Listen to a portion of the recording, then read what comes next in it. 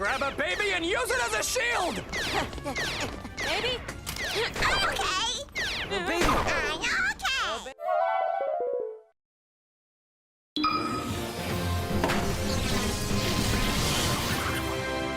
Let's go! Ow. Happy birthday! Ow. And many more... Not to be confused with Mandy Moore. Yet again, it's time to suffer the adventures of Kid Danger, a superhero comedy not based on a comic, but the Nickelodeon sitcom Henry Danger, which I haven't seen. All these kids sitcoms just feel the same. If you take a look at this opening scene featuring an underage child in his underwear, some of the episodes are written by the sitcom creator Dan Schneider, known for shows like Drake and Josh, Kenan and Kel, and Blow Me 101. He's also known for other things, but let's not talk about it, let's just heavily imply it. Despite being part of the channel for decades, Dan and Nickelodeon recently part ways over nothing. They just want a change of pace, and that's it. It can't be anything else. He hasn't been on social media in months, so let's check out his official website, danschneider.com. Please enter your age. What kind of website asks for your age outside a porn site? What kind of porn they got on here? Horse porn? Do they got horse porn? I'm going for horse porn. Then we'll take 1,000 wieners. Just put him in that big ugly truck over there. By the way, don't go on that site. It causes my virus protection to go crazy. But let's actually discuss this garbage. My bagels! Squeeze you! No, don't squeeze me! The cartoon does stay true to the sitcom, as the animation seems to have the budget of one. This looks like it was randomly generated through Go Animate. And could they not have designed a more heroic symbol than a frickin' Tide Pod? On my world, it means hope. At least Teen Titans Go had stylization. Kid Danger feels like the bare minimum of art direction. It's a real downgrade compared to the, quote, motion comic Henry Danger has on YouTube. Not really a motion comic, just a cartoon with limited animation. But the designs are so much better. Why couldn't the full series look like this? Instead, we're stuck with this. Those kids are eating his carcass. Oh, yeah. So sweet. So, what's the show about? It's another one of those superhero comedies where the heroes don't do anything heroic. It's a complete shitpost. In episode 1, they establish they have a cloning device, but 2 episodes later, Captain Man wants to clone himself. So their scientist friend offers to do so, but first, he needs the captain's PNA. You mean DNA. No, pee. I need your pee. They already established they have a cloning device that just needs some tweaking. Why does this man want his piss? And why is this show called Kid Danger while the live action show is Henry Danger? They're the same character, right? I looked it up. The kid's name in the show is Henry Hart, and his superhero title is Kid Danger. Mixing the two and calling one show Henry Danger is terrible brand recognition. That's like if you name a comic The Adventures of Peter Spider or Iron Tony, Bruce Bat, and Dick Robin. What the? No! I hate fudge! Everything about this series is a mess. This feels like a cartoon nobody wanted to work on, so they wrote whatever in. Or at least a cartoon somebody dubbed over. It's disturbing, but I can't look away, so I recommend Kid Danger in the way someone recommends for you to watch Food Fight. It's just freaking weird. You were the one who dropped all that fudge on Dr. Manyak. Well, guess what? What? That wasn't fudge. Oh, man! I know what you're talking about! We're flying into the sun! But first, this video again is sponsored by Surfshark VPN. You support me by supporting them, and I've personally paid to use their services before I was sponsored. You may have seen it all on Netflix, but with VPNs, you can access other countries' Netflix. Unlike America, the UK's got Cowboy Bebop, Rick and Morty, One Punch Man, Spider-Verse 1, and some Miyazaki stuff. But VPNs are also good for safety. When I'm out of town doing banking, I cannot put in a password or transfer money over public Wi-Fi unless I got a VPN. With a 30-day money-back guarantee, you can try Surfshark with the links in the description. Surfshark.com/RebelTaxi VPN will get you 4 extra months free. Again, 30-day money back and 4 extra months using my link in the description. Surfshark.com/RebelTaxi VPN. Super duper sumos, big ol' butts. They got guts, big ol' butts. What? They got guts and butts. Oh my God, Becky. You know, Award season's around the corner, and I think we found a winner. Worst cartoon ever? Best cartoon ever. Super Duper Sumos. I think this is that show Ben 10 watches. It's 3 sumos, and they're protectors of the city. Hey, where's the mayor? She said you guys can fight all the monsters you want, just as long as you do it for free. Well, fuck the mayor then. The entire show is ass jokes and close-ups of their ass. Let me remind you, this aired on children's television. I feel so uncomfortable. This shouldn't be for kids or anyone mentally functional. I now understand how someone not attracted to women feels when watching Kill la Kill. Don't lose your way.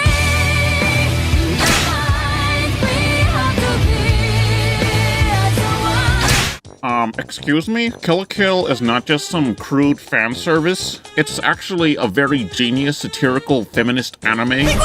I'd like to thank Richard of Stillwater, Oklahoma for mailing in this DVD. Thank you? You can submit stuff to my P.O. box in the description. Maybe I'll talk about it. For reasons probably never explained, this hideous child hangs around these near-naked grown men, to which I'm concerned about. One thing I'll say for these guys, they've got guts. I thank you, and my butt thanks you too. I am calling the police. All right, now I want you boys to scream real loud at my ass. I can't help but feel the blonde one is always hitting on the little girl, but the sumos are adults. They also established the girl is their cousin named Prima. Get it? Cousin Prima? Like the strategy guide. Yo, ding dong, man. Ding dong, yo. And now witness this. There's a moment where the blonde one, Booma, meets up with Prima and walks her out, but who's this guy? He's on screen for a few seconds and is never referred to again. Huh? Come on, Prima, let's take a picture! Clearly he's creeping on this girl. What else could he be doing? So confirmed, in this wacky kids cartoon, pedophiles exist in the canonical universe of Super Duper Sumos. He's a molester. He's a child molester. You better run! You liar! This series is in the format of Powerpuff Girls, a Monster of the Week comedy, but it takes a page from anime transformations. The Sumos have a power-up sequence. It goes on for 50 seconds, and they do this twice an episode. With that and a minute-long intro and credit sequence, they're saving nearly 4 minutes of animation time in a 21-minute show. 20% of each episode is recycled footage. Wow, cutting corners on the animation. This is Kill la Kill. Well, La Kill and anything by animation studio Gainax or Trigger cuts corners to put most of their effort in action sequences. Well, I guess it's no different here. This is some of the most expensive-ass butt animations the great nation of Canada can offer. Turn around, stick it out. Even white boys got the shout. Super Duper Sumos is not all that bad, just look at all the diversity. Now everyone can feel ashamed. Their names are Mamu, Booma, and Chemo, which is the kind of therapy you'll need after this. Uma, prepare to be dipped in the chocolate of truth and rolled in the sprinkles of consequence. No. Hey, you know the rules. The sumo who finds the toy surprise gets to drink the chocolatey milk. No. Drinking the chocolatey milk from the bowl is indeed a great honor! If you're wondering why the blonde one sounds familiar, it's Matt Hill, the voice of Ed and Captain N. Funny they censor themselves by calling him Captain N. I have a few black friends, so I think I should be allowed to call him Captain Nick or Treat Live! Ah, yes, I remember Nick or Treat Live. Nick or Treat! One of Nickelodeon's longest-running Halloween blocks in the 90s. Nick or Treat! Speaking of television blocks, I can still recall watching Super Duper Sumos on Nickelodeon in their short-lived Slam block back in 2002 or so.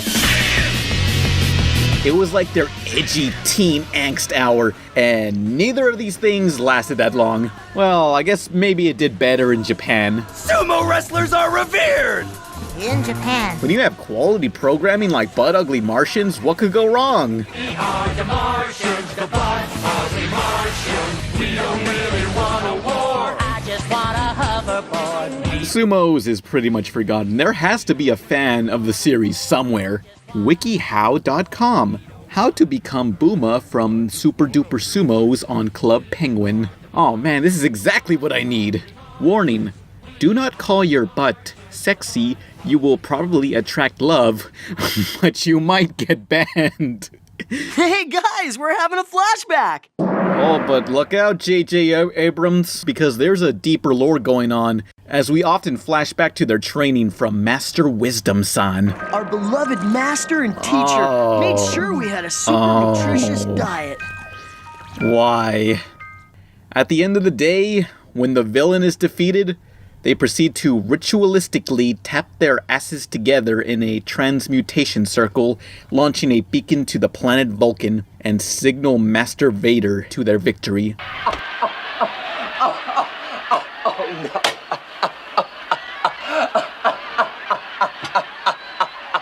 It gets to a breaking point where it's so horrendous, I'm laughing at it. I mean, is it a good show? I don't know. I don't know what to say. Who would make this show? Eek! Oh, that explains everything. The show remains obscure, but similar to GoldenEye on Nintendo 64, the video game's popularity surpasses the source material. Is it for how incredible the game is? So many gaming articles and videos consider it one of the worst video game box covers ever. Okay, large fat men in thongs, smiling, throwing their asses up into the air, slamming them together, and something green is coming out? No. I brought up Super Duper Sumos with people, and the first response has repeatedly been, oh, you mean the video game? No.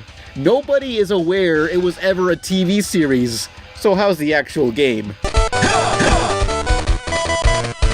What the hell am I looking at? It's a nothing special beat 'em up on the Game Boy Advance. Fight guys, move on.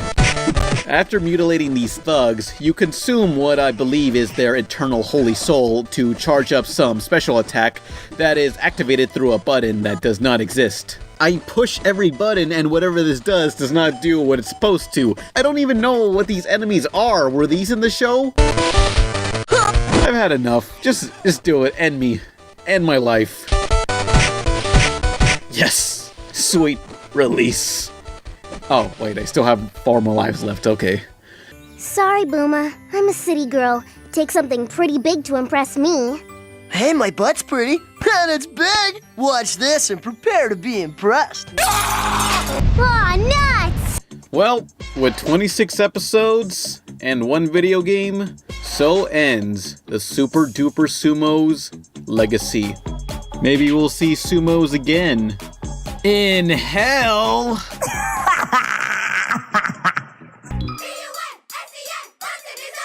Not a bear and not a yeti. Holy heck, that's just confetti! I'm getting too old for this shit.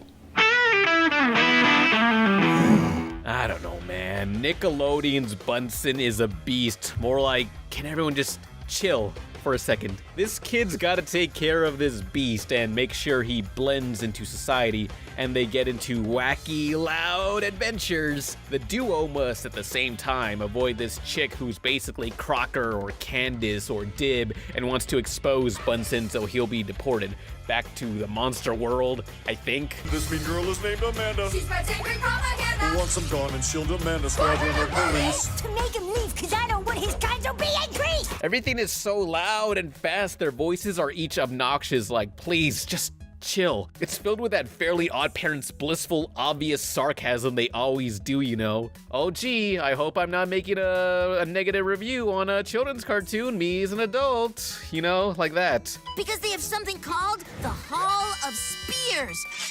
Do you understand? It's a whole hall of spears. And they have a do not touch sign.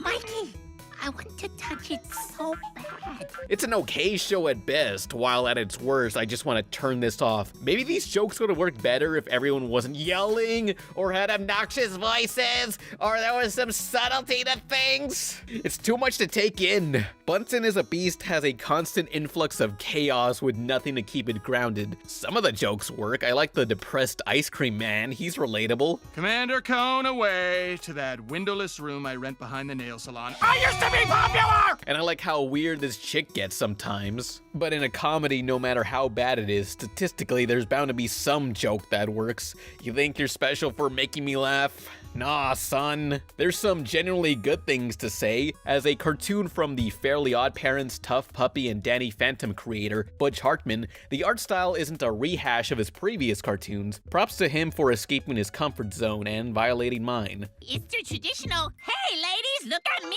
ritual. Hey ladies, look at me. I'm the handsomest thing you'll ever see. Is it working? It is not. That's all I like. This show is hard to sit through. Like, Jesus, calm down. It feels like Butch Hartman phoned this one in, you know?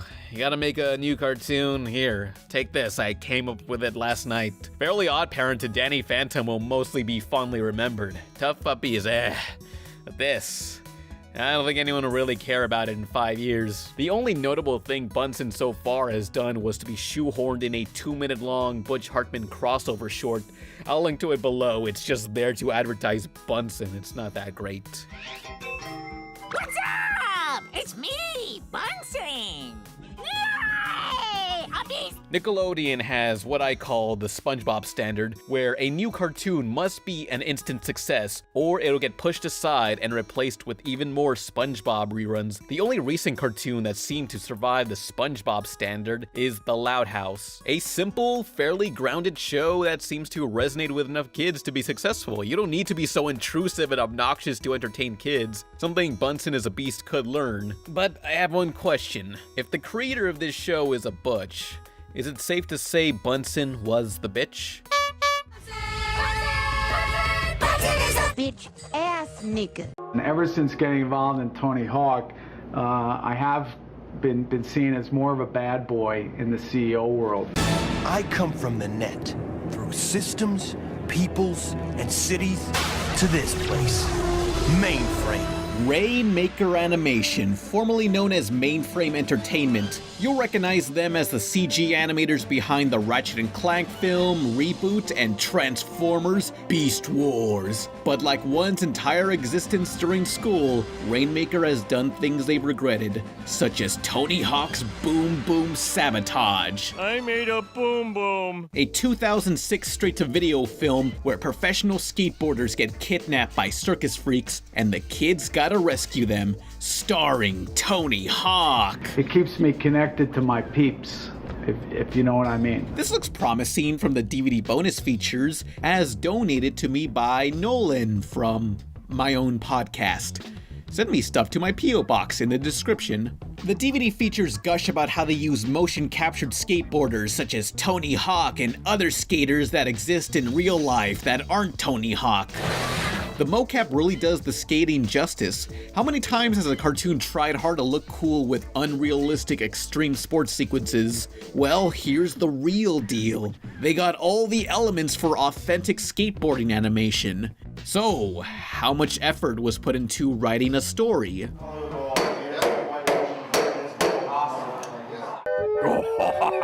This is gonna be a classic. Don't get your hopes up. I already reviewed Super Duper Sumos, so let's find out if Tony Hawk's Boom Boom Sabotage is the second worst cartoon ever, in no particular order. The battle for survival begins. Unexpectedly, the character we get to know the most and are first introduced to is the evil but sympathetic ringmaster Grimly. The mayor has forced Grimly's circus to unfairly leave town in favor of constructing a new skate park. But whatever. Next, we're introduced to one of our protagonists with a skateboarding montage.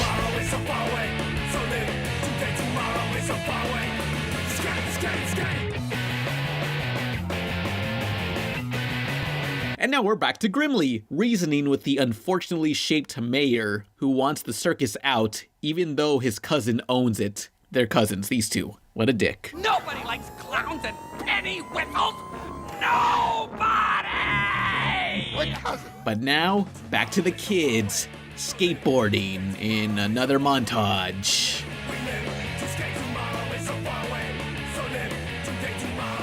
Yeah. Oh, we're back here again. Is Grimly the main character? I don't know. The mayor asks Grimly to leave, which causes Grimly to become a 2D object, swims towards a volcano, and gets more fucking pissed than a man with a bladder problem having sex, causing his exit and vow of revenge. But finally we meet the kids, introducing School Shooter, Steve from Blue's Clues, white kid who bought 50-cent Bulletproof on release day, Girl, and Little Shit. Look out for that one, he's a little barrel of dynamite.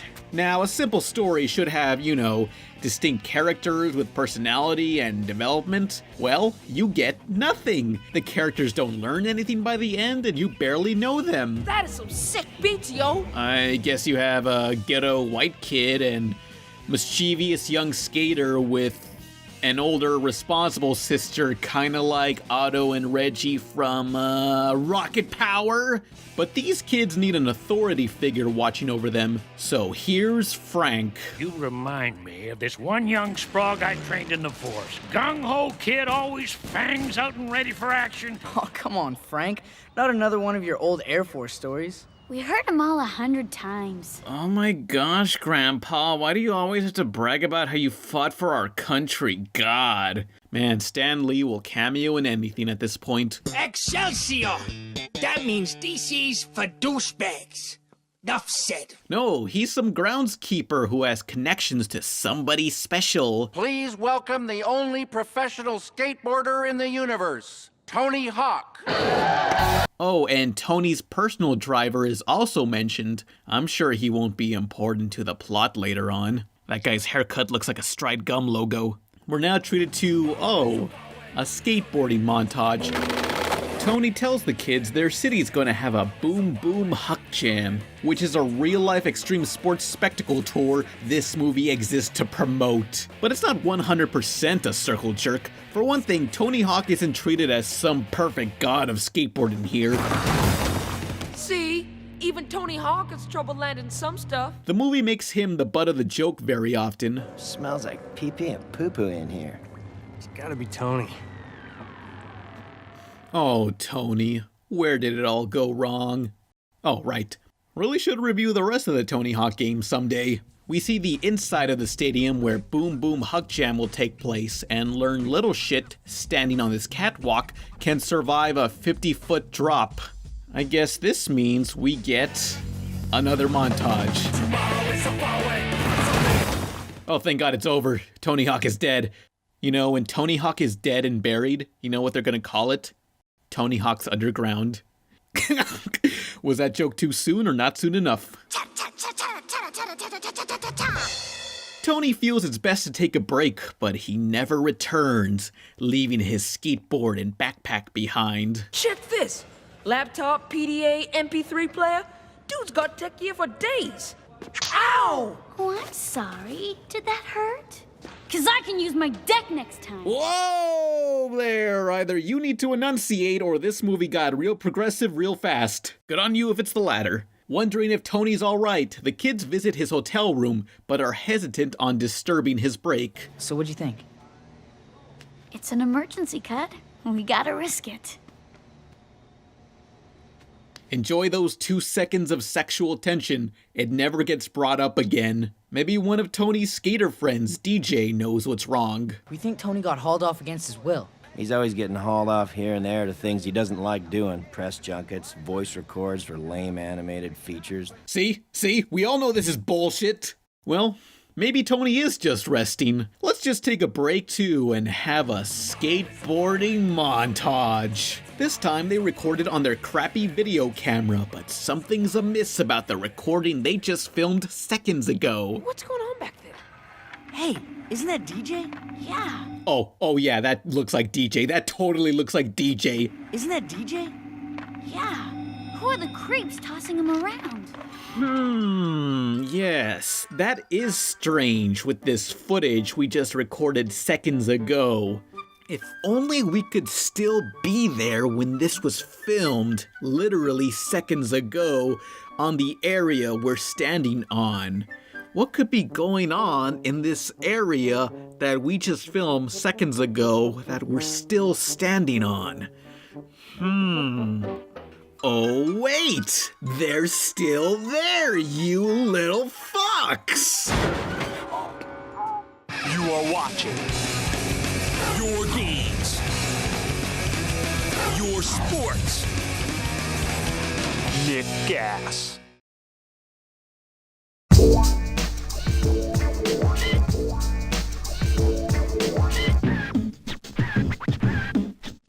Now back to the ultimate test of courage. Nickelodeon Guts. You little fucks!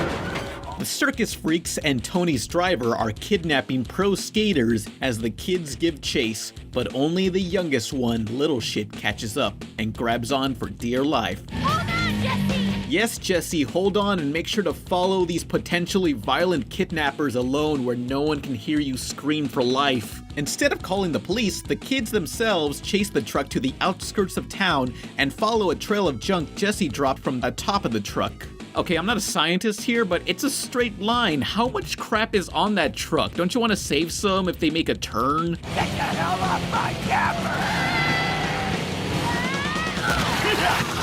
Jesse falls off the truck for being a little shit, but he knows where the carnies went. Into that reservoir, dog. And now guess. I want you to guess what fucking happens next. What do you think in this straight-to-video shitter happens next using your context clues? God fucking damn it. Holy shit. Tony and the rest of the kidnapped skaters could be getting anally wrecked in Clown Town, but instead of calling the police or going to his rescue, you leisurely partake in a skateboarding montage. And you think, well, they're still on their way. But no, they're clearly doing moves that slow down their progress. If they mess up a trick, they go back and redo the trick. They go back and redo the trick. Look at these fucking kids. They stop what they're doing just to watch each other shred. But finally, the montage is over. And it's already sunset. Way to go. So you find anything?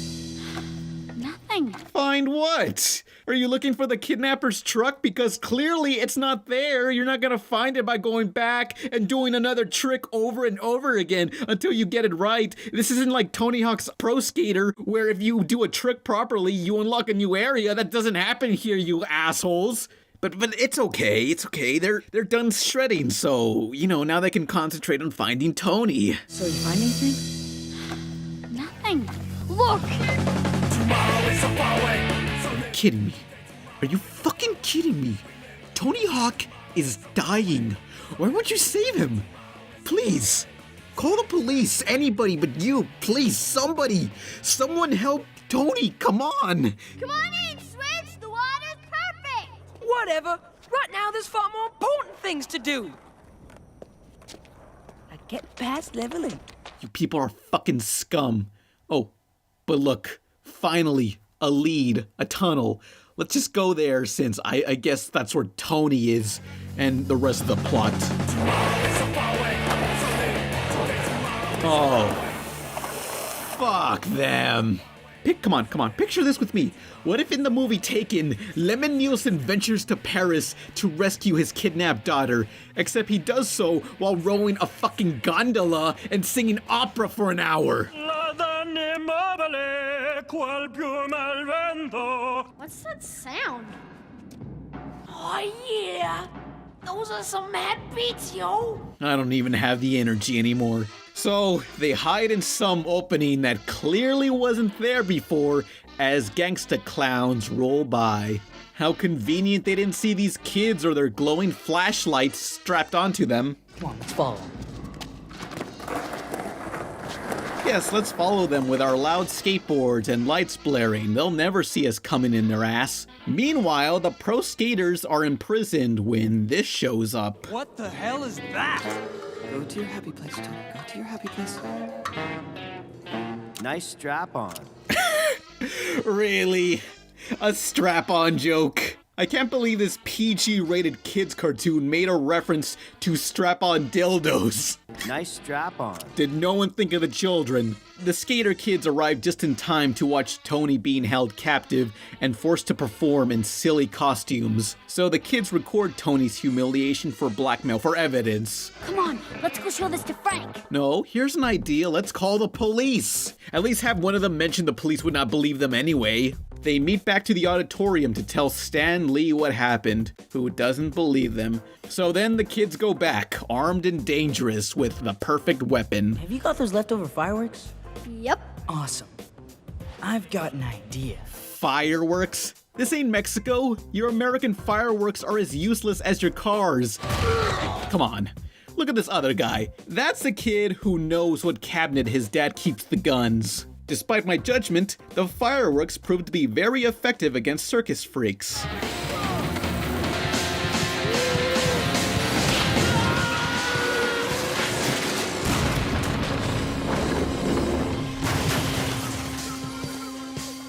I think these kids just killed a man. The kids find Tony Hawk and tow him away in a cage. They don't even rescue or mention the other two skaters that were captured.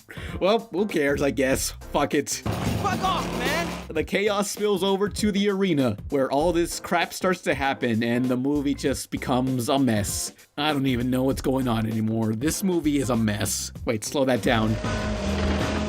That is terrifying. And the climax ends on stuff happening and the carny gets taken away. Not by police, but security. Oh wow, is security gonna ask him to leave the premises? This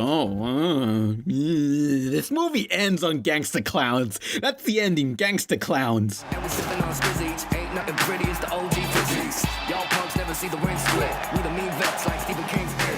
Gangsta Clowns who aren't evil, I guess. They never intended any harm. Maybe this was just a very popular clown neighborhood. And you know what's messed up? The circus freaks were actually the sympathetic ones dealing with big business from the mayor, who's an asshole, yet he never gets his comeuppance. Smell you later! The real evil is still out there and the kids don't know it. Boom Boom Sabotage is nothing more than a tech demo. The skate sequences are cool but have almost no relevance to the story. It comes off as a promotion for the Tony Hawk Boom Boom Huck Jam live tour. I wouldn't be surprised if this DVD was given out for free when you buy a large popcorn and drink at that show. Considering their other ideas they had for this movie, maybe this was the best they could do. We had a space one, we had a French Revolution in the future. It's like a Spy Kids one. Boom Boom Sabotage could have been rocket power done right, but sadly this rocket went the way of the Challenger. Was that too soon? I know. Let's close this video with an IMDb review from 2007. In my opinion, the movie was good, yeah. It didn't have any funny parts, but it was good. It was about skating. The only reason I think I enjoyed it was because I'm only 12. This person's 21 now. This was better than any video game ever! Except maybe Pro Skater 2. More like Pro Skater 5. Are you the puberty fairy? The fuck did you just call me? The puberty fairy? Puberty fairy? I'm the hormone monster. I'm not a fairy. I mean, sure, I fuck around with dudes, but I'm not a fairy. Hey, remember when I thought Netflix could do no wrong? That was when there was hope in the world. Big Mouth on Netflix. It's the most disgusted I felt since scrolling through Loud House fan art on Tumblr. You all know what you did. Big Mouth is about these little kids. No, wait, they're teenagers going through puberty. They don't look like teenagers. They look more like kinder students or Duckman or Pruane 2 Forever on YouTube. Hello, YouTube. It's my birthday today. Yeah! Through each episode, these kids, voiced by adults, go through puberty and we're forced to watch it. It's the fully coolie of American animation, except I wish Big Mouth ended in 6 episodes. As a sort of fairy godparents ordeal, the kids are accompanied by Roger from American Dad. I mean, a hormone monster only they can see, or some other people can see. They set up rules and don't really follow them. Oh, yeah. Sit with her. Remember when she made you jizz your pants at the dance? No, I forgot when I publicly ejaculated. Really? No, never gonna forget that. Let me ask you something. Is the idea of little kids getting boners or menstruating funny to you? Cause that's the whole show. I mean, there is some funny banter and running gags that reoccur during different episodes, but at its best, the humor is just passable, yet nothing I'd sit through. The most impressive joke is the one musical number about coming out by the ghost of Freddie Mercury, with such a dead-on impression. People think it's Jordan Peele's voice, but it's actually an artist called McCain. You've got style and flair, you're loved everywhere except for North Carolina. Big Mouth proudly pushes boundaries at the kind of stuff you can't do on TV, but can do on Netflix. The question is, did anyone want to see giant talking penises or an uncensored underage girl's talking vagina? I'm sure if you binge on anime you would, but not me. Watchmen was spectacular. There's a blue wiener that you see throughout the movie, which I loved. This gross-out comedy is just too gross, even for me. It's like when you're hanging with friends you don't fully agree with, but are still cool. And then they want you to commit arson at a Toys R Us. Sure, you'll go along with it, strike fear into the kid who cut in line and bought the last exclusive Jinx Funko Pop. But by the time you're lighting up a KB Toys, you just have to say, hey man, this just isn't for me. Big Mouth is a show that ranges between hideous to passable. Maybe people will relate to the puberty scenarios the kids get into, but not me. I didn't jack off until I was like 20, so I can't do that. True story. So, I'll just imagine Pruane 2 forever as the main kid. Well, shit. Was not in weight. I'm definitely not fair, cause we fear nothing! Yeah! And if you don't like that, fuck you! Oh no, he's gonna blast President Lincoln! Ha! I knew you'd risk yourself for Mr. Lincoln.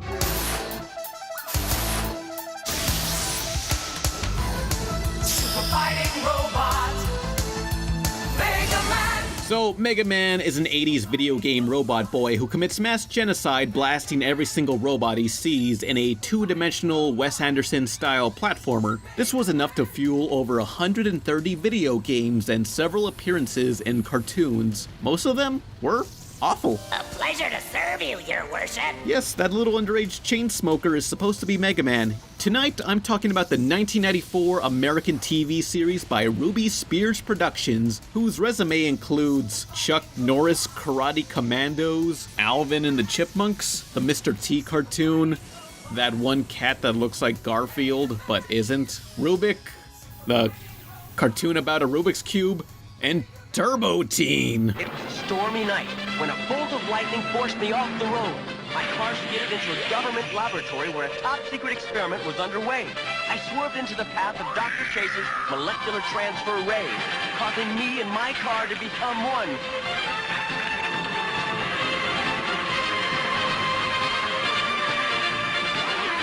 That aired on TV, people. Yeah, their shows don't hold up, but hey, they made Thunder the Barbarian. Or will you surrender the pearl? The pearl. The pearl! Yeah, it was cheesy, but how many cartoons in the early 80s took place in a post-apocalyptic setting, or had violence? It was a pretty bold show that was one of the main inspirations to Samurai Jack. It is a better Conan-inspired show than He-Man. Now, back to our subject. Mega Man has had so many different reimaginings, spin-offs, redesigns, but this series is based off the original video games on Nintendo. Put the official game art side by side with the TV show's art, it's not very accurate. As it turns out, the cartoon was at first aiming closer to the game's style. You can see that in this test animation shown to potential investors and TV networks. Megaman, The game, produced by Capcom, the premier supplier of interactive cartridges in the world today. Hey friends, wanna come over to my house and play interactive cartridge? I got football part 3. So how did this become that? Blame it on focus testing. What usually happens with movies, TV shows, or games is an audience previews the product early to give their feedback. The executives in charge then demand changes according to what the test audience likes or doesn't like, and then tells the creative people making the product to go fuck themselves and their artistic integrity, go back and change it, cause that shit ain't gonna sell to boys 9 to 14 years of age, asshole. You kids don't know what you want. That's why you're still kids, cause you're stupid.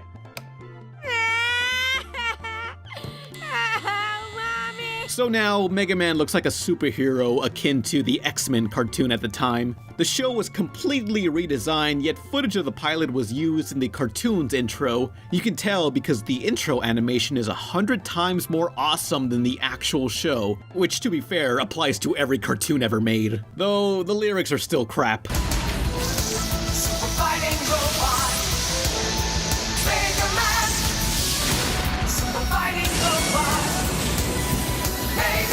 Super Fighting Robot? Megaman. That's all you need to know.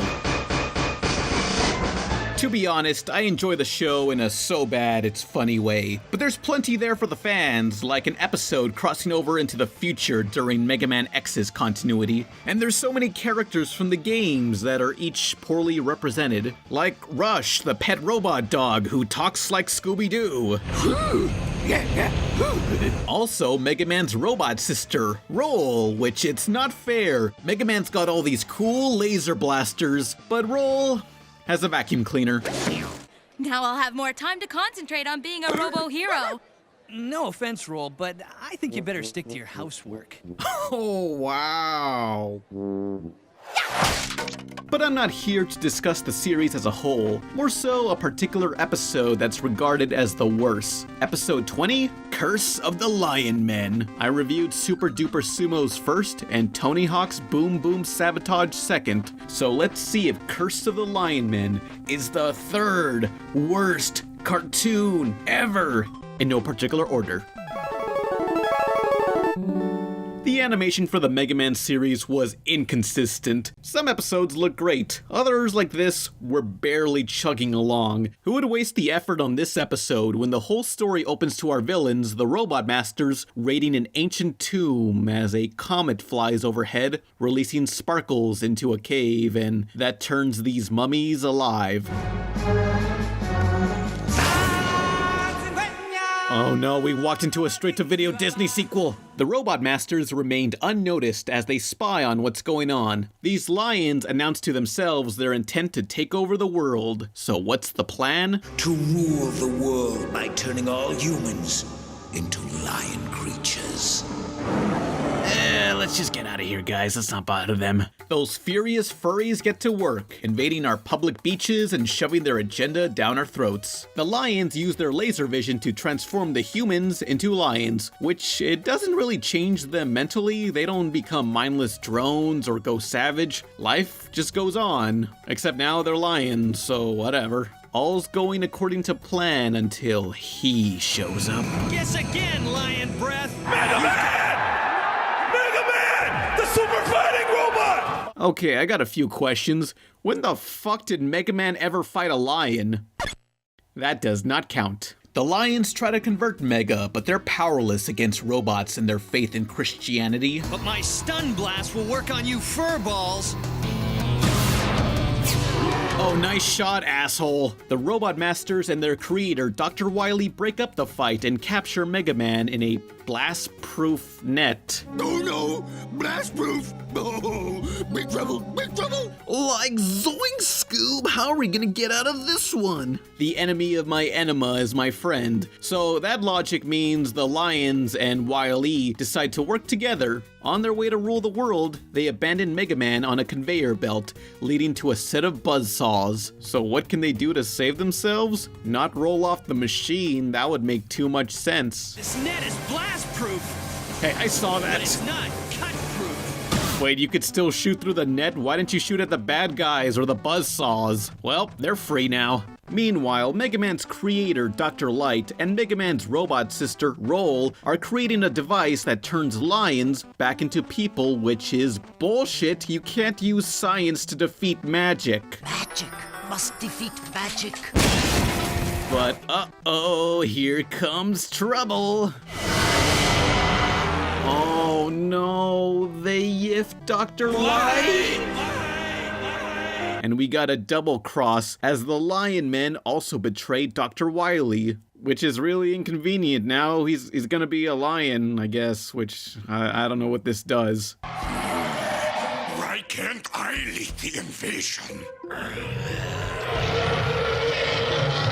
Because I am in command! Never forget that! I can't understand your accent. Wily's robot masters ain't gonna stand for this, yet the lions still need these robots. So get this, the Lion King reaches into Wily's coat, pulls out this device that has not been mentioned once in this episode until now, and that mind controls the robots into doing whatever the lion says. Like, this is a plot device. This is the very literal meaning of a plot device. He didn't pull that out of Dr. Wily's coat, he pulled that out of his own ass. This could have been acceptable if early on there was a scene where Wily shows them his inventions and this was a callback, but no, it just appears for this one scene. Looks like things are in favor of the Lion Men, as they're notified Megaman is still alive. But that doesn't flinch these furries. It's time to invade the city and create a new Zootopia. Let's see law enforcement stop them now. Yiff the police! Uh-oh, look out, Megaman's here, who gets shot through the glass ceiling, Karma, which turns out it's made out of concrete, sadly. The invasion continues at a military base that's guarded by two guys. Not much of a challenge as we— Holy shit! Where did Megaman get a chopper? Suddenly everyone knows how to pilot choppers. It's a full-on dogfight, but oh no! Black Hawk down! Black Hawk down!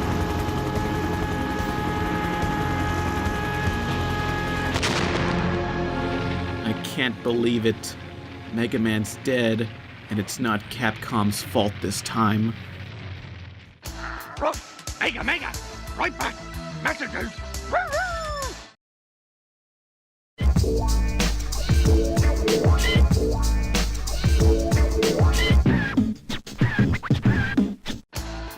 We now return to Megaman.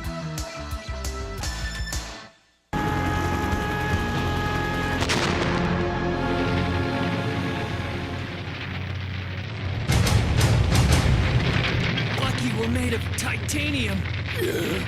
Titanium. Megaman is still alive. Can't say the same about his future at Capcom. Meanwhile, the Lions, whose entire goal is to take over the world, gather in this government facility to announce amongst themselves that they're gonna take over the world for like the third time this episode. Tomorrow, the mainland and the rest of the planet.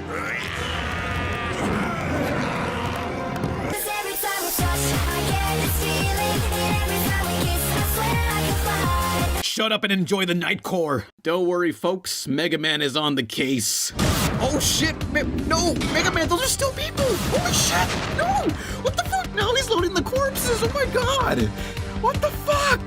Come on, Rush. This memo says Tar's holding a meeting in the penthouse conference room. Oh, thank goodness that one guy had a memo for that meeting going on right now. Did he decide to slack off and not go? Did everyone get memos? Was there a company mass email?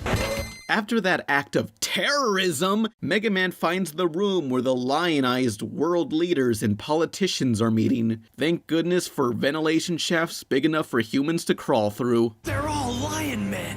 Well, they are politicians. Megaman notices they also mind-controlled his robot sister Roll and tries to get her out of there. We gotta get Roll out of there. I'm gonna get you out of here, but keep quiet. It's Megaman! Super fighting robot! Oh yeah, like they weren't gonna see you in that tiny-ass room. Megaman and Rush the dog escape by jumping out a window and they turn into ghosts? Huh? They land safely, and Megaman catches the Lion Men, preparing to invade the mainland through air travel. But breaking his sister free from mind control is his first priority. Sorry, sis, but this is for your own good. Whoa, wait, what's going on here? Oh my god, what are you doing? Now to reprogram her. Megaman, no, that's your sister! Holy shit! Mega! What's going on? Dr. Light reprogrammed you to follow Tar's commands. Oh, okay, so you just press some buttons on her back and now she can't be mind controlled, okay. Roll informs Megaman they have a device to unlionize people back at the hotel, so they somehow, I assume, steal a car as they're being chased by Robot Masters Guts and Cutman. I call him Cuntman.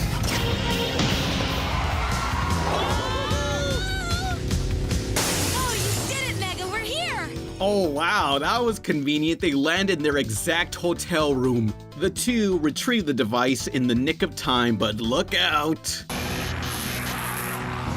Oh no, what are they gonna do this time?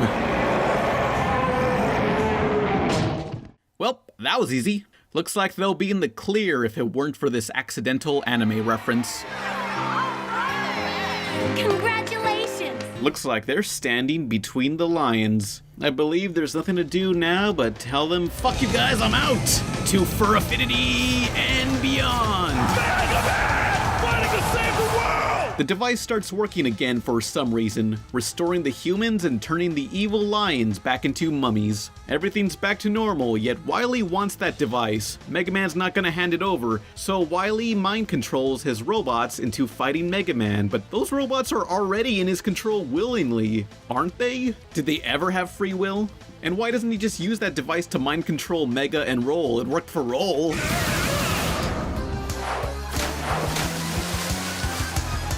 This isn't over yet, Megaman. Wily's right. I got a little morphing to do. See you later, guys. I'm gonna go inject myself with morphine. The episode ends on a long walk on the beach, and the dog learns to surf. Scooby-Dooby-Doo. Well, that was a fucking mess. And to understand why, I searched up the writer for this episode, Gary Greenfield. Is it a shock to anyone this was his final piece of work before quitting the entertainment industry? Which, if you worked on the Megaman cartoon, you'd retire also. So clearly with this episode, this was his way of telling us, I don't give a fuck! Just shake that ass, bitch, and let me see what you got. Just shake nice. that ass, bitch, and let me see what you got. Roll credits. Powerpuff Girls 2016 is the biggest disappointment since my son. Wait, no, disappointment would imply I had expectations for this reboot. I expect nothing. And I'm still let down. Other than adults desperate to recapture their childhoods, was there ever a demand for more Powerpuff Girls? Did it get canceled too soon? Was a plotline left unfinished or a story arc left to expand on? No, Powerpuff Girls had 6 seasons and a movie. 6 seasons and a movie! That was more than enough for a concept this simple. Little girls fighting a monster of the week. I never thought someone could be incompetent enough to fuck up a basic concept like Powerpuff Girls, but here we are, making an over-analytical video on a children's show. Don't consider this a rant. Consider this an overview, a review, if you will, on what made the original so unique, and what made this just average. It's not the worst cartoon ever, it's just lukewarm. So let's find out why. Powerpuff Girls 2016 is the 4th worst cartoon ever made, in no particular order. Into the toilet I go.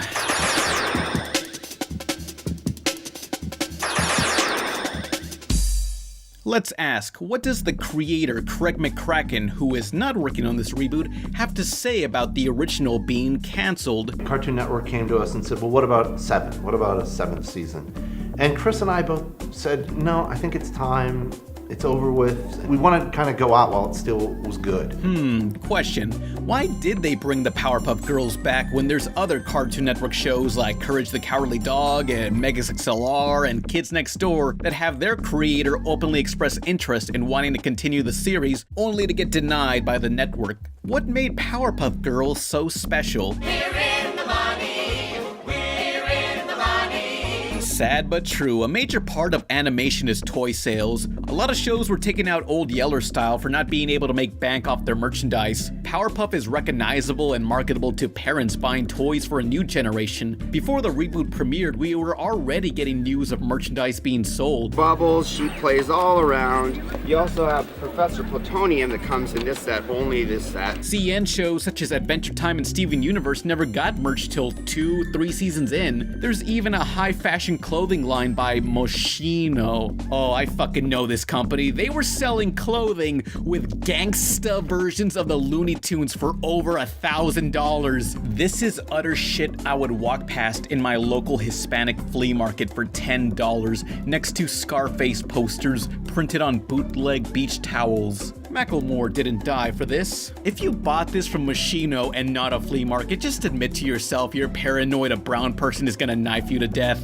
It's okay, I'm Hispanic too. I'm not here to judge, but I'll do it anyway. But you can just call her Maria.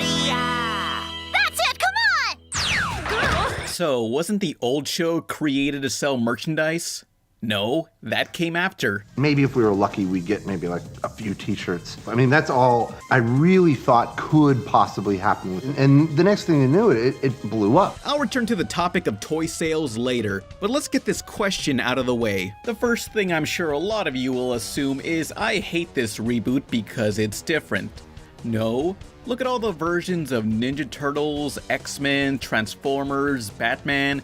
You may not love them each the same way, but they're all so different that I can respect them as their own standalone series. Powerpuff Girls 2016 will be known for, hey, it's kinda like the old show, but not really. And even when you look at it as its own separate thing, it's just bland. What questions?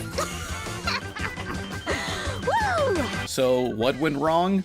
Well, it starts with one thing, I don't know why. The characters. The showrunners went in with the intention to develop the characters more because apparently the old show was, quote, very limited from a storytelling standpoint. They basically said, oh yeah, we can do better, when really, they could not. What questions? To prove my point, let's go over the girls like a speeding car in the school zone. Blossom, the commander and leader. She's now Robin from Teen Titans Go or Lisa Simpson, obsessed with every single little thing being perfect. She was like that before, but now it's just too much. If breeds are meaningless, then I am meaningless. I can't live in this world. Bubbles, the joy and the laughter. She fucking loves memes and ponies and unicorns and yas and rainbows and cute shit and internet stuff. Holy shit, she loves most of this stuff before, but now she fucking loves it. Look at her face, it's an emoji. Fuck. Oh, but she also has a dark side. Remember in the old show when Bubbles wanted to show she was hardcore, that one episode?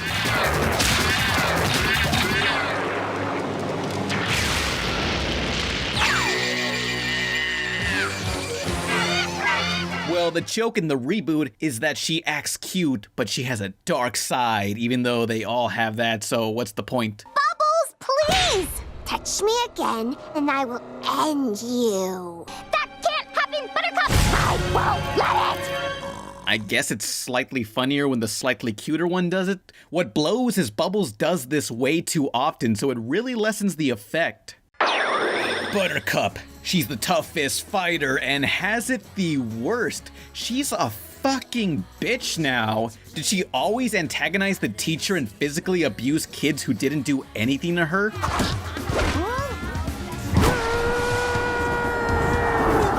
In the same episode, she trips a kid and is an asshole to the teacher. They shove an unrelated moral about having fun at the right time at the end. How about a moral about respecting your underpaid teacher or not bullying kids? The grammar unit is really important and... Grammar?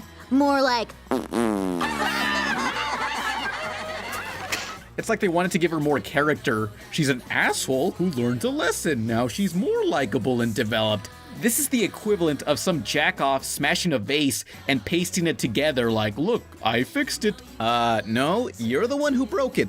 You put the plant in there, you water the plant, The water leaks through like that one Brady Bunch episode. What new stuff can you do? I can. Hey! She doesn't have to show you diddly! Yeah! Oh my god, what is their problem? Well, I think they're trying to be like Teen Titans Go, like how everyone is a dick. Except the Titans often make fun of cartoons with morals and is a parody where everyone is a dick. Powerpuff Girls is doing the same, but it's not a parody. They want to force a positive, unrelated lesson for the kids in the same episode. And Blossom is present during Buttercup's mischief. You know, Blossom, commander and leader in charge, but she doesn't even scold Buttercup. Even though they made Blossom really picky about everything being in order here, except when her sister's causing damage. They know not to hurt civilians, right? Oh no! We missed our stop! Don't worry.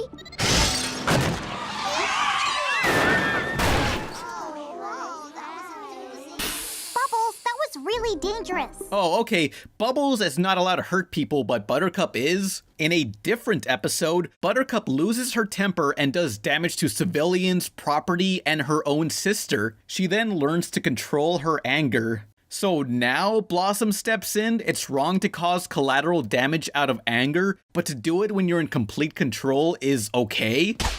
I guess they're only developed when it's convenient. You girls are developing into quite the superheroes. Someday we'll be as developed as you!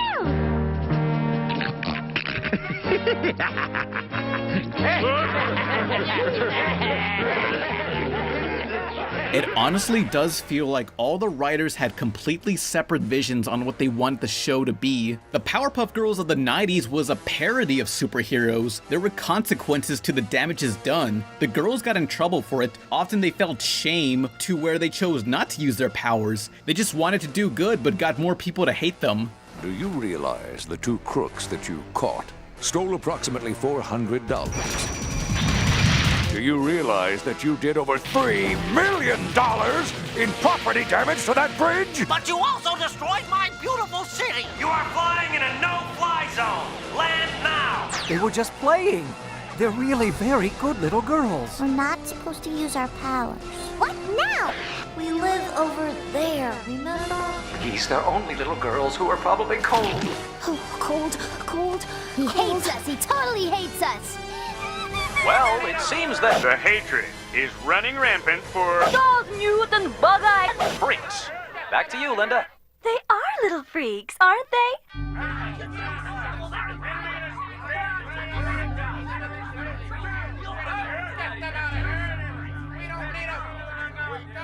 That's even funnier and more tragic today with all the big budget superhero films ignoring all the damages until later movies. It's a parody still relevant. Powerpuff Girls is no longer a parody of superheroes. It's straight up just superheroes with the flaws the original ridiculed. It's like the writers didn't know what subtlety was.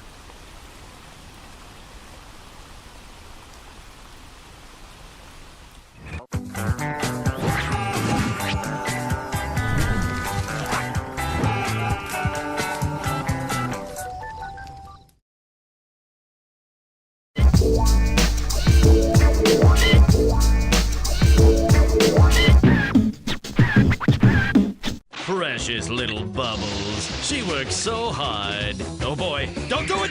I'm telling the professor! It's like the writers didn't know what subtlety was. I never thought these girls could be more simple, but they found a way. They found a way. This reminds me of the episode Knock It Off, where some corporate sleazeball named Dick Hardy shows up. Come on, Dick! Return it now, Dick. Dick is good, right? It's in your mouth! For profit, Dick creates half-assed clones of the girls to sell to other cities for protection. Prepare to be stopped! Girl power!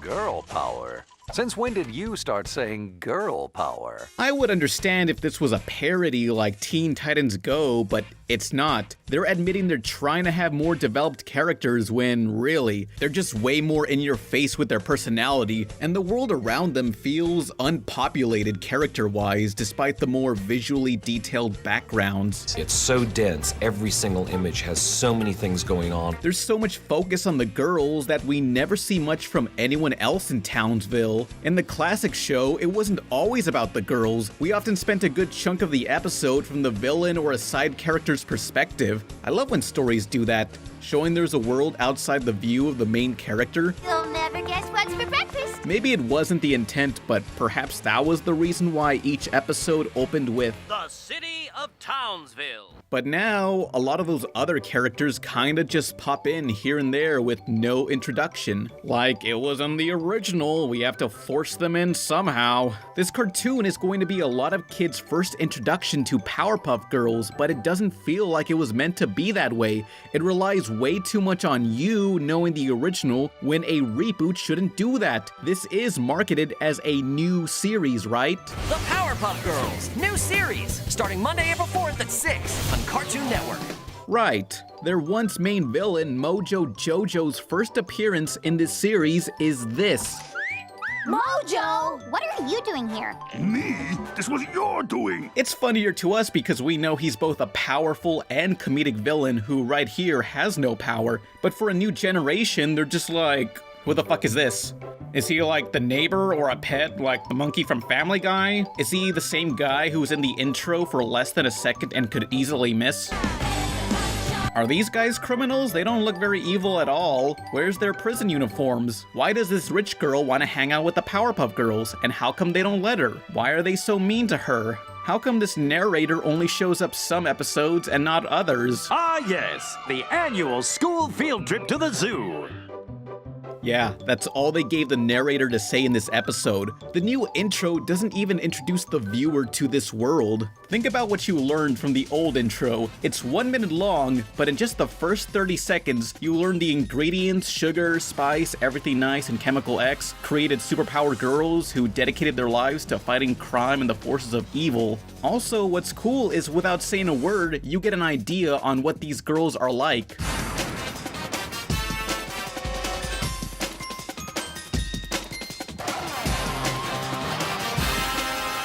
For the new intro, I will say it looks really stylish. Too bad it was designed and animated by a different animation studio and not Cartoon Network.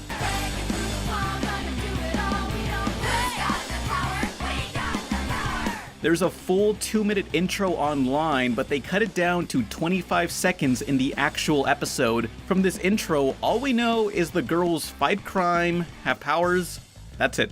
There is no sugar, spice, everything nice, despite them making a joke about it in the show. Once again, jokes the new kids watching this reboot will not get. Pretty anticlimactic if you ask me. And do you remember at the end of each OG Powerpuff episode, they announce how the day is saved every single episode? So once again, the day is saved, thanks to the Powerpuff Girls. Occasionally they do a twist to surprise you, that's funny. The day is saved, thanks to Mojo Jojo. You saved the day. I did not. Don't be silly, you gave their ball back. I said I didn't. The reboot does the day is saved at the end, but only on some episodes, and most of the time they do it, it's the twist. The new kids watching this are not going to get it. They're not used to seeing a day is saved at the end every single episode, so there is no joke to it. What questions? I understand if they're throwing a bone for us, but when you do that so often, especially in season 1, it's kind of a problem. Even Teen Titans Go set up their villains before mocking them. Isn't it sad I'm basically implying this show is Teen Titans Go done wrong? I like Teen Titans Go since that's different enough to be its own separate thing from Teen Titans. Powerpuff 2016 is just Diet Powerpuff Girls. It makes you say, what's the point? Just watch the old show. Anything done here was done better in the old show. Sure, the new series has more detailed backgrounds and a flashier intro, but there's no substance to it. It's just an empty, soulless world with 3 girls and whoever conveniently shows up. Cartoon Network should take this reboot and just shove it up their own ass. But who needs jokes when you got memes? If you need someone to sing so bad, you do it! No me gusta! Okay, that's it. I'm calling the Anti-Defamation League. That nose looks a little anti-Semitic. Memes, twerking, current slang. Yes! I've seen commenters defend this as a way to modernize it for kids today. Modernize it? This isn't fucking Shakespeare. The original wasn't using vocabulary from the 1600s. Powerpuff Girls premiered 1998. Other than maybe a Nintendo 64 in one episode, that show was never modern. It was timeless. They weren't doing the Macarena and quoting Wayne's World. Let's take it back to Yo Yogi, the 90s teen reboot of Yogi Bear. It's extreme, hip with the kids, and he has a skateboard and goes to the mall. For God's sake, they turned Manila Gorilla into Manila Ice, as in Vanilla Ice. Chill out, Trumpet. This fox is Roxy's. He's got my name written all over him, okay? Okay. They take a simple, timeless cartoon from the past and try to modernize it for the 90s audience. Ironically, the more you modernize it, the less relevant it'll be in a few years. The worst you can do to a reboot is make it too trendy. What was trendy then is now a punchline to us today, and the same will happen to Powerpuff Girls. It'll be a time capsule of, wow, this is what people were into back then? Jeez. When what came before is more universal and timeless than the reboot intended for a later generation, you fucked up. I'll get it!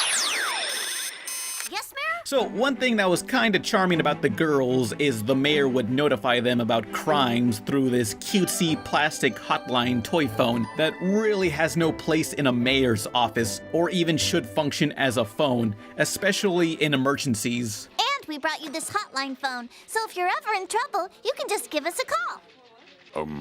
Okay.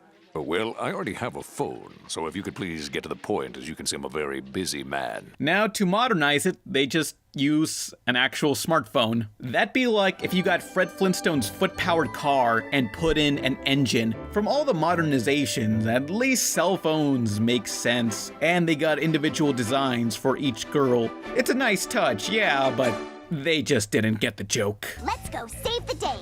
And the ratings. Let's wait for a dozen more episodes to come out. This video is wrapping up, but there's just so much wrong with this reboot I haven't even touched on. You'll learn why more when this review is continued in part 2. But before I go, please stop asking if the creator, Craig McCracken, is working on this reboot. He is not working on this reboot. Please stop asking him on Twitter. Just leave the man alone. He suffered enough. His baby is ruined. They ruined his 3 babies.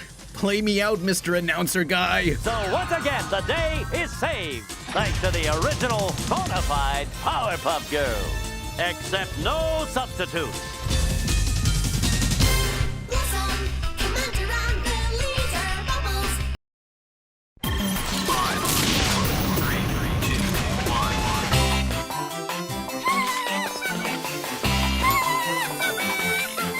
For my Patreon, I have a raffle every 2 months, and that one person that's chosen in the raffle gets to decide what I review or make a top 10 of. And as part of the Patreon review raffle, Jonathan Sally has requested the 2005 TV series Coconut Fred Fruit Salad Island. Yay, me! Okay, Coconut Fred. You get SpongeBob. He's a coconut now. Thanks for coming, everybody! Good night! Hello! Why have a coconut when you can have a cock in my nut? Honk honk. This was a show I used to watch when it was on Kids WB Saturday mornings, but it wasn't anything I looked forward to. I mean, I think Mucha Lucha Gigante played after, so I just sat through this. Really, this show is just okay. So let's find out why Coconut Fred is the 5th worst cartoon ever, in no particular order. Every episode features the happy-go-lucky Coconut Fred living on an island being both optimistic and annoying. Anyone who's annoyed by him suffers, and anyone who partakes in Fred's stupidity makes it out in one piece. You're either with him or against him. But this is nothing like SpongeBob whatsoever. And I have lots of great ideas sloshing around in my head. Slosh, slosh, slosh, slosh.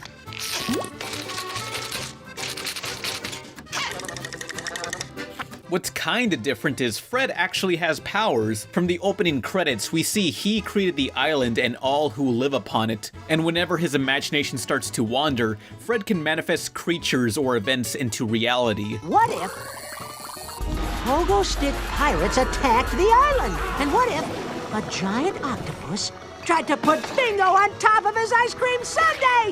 What if alien invaders came from a faraway world? What if I'm taking a shower and I slip on a bar of soap?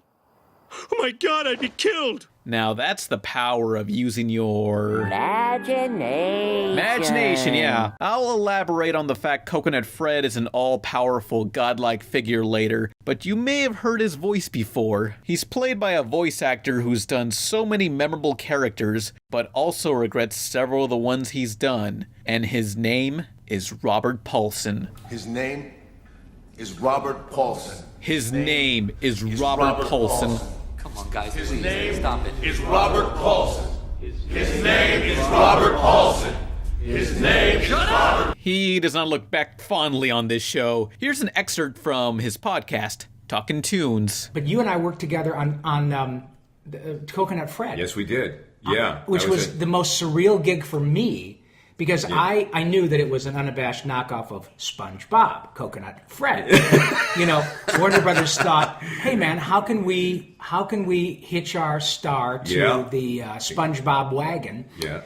I don't even know if anybody out there, God bless you guys, remember Coconut Fred, because it was funny show. It was odd and looked weird, and it was kind of a fevered dream. I don't think that many people like this show. There's not even a DVD available. So I'd like to thank the co-creator of Coconut Fred for putting up some of the episodes on YouTube himself. Oh wait, you know what? I take it back. 240p resolution? Fuck that guy. I guess Warner Brothers doesn't care this show is on YouTube. It only lasted 13 episodes. Well, they only aired the first 9, went on a 5-month hiatus, and hyped up the last 4 as Season 2. Oh, you lit it again! Perhaps if they didn't give him eyes that resemble that of a serial killer, he'd be a little more appealing. Not like his friends are any better. Fred's entourage includes these banana twins Slip and Slide, the dumb bickering hillbillies. There's no difference between the two, they're just dumb and the first to go along with Fred's antics. And how about Bingo Cherry, who's small and weak and lives in constant fear of what Fred will do? Is that you? Guess what? I've got exciting plans.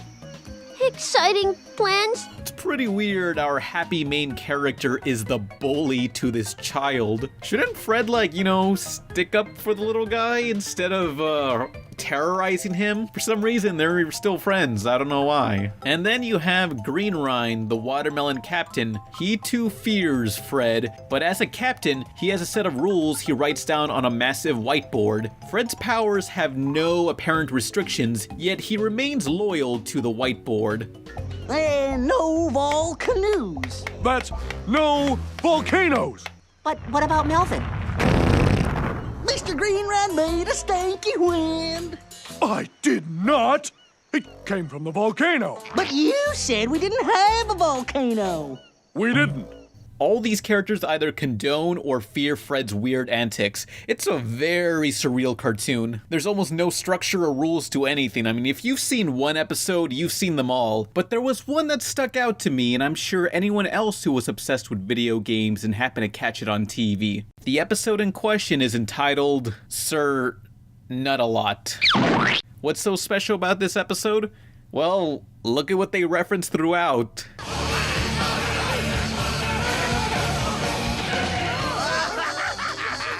Oh my fuck. Here was a very special episode where Coconut Fred and his friends wonder, what if life was like a video game? What if life were more like a video game? Shut up! I was impressed when I saw this as it aired. This was one of the few times I ever saw a cartoon make reference to a video game that wasn't the typical Mario or Pac-Man. References only a certain niche of people will understand. Final Fantasy and the Konami Code. Arriba, arriba, abajo, abajo, izquierda, derecha, izquierda, derecha, ve a comienzo. It's common knowledge in gaming, but it wasn't well known to your average TV executive thinking, put a video game reference in. Kids love the Mario Brothers. I look at cartoons today and I see people my age or higher are putting in references to games my generation grew up with. It's crazy to see stuff like Resident Evil 4 on a poster in Clarence, or a set of Game Boys used to compose music in Steven Universe. If Wreck-It Ralph came out when I was a kid, it would have blown my mind. Consider when this came out 2005, before all this social media, nobody knew who made these shows. Like, was it one cartoonist with a bunch of Korean animators? Was it a bunch of executives? I had no idea. Seeing these references gave me just a little insight on what the crew of these cartoons were like. Coconut Fred made me realize the people who make these shows are really into the same stuff I'm into. If this show had any personal value to me, surprisingly and superficially, it would be that. Still, not that good of a show.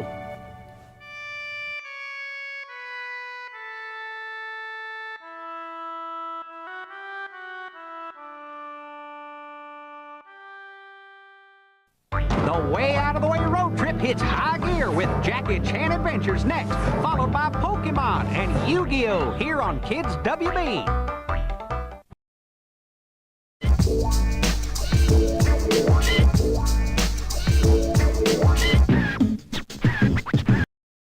And now, Fresh and New Saturday continues with an all-new Mucha Lucha Gigante here on Kids WB.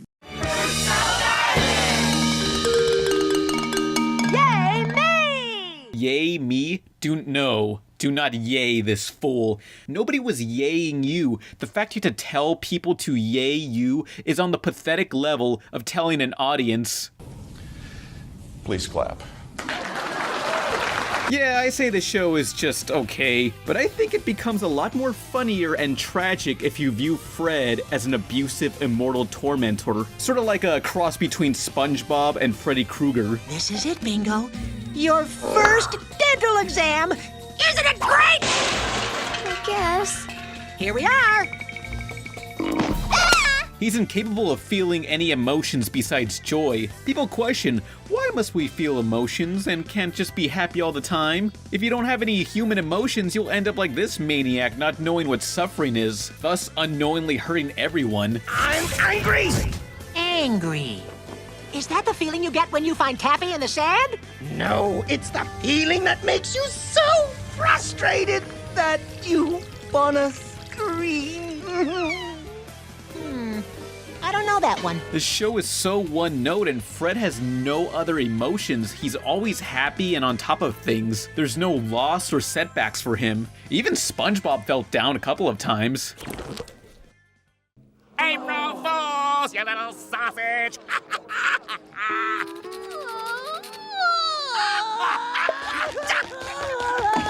Compare Coconut Fred to any similar surreal cartoon of recent memory, your Uncle Grandpa or Pickle and Peanut. They're wacky and nearly carefree, but they're not invulnerable. At least they had moments where it was just them, you know, keeping it real, realizing they're in danger. Going back to the likes of Looney Tunes, even Bugs Bunny, who liked to mess with people and be one step ahead, expressed fear or anger. There were times where he was in danger and had vulnerability.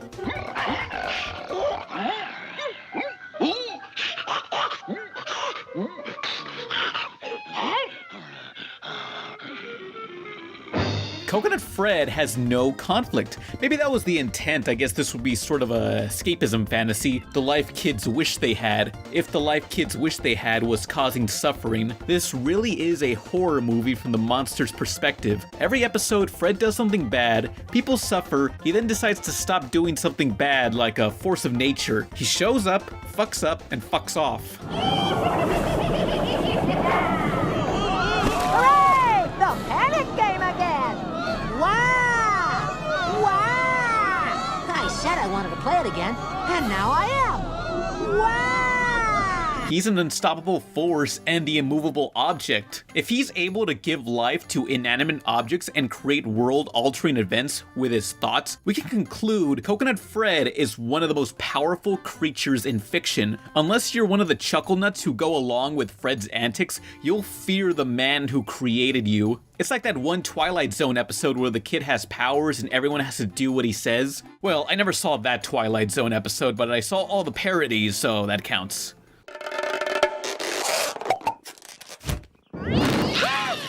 Oh, there, that's better. Much better. Oh, good. The curtains are on fire. It's good that you made that awful thing, Bart. It's real good. I guess the word Mary Sue wouldn't apply exactly when his abilities exceed far beyond Superman or Goku and are on the level of biblical gods. In an early episode, there's a lemon attempting to escape the island who wants nothing to do with any of this, but Coconut Fred thwarts the non-believer. I can't take another day. I must get off the island before... Good morning, Wiggy! Just think about this. The first thing Coconut Fred creates, sand, dust, dirt, the ground. Genesis 2:7, the Lord God formed a man from the dust of the ground and breathed into his nostrils the breath of life, and the man became a living being. The wall of rules Fred follows, the commandments, Habakkuk 3:17-19, through the cherry trees don't blossom and the strawberries don't ripen, through the apples are worm-eaten. I'm singing joyful praises to God. Yay, me! If Fred truly is the perfect omniscient being, that's what might have made him uninteresting to so many viewers who rejected this show. Who wants to watch a perfect character with zero flaws? You always hear nerds say Superman has no weakness, thus making him boring. At least Superman has emotions and morality. Coconut Fred is true chaotic neutral, not caring who he helps or hurts. He's more powerful than Superman, Goku, One Punch Man, 2007 Chuck Norris jokes, Galactus, and Ned Flanders in the Simpsons wrestling video game. His catchphrase, "Yay, me," implies we should be worshipping him. But I refuse. I'll be the wheelchair guy in Batman Vagina Superman. I'll climb the bronze statue erected in honor of Fred, in which I will scribe the words, "False God," across his face. Eva F. Nia, Fred. At least there isn't a big hairy giant chasing after me. Hey, Mr. Goldman! I won first place!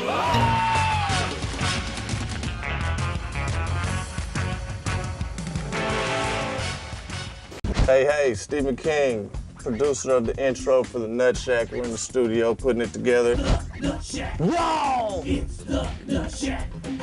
It's the Nutshack. It's the Nutshack. It's the Nutshack.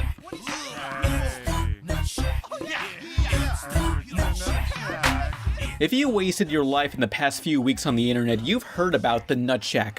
Or probably didn't. I don't know you. You may have heard the theme song, or ran into one of many parody videos of it. The Nutshack theme, but the lyrics are out of order. The Nutshack opening, but every time they say the Nutshack, it gets progressively faster. The Nutshack theme, but sung by a chorus of cute anime girls. Oh boy! It's the Nutshack. Don't forget your boy. It's the Nutshack. It's the Nutshack. And here's my favorite, the Nutshack theme, but every Nutshack is replaced with the entire reading of the B-movie script. It's 14 hours long, and it's not like a text-to-speech program reading the script. A real human read the whole script for 14 hours. What the fuck is the Nutshack?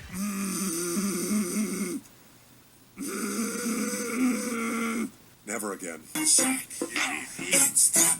Yellow, black. Yellow, black. Well, it all started on October 2014. I made a video on top 10 worst cartoon theme songs, and the number 3 ranking was the Nutshack. Years go by, and I never gave that cartoon a second look. Until summer 2016, there was a YouTube channel called Silva Gunner who uploads songs from video games. Let's say you want to listen to a song from that one game people on YouTube pretend to be afraid of for money. Five Nights at Fuckboys. Click on the video expecting music from the game, and you get this.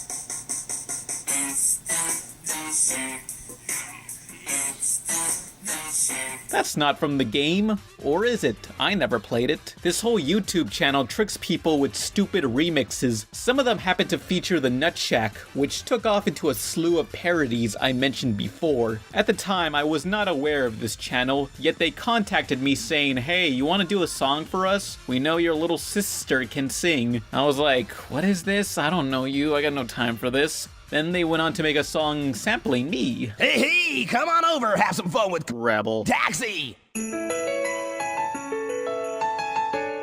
If they were aware of me, they probably heard me talk about the Nutshack years ago and decided to use it long before anyone really cared it existed.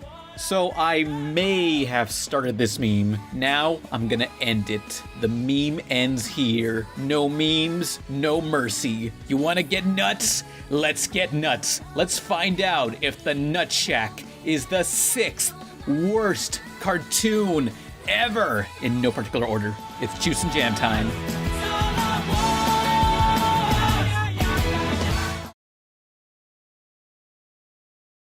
After watching an episode, after tolerating an episode, I see the Nutshack is a raunchy adult cartoon about a group of Filipinos living in the city. The next time I see you, your wrinkly nuts will be going down. What did you say? You're going down on my nuts? What? No. Amazingly, this production is of historical value, as the Nutshack is the first ever cartoon by and for Filipinos. I hope they're proud of that fact. That'd be like if the first black president was Tyler Perry with Vice President Flava Flav. That ain't nothing to be proud of. When I first saw this cartoon, I thought it was Mexican, but thankfully, my people don't have to take the blame for this one. We'll take the blame for any Robert Rodriguez kids movies, but not this. Not this. It's the Filipinos' fault. Filipinos! Filipinos look like Mexicans that just woke up. Our cast of hip, streetwise nuts are Phil, the angsty teenager, and his nervous cousin Jack, who just moved into the States. The two live with their sleazy uncle, Tito Dickman Dick. I am Dick. I am the leader of all of these idiots.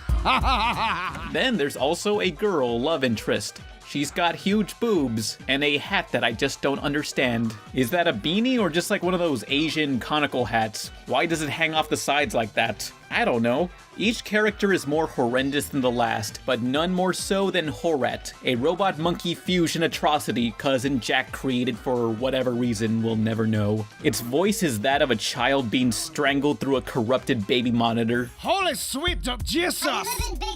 What the shit are you? What? You ain't seen a robotic cashier before in your life? This is why we don't play God, at least not on the easy setting. Watching the Nutshack is a terrifying experience. Everything is so grotesque and fills me with shame and righteous indignation. Just looking at these characters walk is something the human eye cannot handle.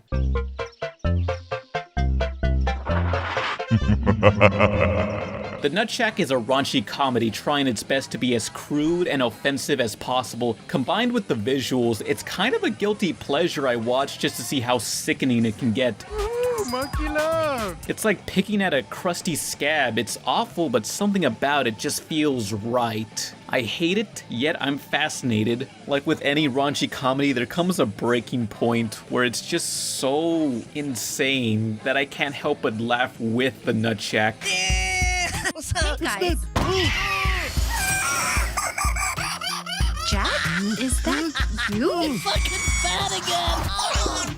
Oh, what the hell? What the fuck is my nose, man? What sickens me the most are the fingers. Yeah, cartoons normally have 4 fingers since it's easier to draw, but seeing these hands drawn with a little more realism and fingernails, just, ugh. They're like bulbous E.T. sausage fingers. What was going through the minds of these animators? It was probably one of those scripts that just took forever to finish, just because we think we'd have it done, and then we'd show the animatic to people. It was wrong. It was, there was crickets, and it was real awkward, and you were all sitting there like, this was really funny when we were by ourselves. What happened, man? So here's a question. Why is this show called The Nutshack? I don't know. Maybe it's where they live? This would imply I paid enough attention to this series. People make fun of the theme song. I doubt half of them even sat through an episode. Granted, it's not the worst theme song I've heard. You ever listen to the French Dragon Ball Z intro?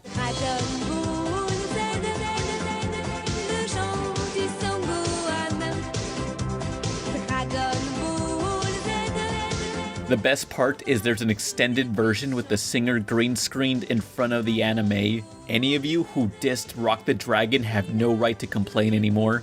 Speaking of, considering the Philippines is in Asia, this is an Asian cartoon, and thus the Nutshack is close to being a Japanese anime. Still, the Nutshack theme song is nowhere near as classic as the other nut-based musical group, Slipknot. We're the Slipknot, slipping on nuts, clowning around and slipping on nuts. We're the Slipknot, slipping on nuts. Look, he fell down. I slipped on some nuts. Classic Conan. So on my Twitter and Tumblr, I told everyone if someone were to send me a DVD of this cartoon to my P.O. box, I'll review it. Links to my P.O. box in the description. The Nutshack DVD is hard to find and usually goes for about $50. Like, who's gonna go through the effort and money just for a meme? 3 people. One sent an official DVD, thanks aficionado Chris. One sent a bootleg DVD printed on blank CDs filled with MP4 rips off YouTube. And the last is a Netflix DVD. Someone redirected their Netflix account to ship to my P.O. box. Am I supposed to send this back? I am not responsible for your Netflix account. No, I am not sending this back until whoever did this apologizes to me for this bullshit. The nerve of you to expect responsibility out of me. Now, let's go back to enjoying some DVD quality Nutshack. Stop that, bitch! Stop, bitch! Do it now, bitch! Do Aray, what is that?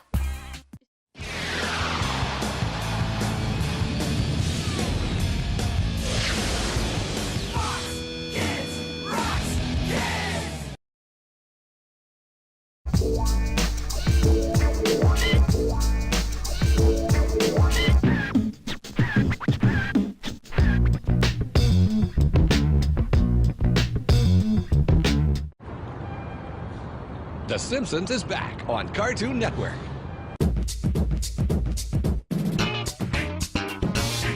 Now, let's go back to enjoying some DVD quality Nutshack. To be honest, this show doesn't look that bad. This is where you learn the difference between design and animation. If you check out the storyboard sketches, it looks pretty stylish. I can see the urban graffiti style they were going for, but in motion on a Newgrounds level of Adobe Flash, it really drags it down. I did some research, and by research I meant I read Wikipedia articles, and by read Wikipedia articles, I meant I hit Control F a lot and found the 2 creators of the show. Believe it or not, the co-creator Jesse Hernandez has actually done other things besides the Nutshack. Jesse has painted Aztec-inspired graffiti art for the likes of Kid Robot's collectible toys, a lead character designer for the video game Mod Nation Racers on PlayStation 3, among other pieces of official art for movies and musicians. Part of vinyl toys that I've always been attracted to is the urban vinyl style.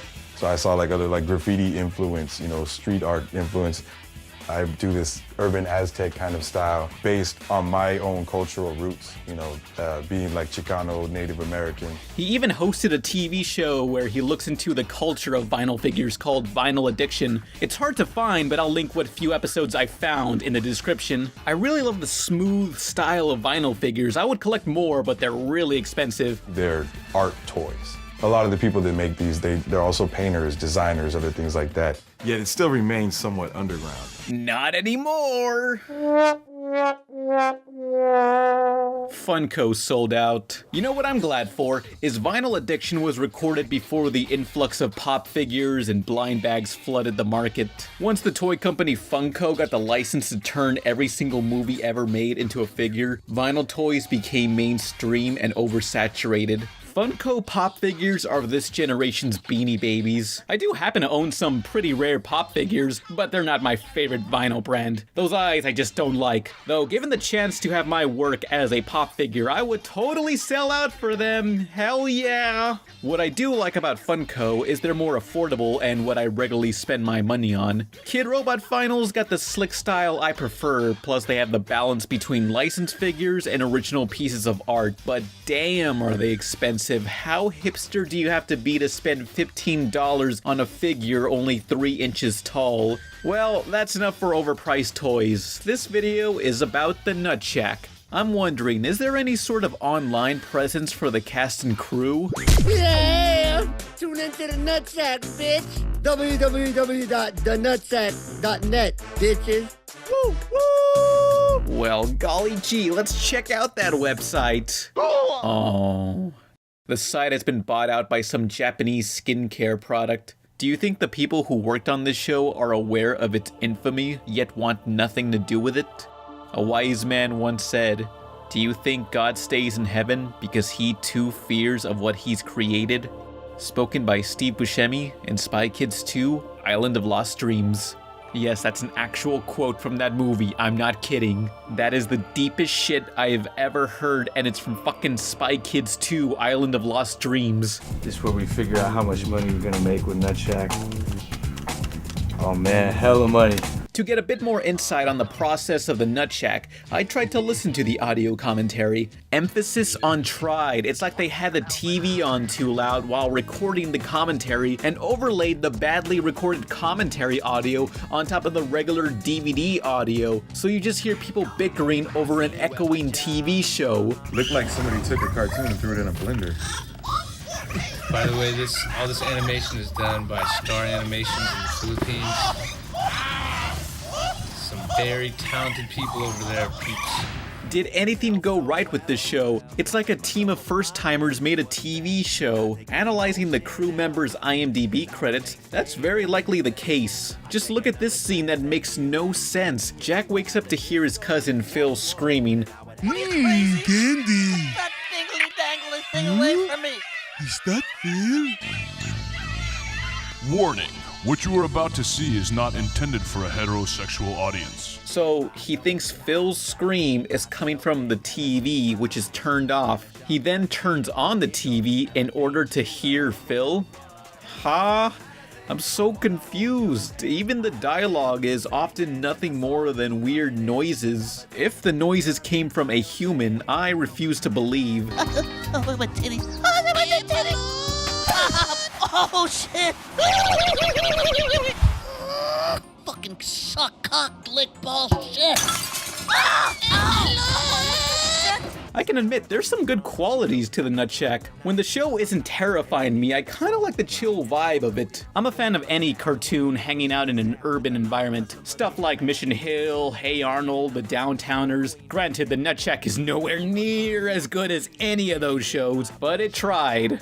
I think. I'm sure they must have tried. Please, tell me you tried. Yes, all right. What the hell? Yeah. Camera. Make him laugh. Oh my god, I'm gonna have you next. Yes, look at you. You're fabulous. What channel did this even air on? Something called Mix TV, a small channel that only airs in major cities. Clearly the show only had $2 in its budget. That explains why the first season aired 2007 and the second season started 2011. There was a 4-year gap between seasons. What is this? The Venture Brothers? It's the Nutshack. Yeah! Only, yeah! As this video comes to a close, one question still remains. What is the Nutshack? The theme song claims it's the Nutshack, but what is it? Are the characters the Nutshack? Or were we the Nutshack the whole time? We may never know what was going through the minds of these animators, but what we do know is truly, it was the Nutshack. For the most part, I'm super proud of it. I'm super proud of all the people that helped me work on it. As Nub would say, Brontosaurus. To all our fans in Nutshack, I just want to say thank you. You know, you're a niche counterculture crowd, and I love you. Thank you, and even the people who were part of the backlash and told us that we shouldn't be doing that, and that's not how Filipinos act and stuff like that. Thank you. Put together something real animated, real catchy, real something that's gonna boost this cartoon. Like it's just like hella, like one person, it's the Nutshack, and they build together. It's a double, and then it's the Nutshack. 4 of them, it's the Nutshack. The reason you just, I can see them all dancing around, like starting to sing it, like you can, like you know how it builds up, one person saying it, one other person saying it. You know what I mean? I want the choir of Nutshack.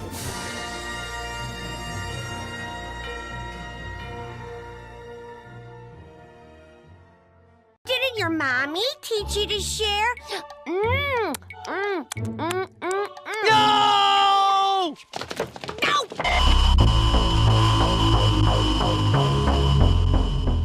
It's Christmas time, but we're gonna talk about some spooky lost media. Airing only once in December 2002 on WB local affiliate channels nationwide, it's the Rapsittie Street Kids Believe in Santa. What is this exactly, and why did it air once? Not much was known at the time other than it looked like utter fucking shit.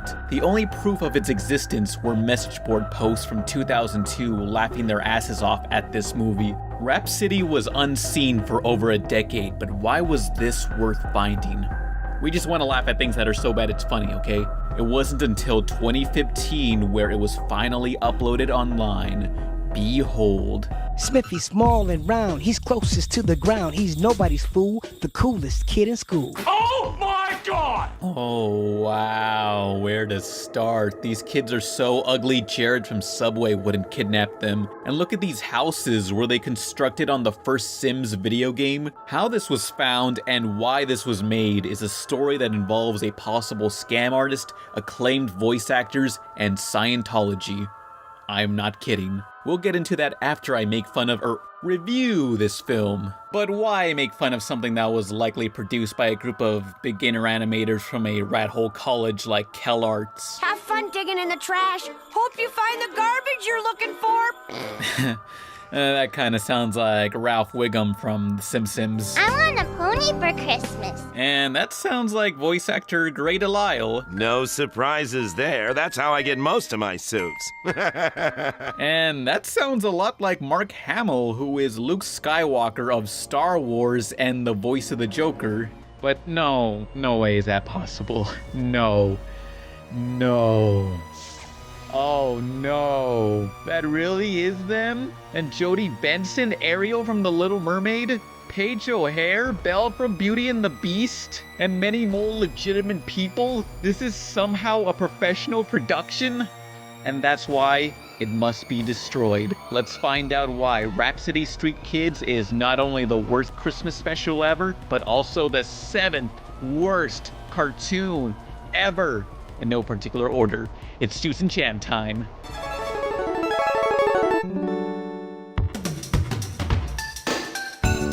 In this straight-to-TV stinker, we join up with aspiring rapper Ricky, who's just coming home from school on a bus that's on fire, likely for how hot his rhymes are. Ricky is just minding his own business, walking through town, and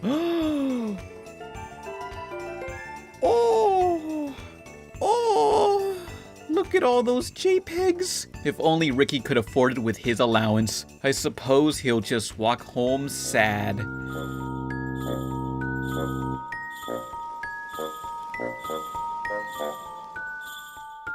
This lasts 40 seconds.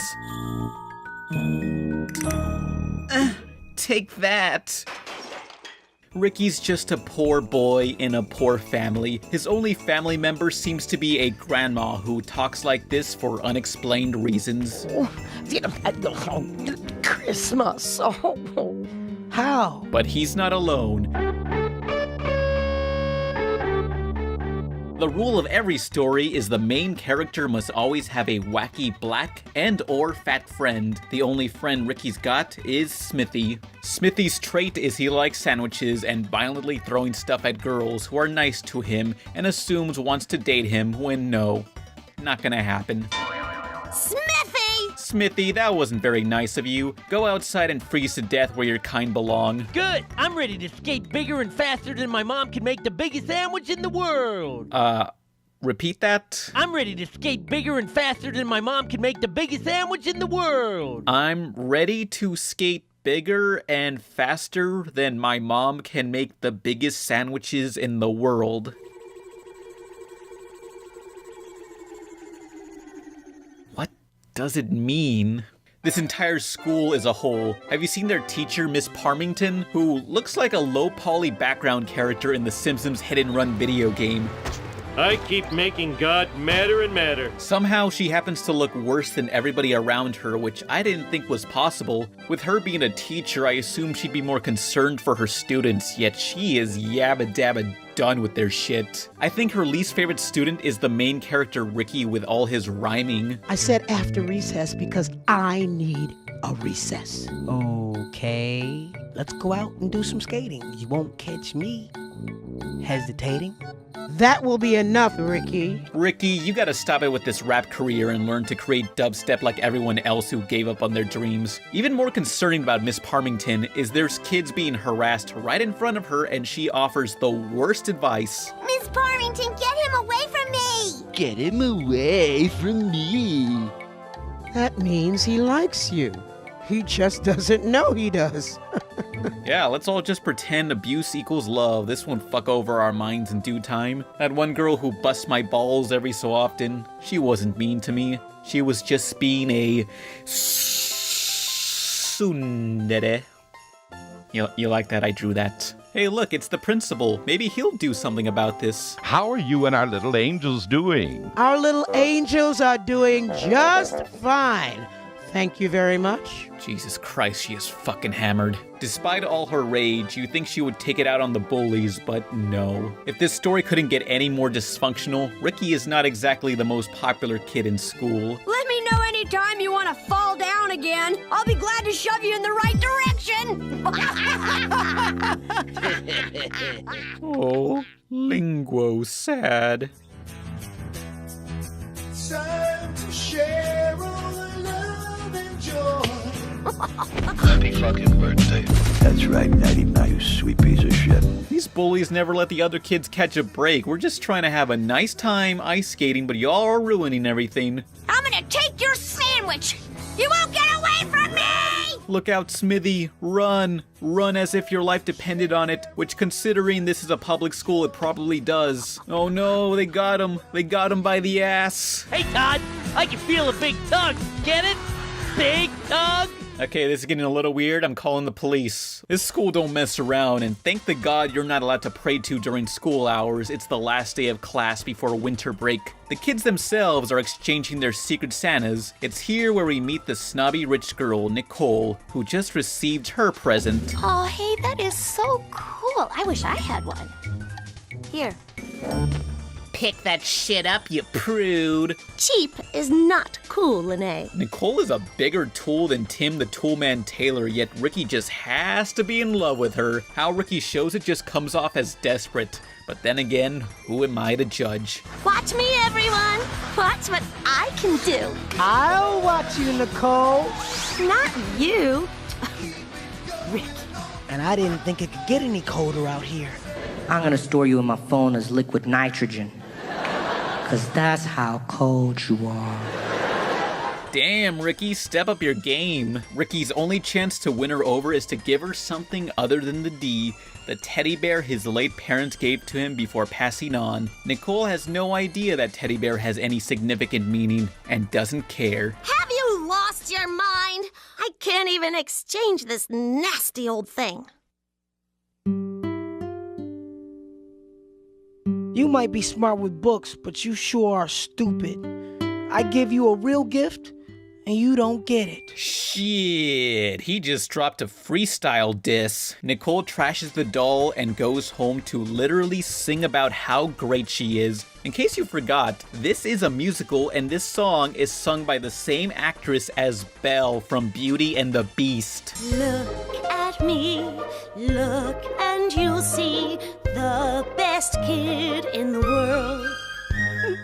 The song could have been fine, but they're so limited in their animation, she's just standing in place as they cut to the same 5 camera angles through the entire thing. The odd criticism about Rapsittie Street Kids is if it weren't for the animation, it would actually be a fairly decent Christmas special, but still very flawed. Like the following scene where Ricky writes a letter to Santa. Dear Santa, You are a bitch ass nigga. thank you. Your friend, Ricky Rogers. Remember, Ricky, don't forget to put some anthrax in the envelope so it'll stay fresh. Even after all the bad stuff Nicole did, Ricky still wishes Nicole a Merry Christmas in the letter. That's nice, but Ricky drops Santa's letter on the way to the mailbox without even noticing. The envelope ends up outside Nicole's house, where she commits a federal crime by opening a letter not addressed to her, and reads about how much that bear she threw out meant. Her only form of redemption is to be crucified. But this is for kids, so dumpster diving she goes with Ricky's friends to find the teddy. So you're shopping at the dumpster. Do they take credit cards? Obviously not. What stupid logic would that be? A dumpster taking credit cards? What sort of economic service could a dumpster provide that requires a built-in credit and debit card reader? For what reason would a dumpster need that? Did you fucking think about that, you fuck ginger piece of red-haired stepchild shitmonger?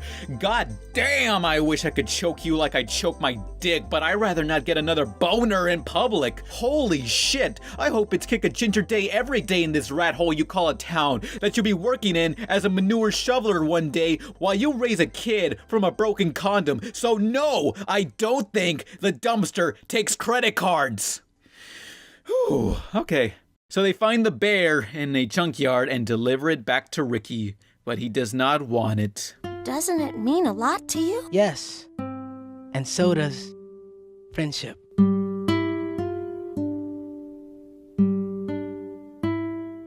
Line.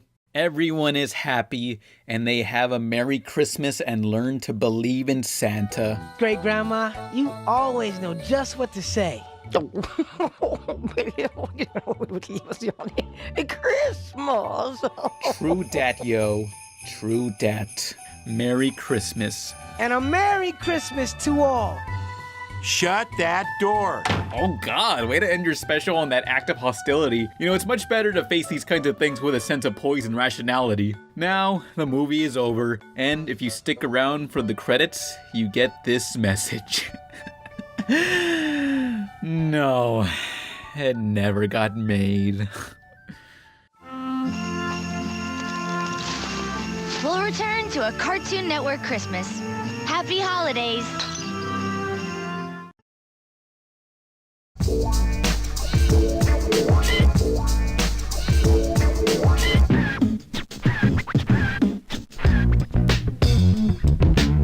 Now back to a Cartoon Network Christmas. Happy holidays. I've got the most beautiful wife and daughter. And of course, they have the most handsome husband and father. That was on national TV. Good God, that was like a season 1 episode of Ruby except with decent voice acting.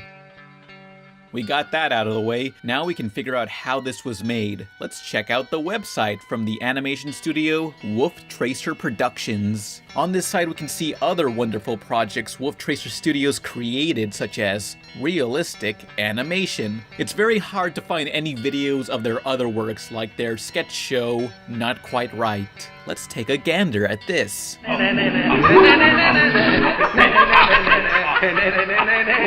I want to get off the ride. The only other movie of theirs I can find is Dinosaur Island, but more on that later.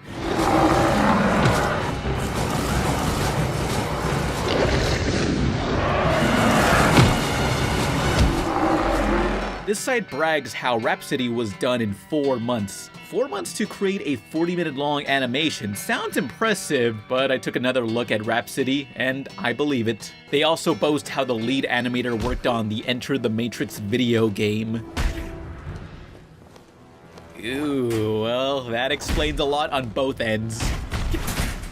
Reminder, in 2003, this held the record for the most expensive video game ever to develop at the time. Just how did Rapsittie Kids happen? How did they get so many high-profile people to make something so crappy? It's the Expendables 3 of animation. Well, according to the Cartoon Lampoon podcast, to which they emphasize for legal reasons this is what they were told by Dykate, owner and founder of the Lost Media Wiki, a site dedicated to cataloging info on lost films, cartoons, music, etc. Dykate contacted the creator of Rapsittie Street Kids, Colin Slater, to find a copy, which at the time was nowhere online. Colin's copy was stored on something called Digibeta tape, a format intended only for TV broadcast. It cost $125 to transfer to a digital format at a processing lab. Somehow, through miscommunication, Colin got the tape transferred twice and wanted the Lost Media Wiki owner, Dykate, to pay double for it, which he did. Dykate thought it was shady since duplicating a file on a computer is easy and free. After paying, Dy got no response from Colin, no file, and Colin vanished for months with no replies to any emails.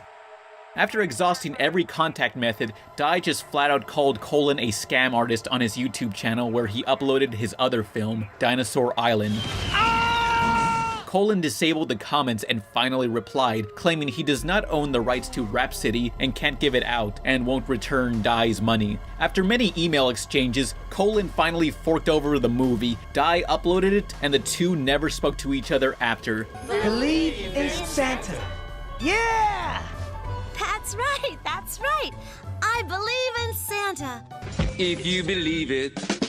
Naruto, Naruto.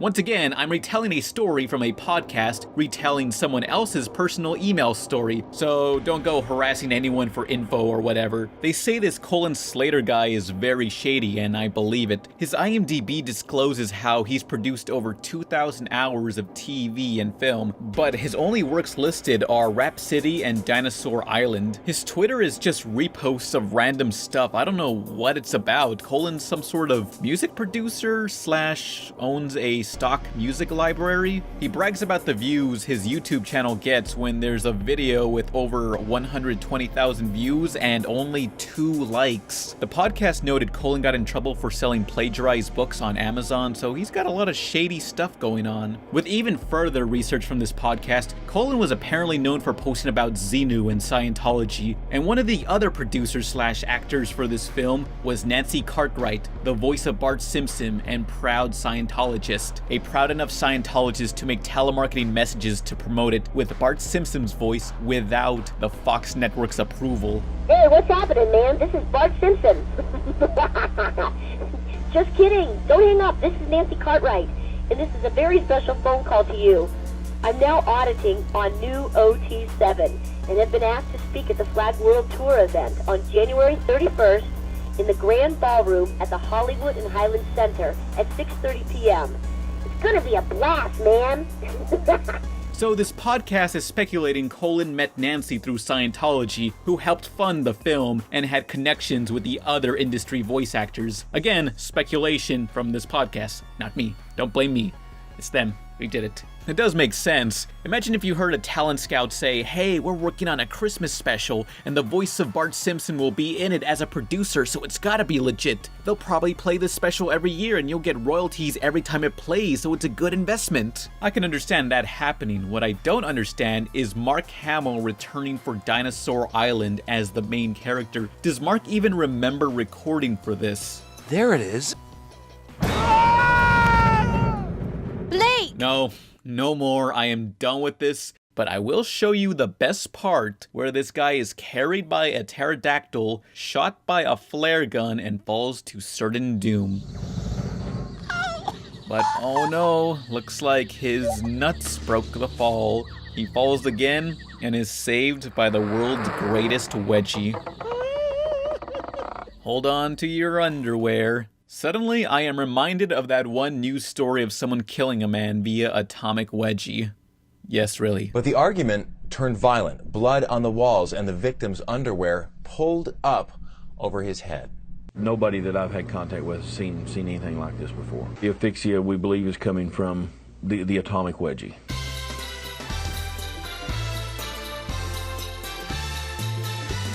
Like I said before, if Rapsittie had better animation, it could have been an okay special. The music's decent and reminds me of the Night Before Christmas I reviewed last year about a kid with dreadlocks during Christmas aspiring to be a rapper.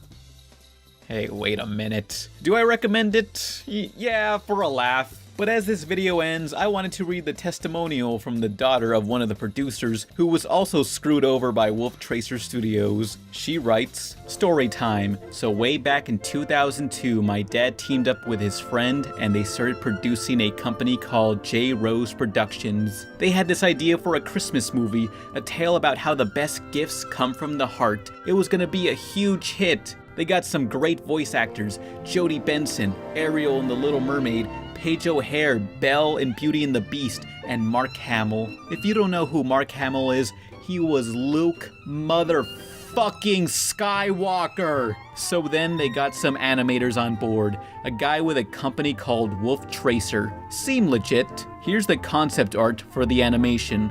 Looks pretty good, right? Wrong! The animation was absolutely horrible. Everybody looked like a sex doll. My dad, however, was totally unaware of everything that was going on. He didn't check on production at all. He only saw it when it aired. On a fateful Christmas in 2002, it premiered on a bunch of stations that Warner Brothers owned. Warner Brothers approved of this and let it go on TV. Barely anyone watched it. It only aired once. But when you saw it, oh God, you saw it. You could not unsee the terrible animation. You could not unhear the awful raps and whiny songs. Children screamed, parents wept, and let us not forget Grandma. Oh God, Grandma. Oh, see, kids nowadays. I had the script for this movie. She was actually supposed to be saying words. So my dad dumped about $500,000 into this steaming shit pile of a movie for it to air once and never be heard of again. All the copies of the movie were lost. We could only find demo reels on VHS until it resurfaced on YouTube in 2015, and now we have the most beautiful Christmas story of all time. Rapsittie Street Kids Believe in Santa. Fun fact, Whitney Houston allegedly recorded a soundtrack for this movie. It's yet to be found. Fun fact 2, there was a sequel scheduled to air in spring of 2003, Rapsittie Street Kids A Bunny's Tale. The movie was my dad's biggest disappointment. Besides me, of course. The reason we breathe. Our son. Alan Gregory DeLongpre.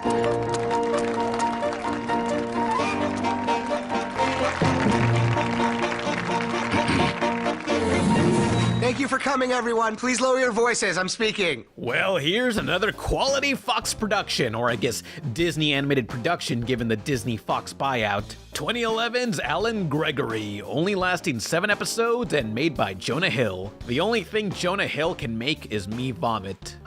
So what's Alan Gregory about? Check it. It's a Fox primetime animated comedy about a snooty child who's way too good for this BS, but he's unexperienced with the real world. Interesting. Sounds a bit derivative from, what was it called? What was the name? DreamWorks The Boss Baby, rated PG. With Alan being a 7-year-old who was homeschooled, he has now been sent to a regular school where he gets into all sorts of wacky antics. Like episode 1, Alan tries to butt-fuck the principal. 3, 2, 1, and there's the money shot.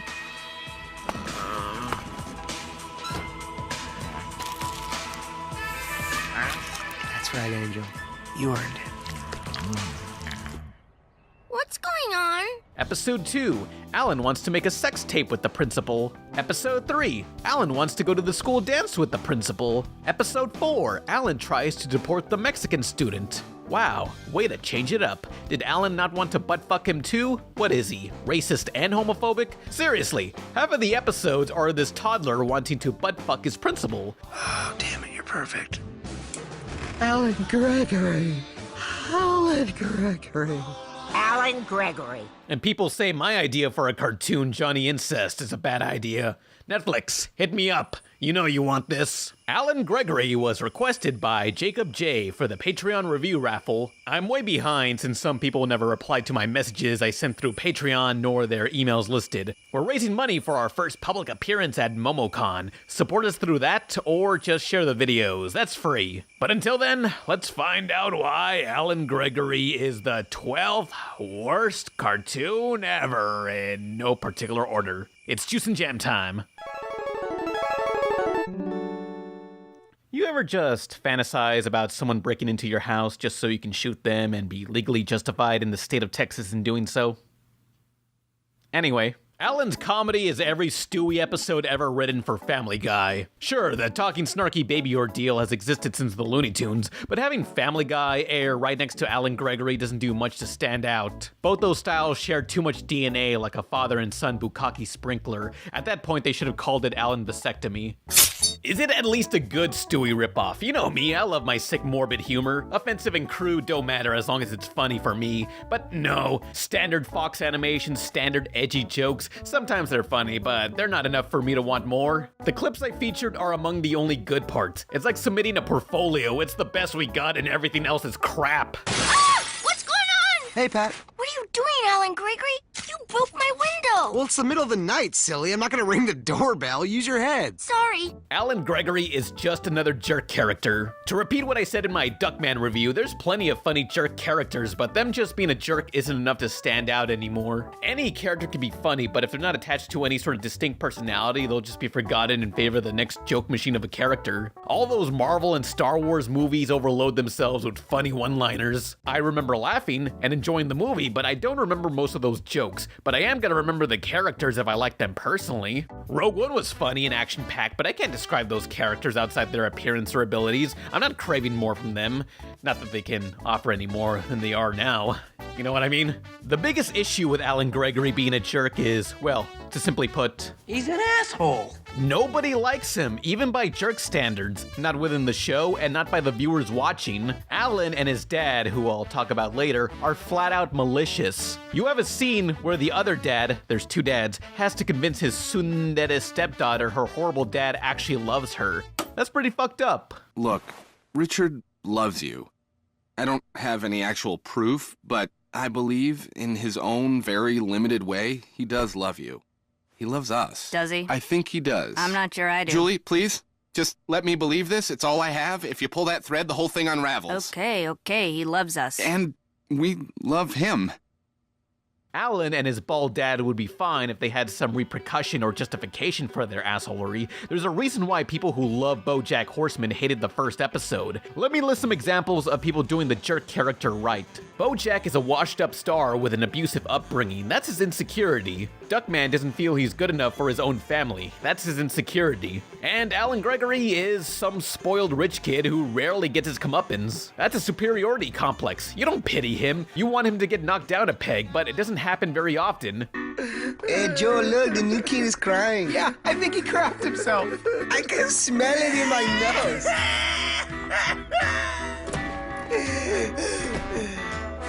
Now, look at South Park. People like Cartman. He too is a spoiled brat and far more evil of a character than Alan. The difference is, Cartman almost never succeeds, and when he does, everyone's aware of how awful he is for winning. Or at least just Kyle. Whereas Alan Gregory manages to be himself and win in the end. There's times when Alan is about to learn a lesson but bounces back to his same old ways because he's just so lovable. Much like a celebrity that hasn't been outed yet, Alan Gregory can do no wrong. Gina Winthrop has made me realize that the play was wrong. What? What was wrong about something like that? Well, it was extremely racist. Maybe you didn't grasp the concept, Gina. It was a commentary on being racist. But does a character have to be likable? Sometimes you just want to watch a train wreck happen, you know? Allow me to bring up a huge inspiration to my humor, drawn together a hilarious show, yet I don't think anyone there would be considered redeemable by all your standards. It's a cartoon, no one's getting hurt, except the minorities getting dehumanized. Now they tell you in the Boy Scouts, if you get lost, stay in one place and wait for them to find you. Stay in one place? I prefer my Boy Scouts to move around a little. What was supposed to not move until somebody come help us. That's burn victim talk. What comes off as jarring is whenever Alan tries to be sympathetic or give a message. Like, are they serious? Is that a real moral or just a joke? What's the tone? I don't know. Maybe it was sincere but failed so bad they went back to claim it was all for jokes. That's what happens when you spend so much time trying to be ironic and cynical that the moment you try to show some genuine emotion it backfires only to embarrass you. So you just try to hide it and act bad on purpose because it's so funny.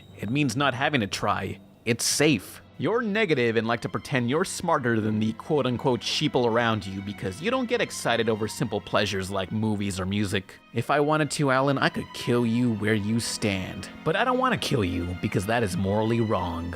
Unless you were to break into my house within the state of Texas. That's why I'd rather you live and go about your day only for you to remember those embarrassing moments, causing you to blurt out some funny noise also you can tune out that regret played on loop in your head which is never going away. I know you. I know you're gonna crank up the cynical to ensure that doesn't happen again. That's what makes you repost those articles stating smarter people are more depressed because being depressed is the only accomplishment you've made since getting a gold star in your preschool's finger painting class. I'll be there to watch you shut yourself off from the rest of the world since you can't accept people having different preferences or standards than you.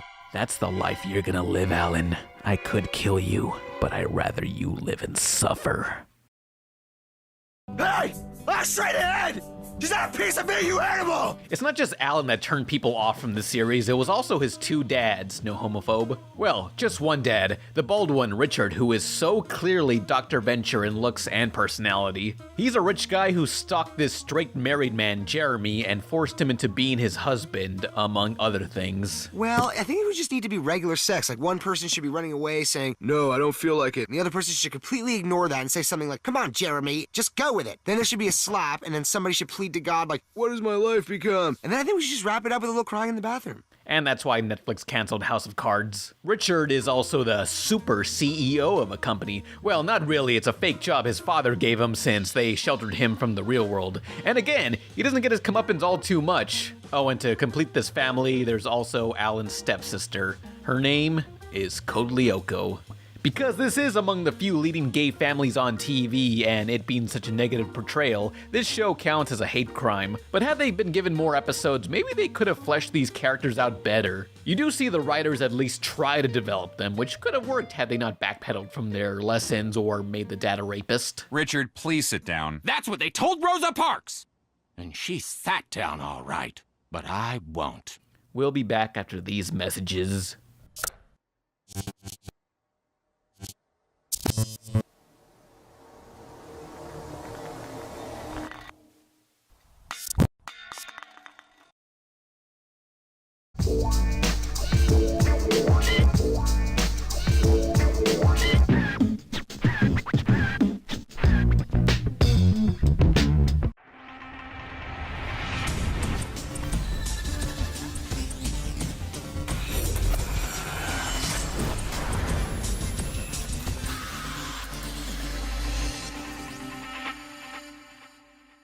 But are you still considered the fat guy when you go to a party or anything? Because I run into that a whole lot. I'm the fat one.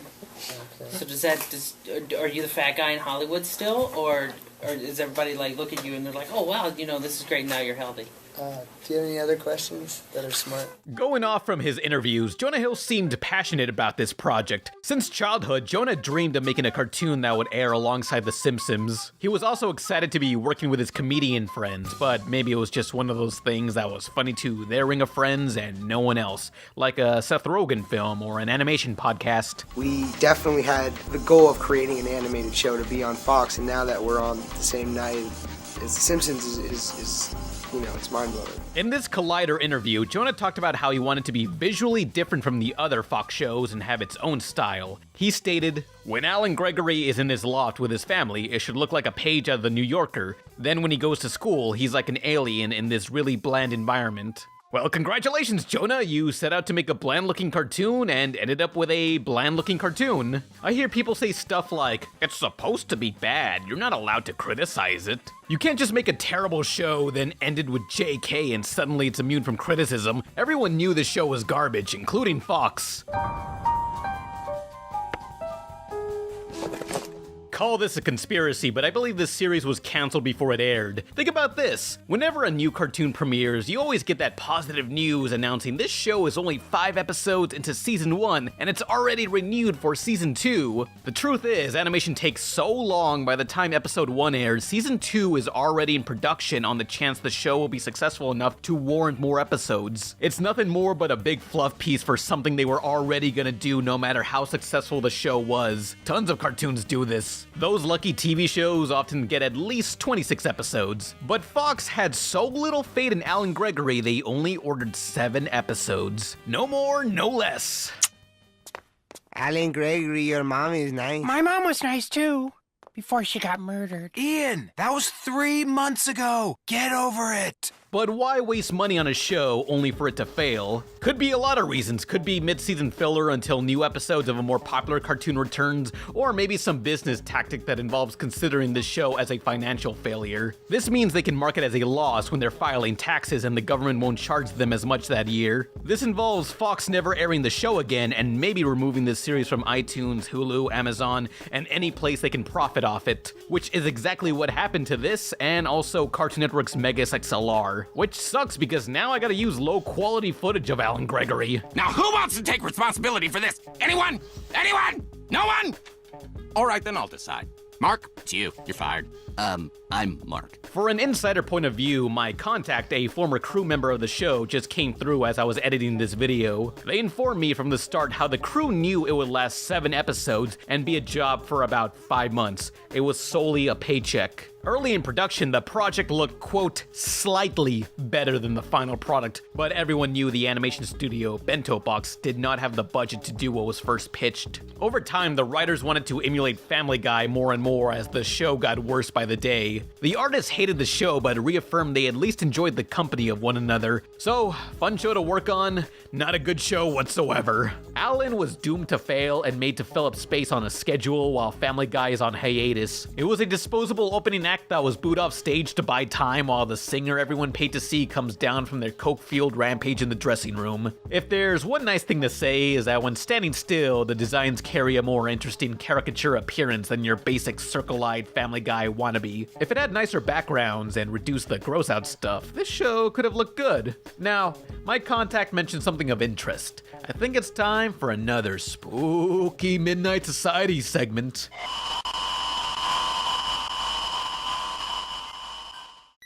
They mentioned the project at first looks slightly better. I noticed in some promotional material there's clips from an unaired pilot which is the same as episode 1 with slightly bouncier animation and new dialogue. Ooh, I'm not getting a lick of service, babe. Can I hop on your landline? Alan Gregory. What are we dialing, 9 to get out? Is it 9? Alan Gregory? You know what this means, right? People, we gotta find the lost Alan Gregory pilot featuring a 1% difference. This could salvage the show, it's out there. Or who cares?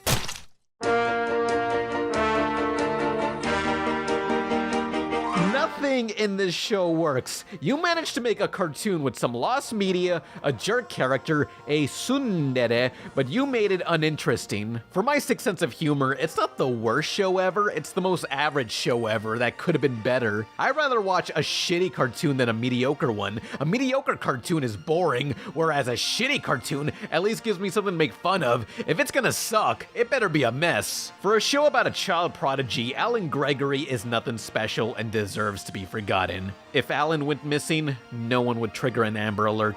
Well, you thought wrong, my man. Damn it, Jimmy! Ruined everything! I'm so handsome, stupid!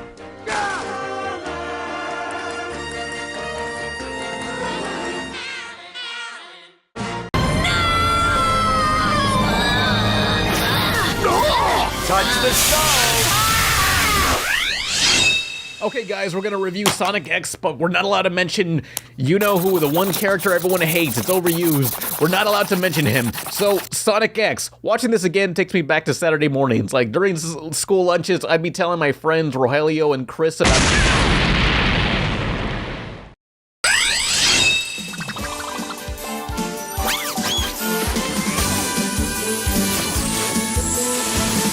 Today and back then, I loved both cartoons and Sonic the Hedgehog, which explains a lot. By 2003, Sonic's video games had brought in so many characters and storylines that I wanted the TV shows to reflect that. The only cartoon I was aware of at the time was 1993's The Adventures of Sonic the Hedgehog. With each rerun before school, I was waiting for my favorite character Knuckles to appear, but that episode never came.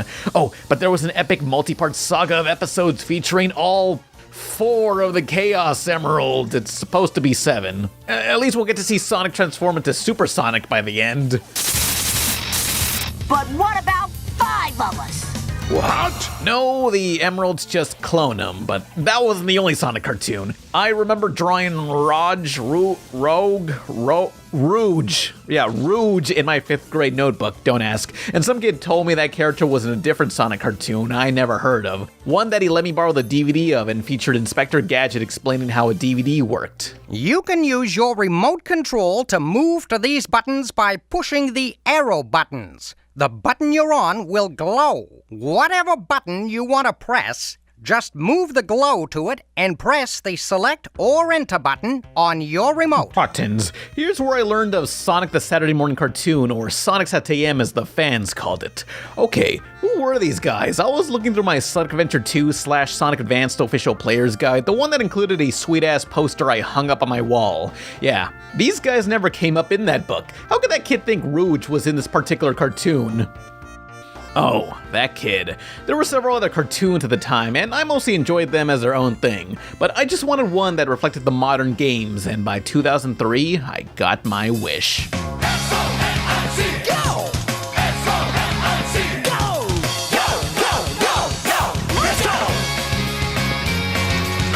Sonic X. It had storylines based off Adventures 1, 2, and Sonic Battle. Wow, no one else played that obscure game, but I did as a kid, so I appreciated its inclusion. What was also cool is by this time there was some corporate synergy where the English voice actors of the anime would voice future Sonic games. It was all connected, it was perfect. This was the Sonic series I've been asking for. I loved this as a kid, but do I still feel the same today?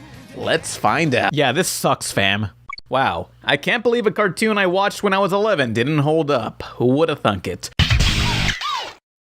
So, this is a Patreon review requested by Jose Z. I hope they don't hate me for this. Want to decide the next video? Look at my Patreon for more info.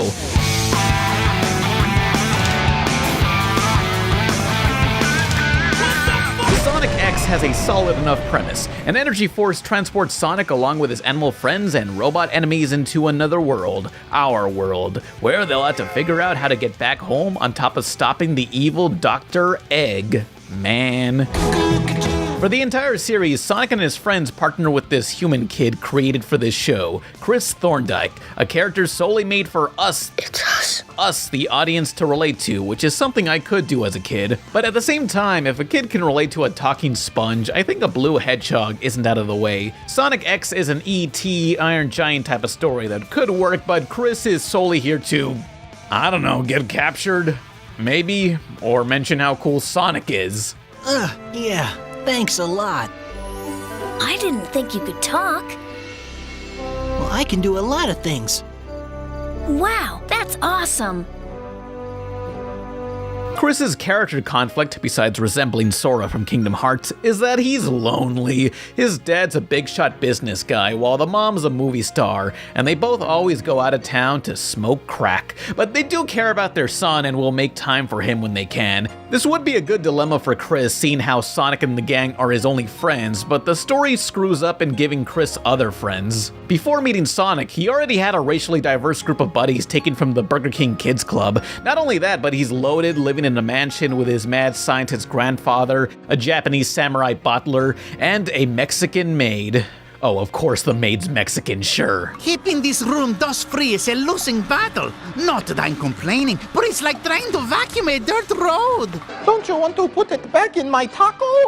And oh. It's clear all Chris wants is a friend, but he already has a bunch of those. There's something that happens at the end of Season 2 where Chris essentially proclaims all his other friends were useless, and Sonic is the only true friend that mattered to him. This dynamic could have worked. Just look at Foster's Home for Imaginary Friends. Both Sonic X and Foster's follow a brown-haired boy who grows attached to their inhuman blue creature that people on the internet want to bang. The difference is, Mac's one and only friend at the beginning of the series is his imaginary friend, Blue. Rather than living in luxury, Max sleeps in a musky apartment with his older brother who bullies him. He has no father, just a single mother working all day who can't always be there to protect Mac. Him being dependent on Blue is a lot more justified than this literal trust fund millionaire and all his friends. These two shows are examples of similar ideas greatly affected by its context. Sorry, Mac, I hate to break it to you, but your brother is a big fat doofus.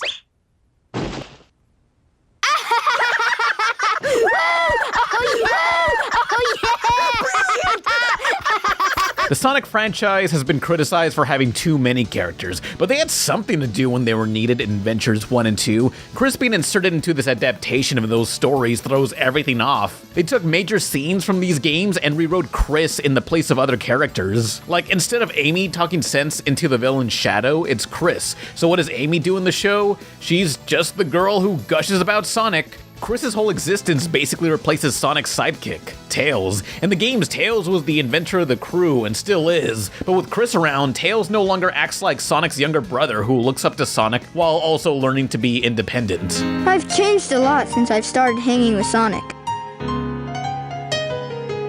But I can't depend on him forever. I know I can do this by myself. Okay, Eggman, bring it on! Does that scene give anyone else the feels for some reason? If you wanted a character kids could relate to, Tails was the answer. Sonic has tons of characters already, use them. I'm okay with change as long as the story stands on its own, which it doesn't here. The roster is so vast, yet hardly anyone has anything to do. But hey, that's enough about Chris. What about Sonic? What does Sonic do? Well, for the most part, he kinda just hangs around. Really. Like, many of the episodes are Chris and his other animal friends going out somewhere, while Sonic either naps at home or fucks off on his own adventure. He mostly shows up when there's trouble. I've been doing some thinking and I got some ideas to improve the show. Whenever Poochie's not on screen, all the other characters should be asking, "Where's Poochie?" Despite Sonic and Chris supposedly being the best of friends, rarely do they actually hang out. If anything, Tails and Amy are Chris's best friends. I want it! Oh. So is there at least any cool action? Other than some key episodes, it's just the standard swishy anime effects and still shots. A fine example at how lifeless the animation is in this sequence lifted from Sonic Adventure 2's opening level. Let's look at the game first. Sonic has been wrongfully arrested for terrorism and is being taken to Guantanamo. But not even the Bush administration can contain this radical. Sonic busts out of the chopper as he hangs off the edge of the wing. He manages to rip off part of the chopper to use as a snowboard. Falling to his death, we begin with what I say is the greatest first level to a video game ever. Attention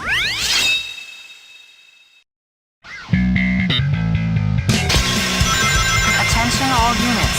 Suspect seen heading south. Block all major roads and capture the suspect. Don't you just love how the police scanner cuts off just as the music vocals kick in?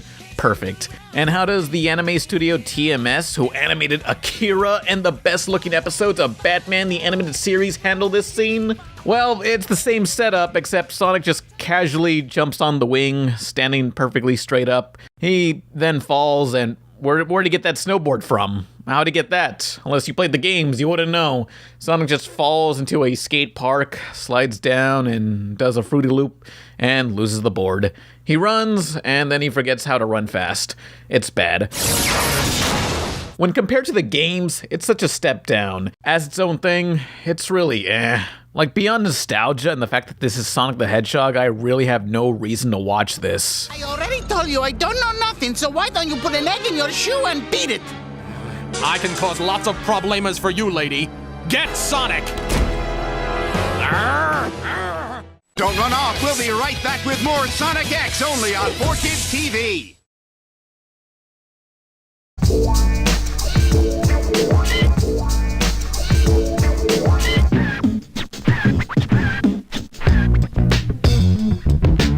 You're watching Fox Kids, WATL-TV 38 in Detroit, and Adele Broadcasting Corporation. Gotta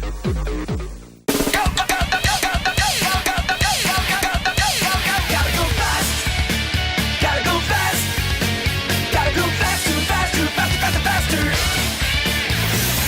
Now, we can't talk about Sonic X without discussing kids. All 4 of them. 4Kids was both a Saturday morning block and studio infamous for dubbing anime. They would censor what they can to get that Y7 rating, even if it meant altering or completely removing storylines. They did the usual to Sonic of turning gun sound effects to lasers or wine to orange juice. After watching a couple episodes myself and seeing other great comparison videos, I'd say Sonic X's Japanese cut is better, but fundamentally, it's still the same anime with too many useless characters. There's only a few deleted scenes that actually mattered, but at least Sonic says a bad word. Shit! Ikuzo! Man, I remember seeing that back on Google Video. It blew my mind. Turns out certain words aren't as big of a deal in Japan. Some of the stranger edits came when 4Kids removed any form of text. Even text that was already in English was removed from this English dub. Why is that?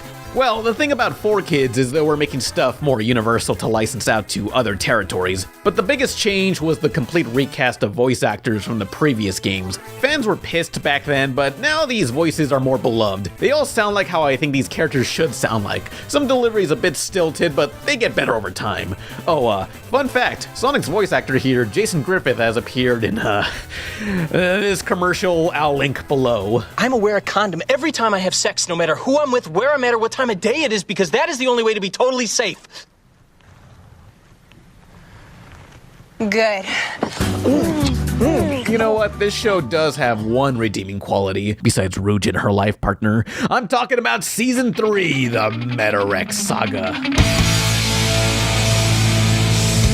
This is one big road trip through space where we meet a new character, Cosmo, a Gardevoir who needs help from Sonic to fight the Metarex, a group of planet killers. Usually the season taking place in either space or the future is where a series runs out of steam, but not Sonic X. I'm basically repeating everything RoboBuddy said in her review, but what she said was true. On this adventure, there's less humans as we focus on Tails and his adorable relationship with Cosmo. The action is better, the story moves along faster, and everybody has something to do. I know I said the Japanese dub doesn't fix the show, but in Season 3, it's best you watch that version, as 4Kids deleted some major scenes. The Metarex Saga is what Sonic X should have been from the start.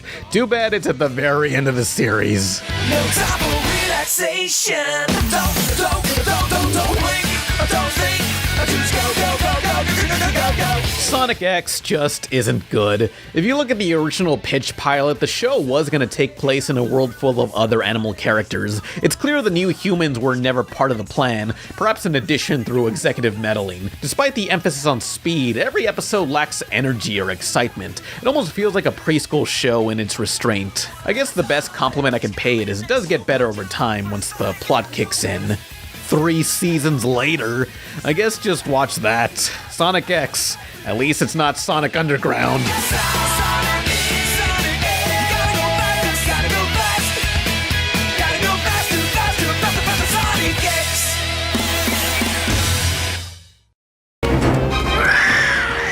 gone!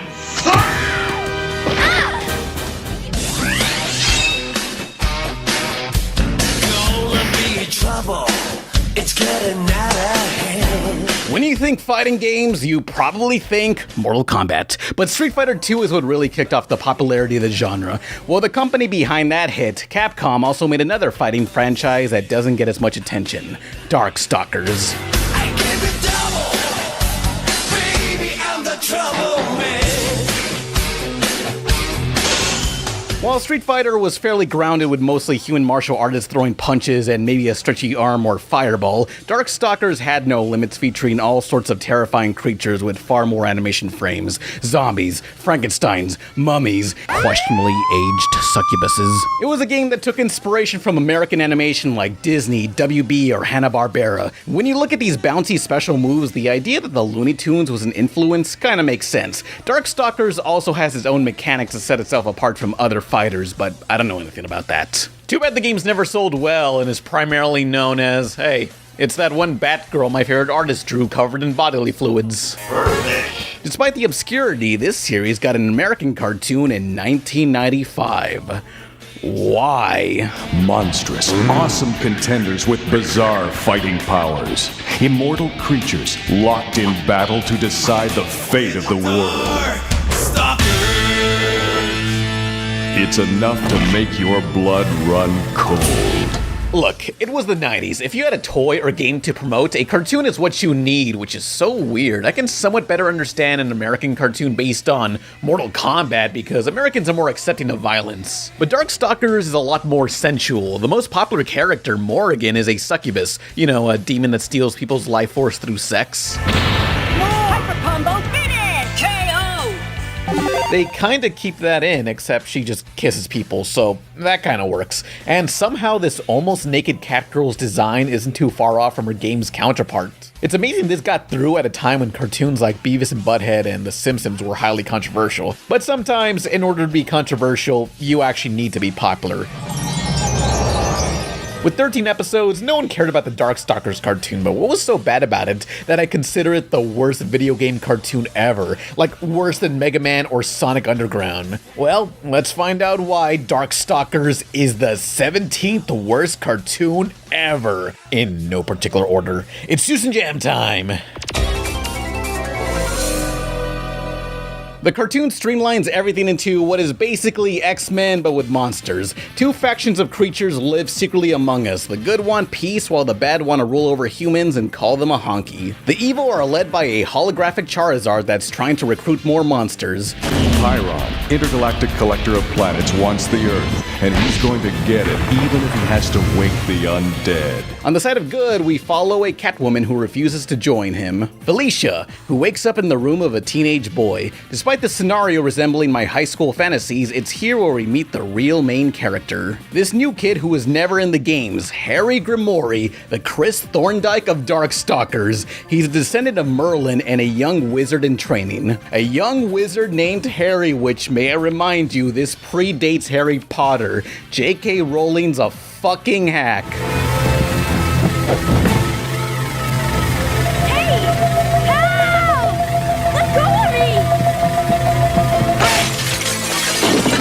It's a straightforward good versus evil premise, but Darkstalkers can often make no coherent sense as to what is going on. From all the animation and story errors, the show feels like it was recorded on a machine that visualizes fever dreams. Pay attention to the curiously attractive fishman in the background of this clip.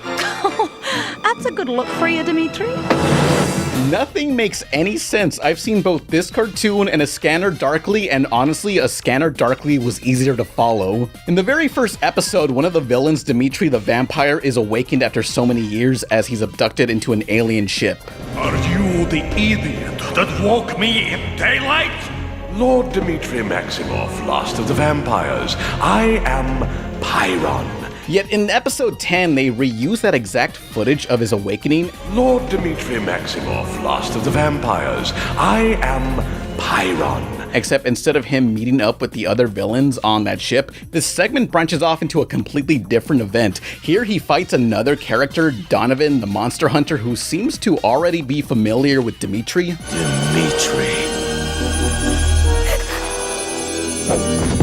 Okay. I thought this 10th episode was maybe a flashback taking place between episodes 1 and 2, but during their battle, this little girl, Amanda, or Anita in the games, is petrified from dark magic.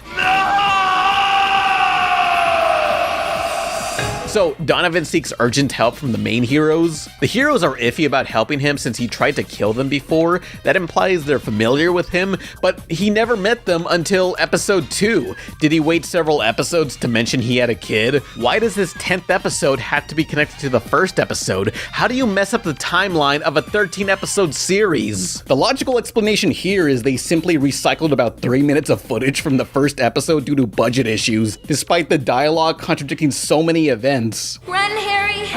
Run, you promised! I didn't make any stupid promise. I can't blame them. The show looks as cheap as 90s cell animation could possibly be. It was created through Murphy's Law, where any possible thing they could have screwed up has screwed up. Color errors are frequent, models are always off, characters talk while their mouths don't move, outfits randomly change between scenes. Because knowledge is power, and we need all the power we can get.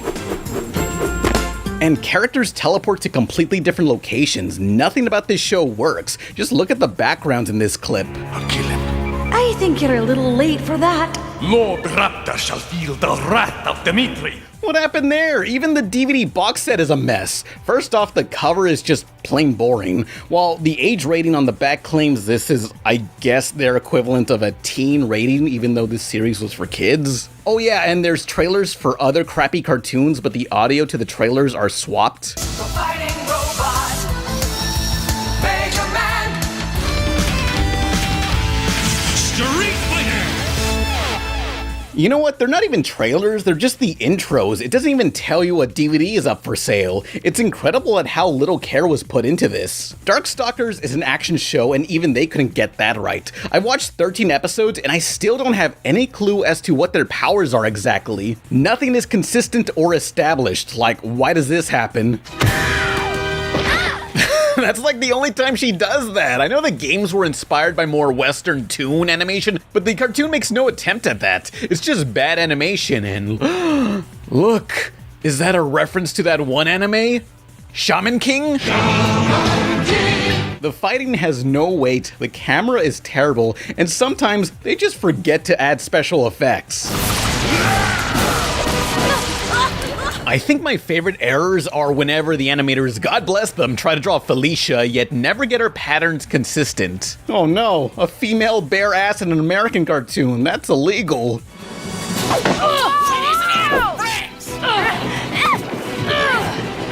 But as bad as the show looks, is there a good story? No. Why would you assume that? It's just a generic toy cartoon ruined by bad pacing and comedy clashing with seriousness. Give me the ring! You want it? Go get it! Why, thank you. Here's another confusing mistake. In episode 5, they go to some ancient ruins and we cut to this statue as a sort of establishing shot. Why is this statue playing with a yo-yo? Is it magic? Is the statue magic? Is the yo-yo magic? I really don't know. It's never acknowledged again, but I have a theory. Maybe it was supposed to be a necklace dangling in the wind or something, but maybe the overseas animation studio thought it was a yo-yo and animated as such. I'm guessing that's what it was. If you have any better ideas, tell me, please. And also subscribe for more cartoon stuff. Yes, I will. No, you won't. FYI, this show's based off the first 2 games, so later characters like BB Hood and Lilith were not included. I can't imagine how they would translate here, a Little Red Riding Hood armed with guns, knives, and bombs who hunts monsters for sport. Maybe lasers will do? What characters we do get are both terrible adaptations and terrible on their own. Felicia! How dare you! Now, I really gotta give credit to YouTuber The Nostalgic Gamer who made plenty of great videos about Darkstalkers history. Check those out. I wish more people would make videos on individual fighting game character histories, namely Killer Instinct. But anyway, I think the worst character they adapted was the mummy, Anacharus.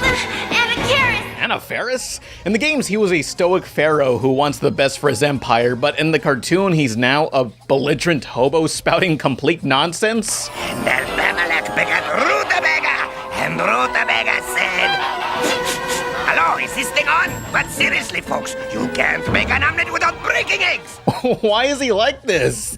What happened? There's also Rico the Fishman, who was among the last of his kind. The cartoon does keep in mind he's intended to be oddly attractive, even to men. Even though you are curiously attractive for a scaly freak. Though you are strangely attractive for a fishman. Even though you are curiously attractive for a fishman.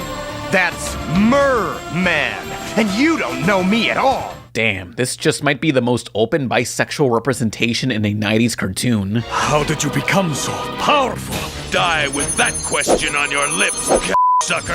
Unironically, I will say the best character is Lord Raptor, the rock and roll zombie, inspired by Eddie, the Iron Maiden mascot. He's an unapologetic narcissist who demands fame and speaks only in music quotes. Never fear, Raptor is here. Do something! I'll do anything for love. And I love rock and roll! I am not kidding when I say the whole series should have just been about him. You gotta praise voice actor Scott McNeil, who embodies the character so well that he also voiced Raptor in the anime OVA of Darkstalkers. I don't smell a damn thing. I just think you should be careful. Something's gonna happen, I know. Oh, you're damn right something's gonna happen. I'm playing tonight, aren't I? Well, no contest, the anime looks a million times better. It's a 4-part OVA that looks as good as an anime could. Granted, I've heard a lot of fans hate the anime story. I haven't watched it, but maybe that's a video for another day. But I've said that about other videos, so I guess it's never happening. We'll be back after these messages. Darkstalkers will return. Have a happy and safe Halloween from all of us here at CKVR.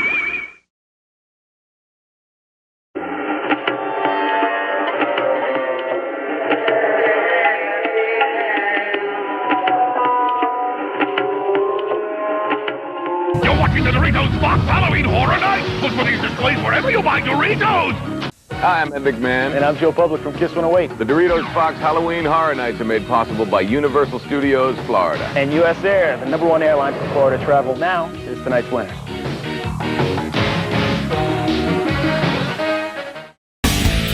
And now, back to Darkstalkers. People, get ready! It's time for the wide world of Raptor! My name is Raptor, and showbiz is my game. I struck my stuff, and so you know my name.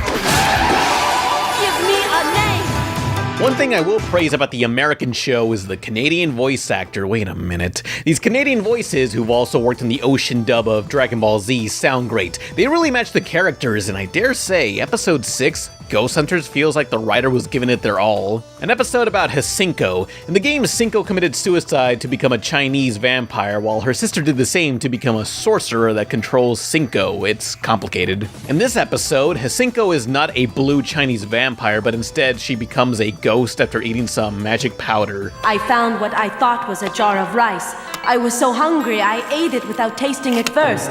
It was an ancient powder made of ground topaz. You dumbass! Hisinko dies while her sister is killed by Dimitri. It's not as explicit as the games, but turning Hisinko into a girl seeking revenge is still pushing it. I gotta give props for the implication that the villain, Dimitri, who's mostly been a joke of a character, straight up killed a person. You deprived me of my parents, my sister, my childhood, and my life. Over 100 years of guilt for escaping you when they could not. I vow that you shall never harm anyone else ever again! It's still pretty goofy, but this strangely feels more ambitious than the typical episode. Bless the writer Catherine Lawrence for putting in the effort. Who even made this cartoon? Why, it's Graz Entertainment, known for, hey, the 90s X-Men cartoon, The Tick, and, Street Fighter the cartoon, G.I. Joe Extreme, and Skeleton Warriors. Yeah, while they made a few classics, a lot of their work comprises of toy cartoons no one wants to remember. Clearly, this did not have the same care as the X-Men cartoon, despite them rehiring the same character designer, Frank Brunner. I actually emailed him about this cartoon back in 2010 for an old review, yeah. Well, happy Halloween yet again, you people of many places. I'm Pan Pizza. And in honor of this most excellent holiday, we got another cartoon review that's based on a video game. Darkstalkers. Yeah, I did 2 Darkstalker videos back then. I deleted them, but fan re-uploads still exist. I remember even at the time, I thought those videos were awful, so I gave up on the 3rd part. I instead watched the premiere episode of The Walking Dead that Halloween night. Those were some sad times. I had no real-life friends, couldn't go anywhere, didn't know how to drive. I didn't even know how to masturbate back then, so it was extra rough on me. Thankfully, I never gave up. Much has changed since 2010. I can masturbate now, I no longer watch The Walking Dead, but everything else remains the same. Anyway, I asked Frank Brunner about his experience. He wrote, Darkstalkers was mindless garbage like most of the crap on TV right now. Thank the gods I didn't have to write it. Just because I worked on it doesn't mean I have to like it. My main work was on X-Men, and Darkstalkers was done with little attention on my part. I still have some model roughs, but I'm too occupied right now to find them. When it truly becomes a cult classic, maybe I'll look at it again in a different light. LOL. Cheers. Frank.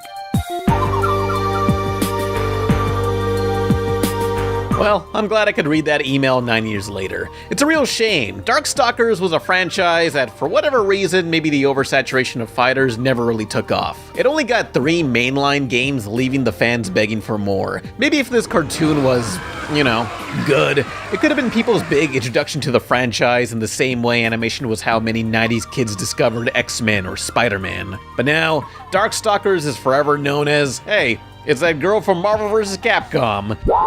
Who knows if we'll ever see another Darkstalkers game, but what I do know is, people are still gonna draw lewds of Felicia. Yeah!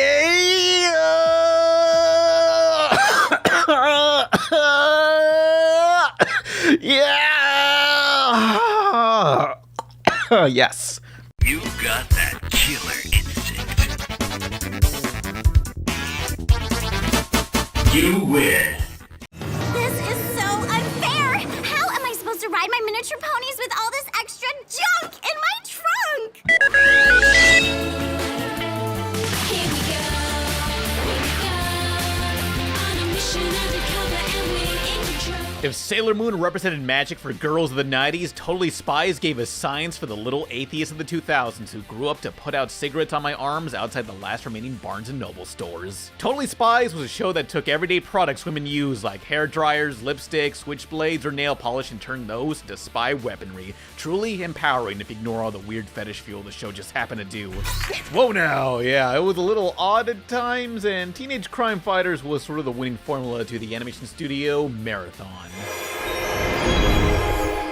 They gave us other similar French-Canadian cartoons from either France and or Canada, not sure which one. Shows like Martin Mystery, Teen Galaxy, and tonight's topic, The Amazing Spies from 2009. Instead of following teenagers who could at least pass for 18, this one focuses on kids, so I'm sure there's nothing weird about this series at all. If only I could slip out of these clothes now! Are you sitting down? Because I stand corrected. So, let's find out why The Amazing Spies is the 18th, oh, my favorite number, the 18th worst cartoon ever in no particular order. Haven't done this in a while. It's Juice and Jam time. Precisely. So get ready to go to prison. Cool! I was born ready to go to prison?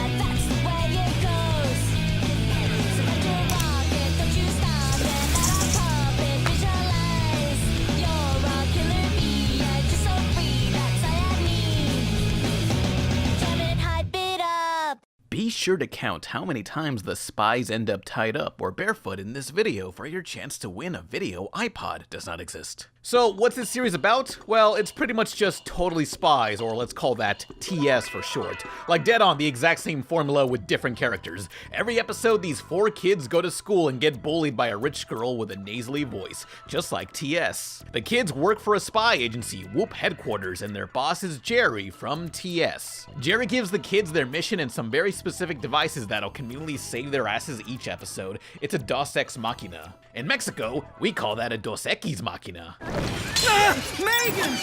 Don't worry, the new Whoop Power Lasso will save you!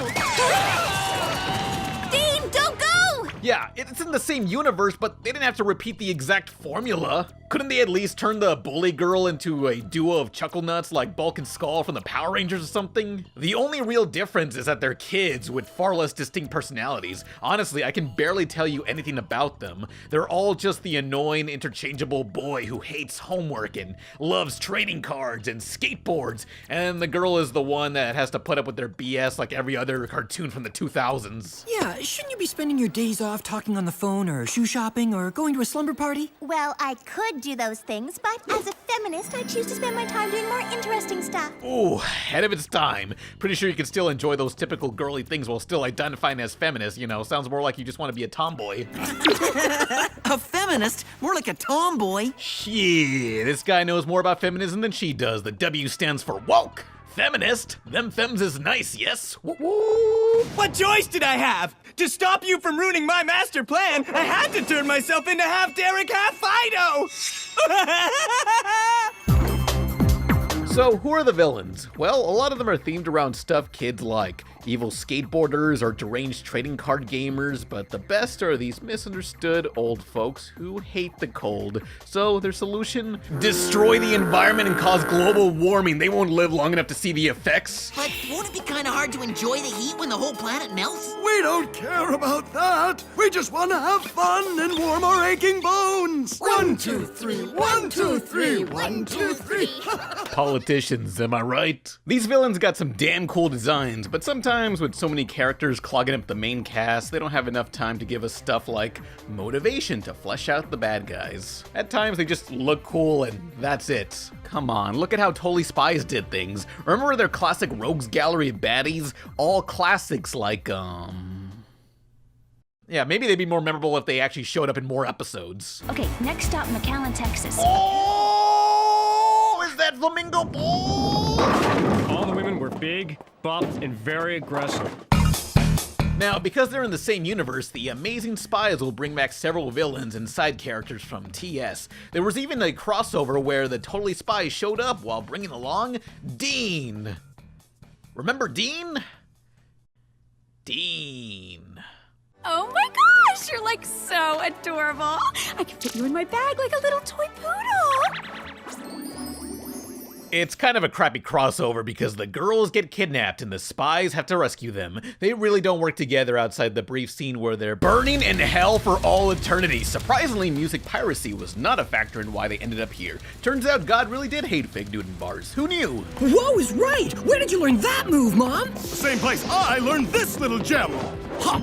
Ha! Hi-ya! But what really brings down the series is the editing style. Whether it be action or simply characters just talking, nearly every single cut is a snap, zoom out, zoom in. It's nauseating. God damn. Okay, we get it. You learned how to edit videos last night. This has to be by some well-meaning but lobotomized executive thinking. No, it's not exciting enough. The focus group of kids half paying attention on their DS Lite didn't react to anything for more than 2 seconds. Zoom out, zoom in, zoom out. It's appropriate this cartoon was produced by Marathon because it's exhausting. Look at this. Get ready to hold your breath. Well, am I supposed to look at each image for 1 millisecond? It's stimulus overload. Hey, what camera angle should we use? All of them. Yeah, it's flashy, but the flashier something is, the more disorienting it gets. Like, even the action is a mess. Here's the first episode where the spies get superpowers from some trading cards. Yeah, so they get into this big stupid fight and one girl gets restrained in this terrible angle. And look, the stretchy guy pulls the ghost girl away, but then she frees herself and stretchy guy is fighting someone else?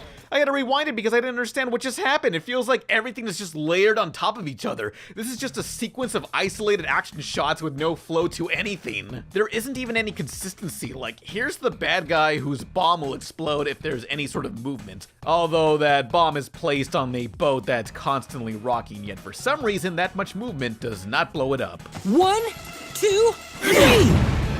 And later in the same episode, they got all these bombs that they simply walk on top of. No problem. Are you kidding me? We can just walk over it? You can just walk over it. We'll be back with more questionable cartoon moments after this.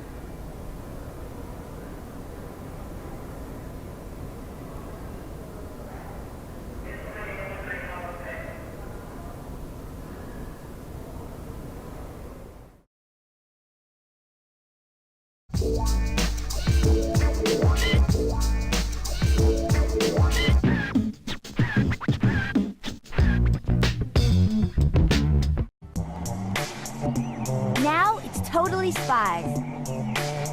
Then it's Pokemon. This is Cartoon Network.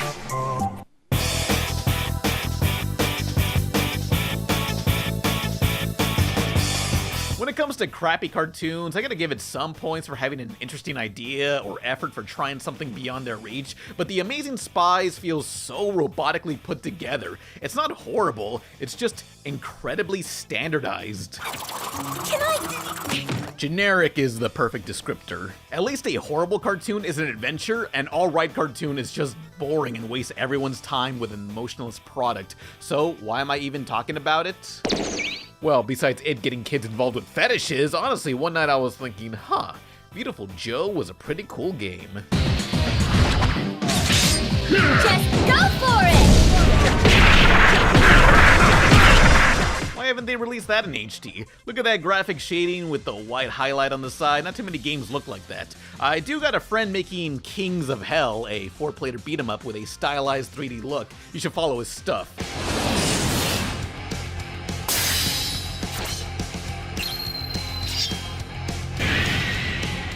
So, after thinking about Beautiful Joe, then I remembered, hey, wasn't there a spy cartoon with this exact style? And that's how I got here. The art is way too good for The Amazing Spiez. Which is why we're not about to let you get away this time! Awesome! It's not awesome, Tony. We just got captured. I know! It seems pretty hard to manage that kind of style for a rushed half-hour series, but they were smart in not using any pitch black shading on the skin. That way it's easier to read their faces. Now, I looked up the two character designers credited, Stefan Barry, who worked on the original Totally Spies, and also Benedict Ciarino. Given the more cartoonish look, I theorized the show was more his work. Maybe?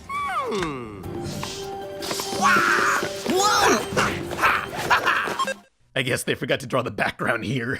Looking into his other projects, he also did Lolly Rock, which is not a good name for a TV show, and also Droners. It's about kids who race drones. I'm sure it's more exciting than it sounds. Benedict and several other character designers worked on this, and boy, these designs are pretty damn amazing. I love this smooth, round style. But it's getting late, so let's wrap this video up. Somebody order some mutant teens?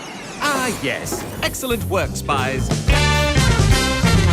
The Amazing Spiez has some great designs, but it's not reflective of their characterization. It's a completely play-it-safe cartoon produced under the 52-episode rule, pumped out to air on some channel until they get tired of it, only to air on some other channel. Why would a first-run TV station be running retro junk like this? This is the forgotten third-party cartoon you find officially dumped on YouTube for free, which I did. There's almost no production info on it publicly available. No interviews, it kind of feels like this was a product put together with no creative aspirations. But according to the trivia on imdb.com, it says, quote, "Someone peed themselves." Awesome.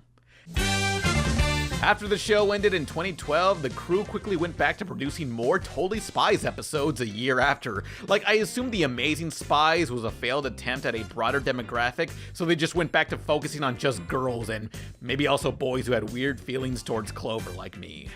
What a waste. Ha! Now that's what I call teamwork! Ha! You said it!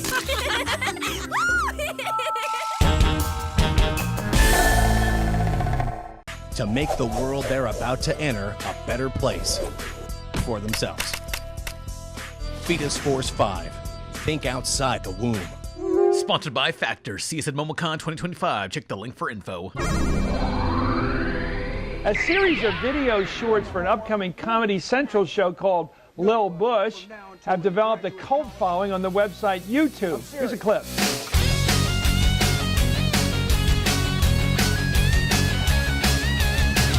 Little Bush.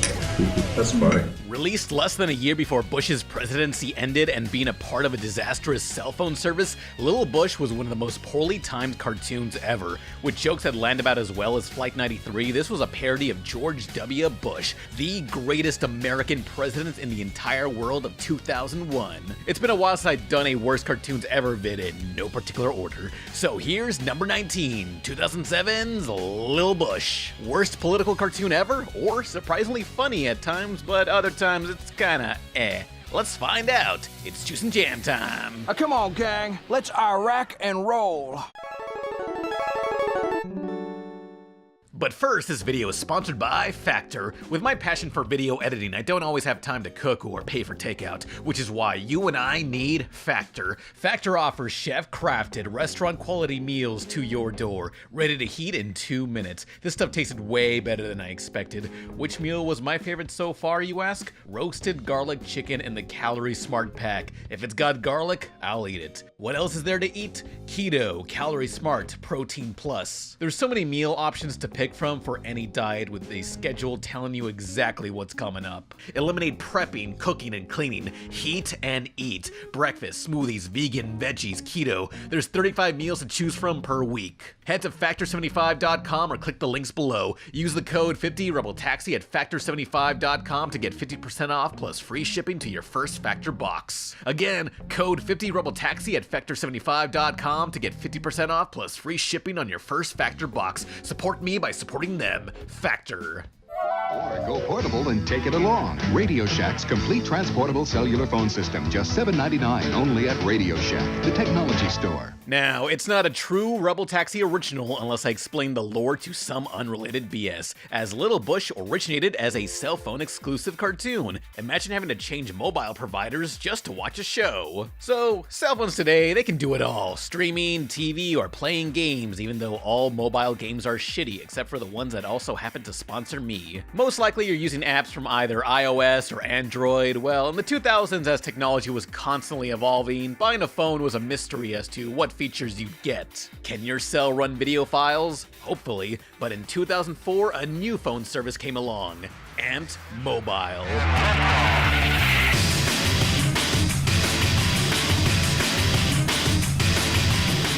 You had games, viral videos, music videos, and even live TV and sports. They locked down deals from Adult Swim, Discovery, Fox Sports, MTV, Spike TV, and more, all on your phone on the go. Amped Mobile has got a new phone with an exclusive Beavis and Butthead channel. You take it for granted now, but just a few years prior, this is all phones could play. Amped had Java games and 99-cent music downloads and cool features like texting images. Whoa. Amped wanted to create, quote, not a mobile company, but an entertainment empire. The next HBO. Bitch, you ain't even Showtime. Someone order a large package? Using Verizon's phone network, they got investors from places like Universal Music or Viacom. You know, the parent company of MTV, Nick, and Comedy Central. Amped was given $150 million, making it the largest venture capital deal as of 2006. Oh, 2006! 2006. Yeah, that's it right there! Mobile phones were the future, and they were ready. It worked out well for the N-Gage and Quibi. Entertain yourself with Amped Mobile. Now get unlimited anytime minutes forever for just $99 a month when you sign up for Amped Overload. Yeah, watch viral videos such as a horrific car crash. Like, are they okay? I ask you, do you want footage of your near-death experience to be used to advertise the Jitterbug phone? It's the Jitterbug. It's a terrific crash, ladies and gentlemen. The smoke and the flames now. Also, no, there was no YouTube app yet. You had to take whatever viral videos they dumped onto you. Beyond web and TV, this phone company promised Amped exclusive shows and music. There were legends like Snoop Dogg, who gave them 30 original tracks and ringtones, apparently. Not sure which those were. Probably just a bunch of sample beats he told around with. In addition, Amped sponsored shows and sporting events in exchange for content. BMX, UFC, motocross. What's unacceptable about TV? It's too slow. Can't say words like that bothers me as both a hip-hop enthusiast and a racist. They also funded Acceptable TV, a VH1 sketch show featuring Jack Black, Dan Harmon, and Justin Roiland, before it all went wrong. The Justin Roiland RC stunt extravaganza interview show is officially over. So I can make room for my new drone show! I'm gonna quit Rick and Morty and just do the drone stuff now. That's it. I've talked about Acceptable TV and Roiland's other cartoons in previous vids. It's the one with the Mr. Sprinkle shorts. Dr. Seuss meets Rick and Morty has the perfect balance of demented but sympathetic. Mr. Kukowski? Stop, Federation! Also signed on to Amped were the producers of 24, right after making 24 Conspiracy. A spin-off with 1-minute-long episodes dubbed Mobisodes, mobile episodes, although with a low budget, the main character Jack Bauer was not there. Instead, it was these guys. They traced her to an industrial plant outside Bethesda. Go find her. I'll get the bug spray. Emerging from this booming phone market was a production company named Brand Trigger, Execute or Die, who pitched many shows to Amped and other stations that never happened. Their pitch reel featured original drawings and stolen footage from other TV shows, which is normal to sell an idea to a network. Imagine soon-to-be classic cartoons like The Tunnel, about a border town with Mexicans living next door to a white family in this border town. It's a lot like that one show called Primos. Or how about this medieval fantasy? But first they must defeat their competition and don the mystical armor. Only then can they hope to find elf pussy. Touch the elf. I don't know what to say to this. This is perfect. Why didn't they make this into a show? Guys, elf pussy.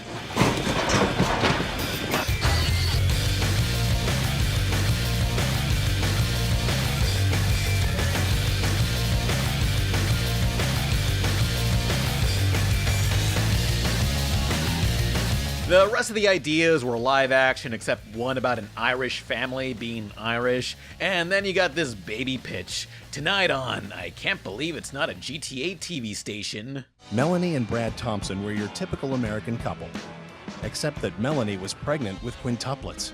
Thanks to a freak bolt of lightning and an open laptop, every internet page ever created downloaded through Melanie's womb and into the brains of those little fetuses.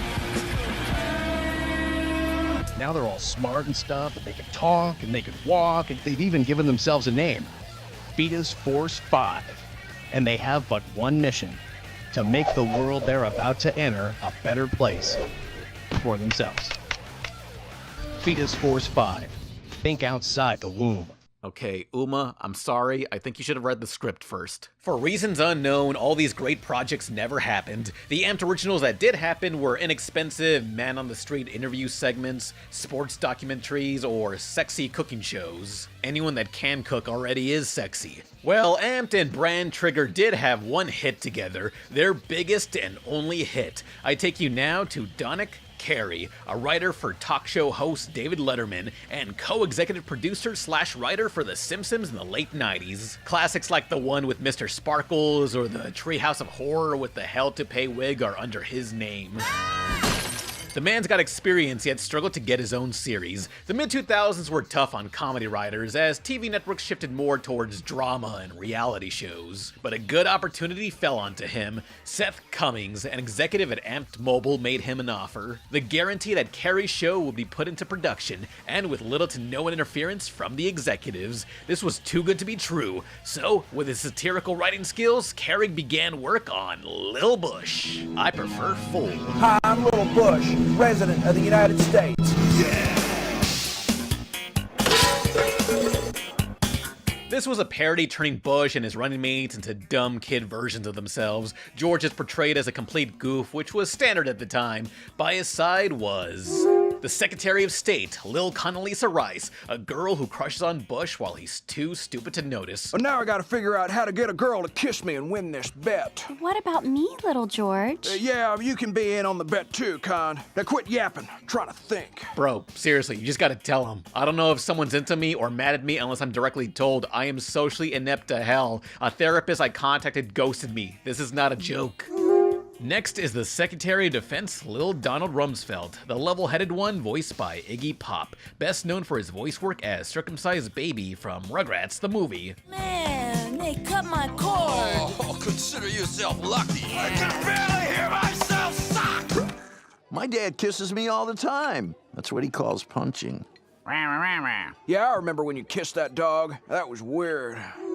And lastly was the Vice President, Lil Dick Cheney, a one-note character. He just says nonsense grobble-grobble phrases while beheading animals and sucking out their guts. Some of the humor is just gross like that.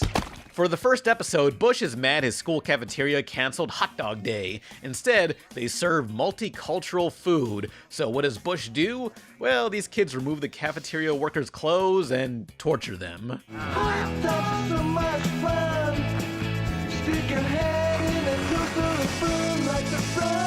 Why did that happen, you youngsters ask? Well, that's just how the US handled terrorists. Torture or, quote, enhanced interrogation, which does not break the Geneva Convention. Get your tickets today. This land is your land. This land is my land. Like, I was about 12 years old then, I didn't keep up with the news, but the war on terror was everywhere. Saturday Night Live, Comedy Central, Harold and Kumar, online parody flash games, making fun of Bush or his friendly rival Osama bin Dingo was guaranteed to get laughs. Like, remember that PS2 first-person shooter, Fugitive Hunter? Okay, it's handcuff time. It was where the final battle had you taking down Osama fighting game style. It even had a rap theme song too. Jet fuel can't melt steel beams, but these bars could. Fugitive hunter.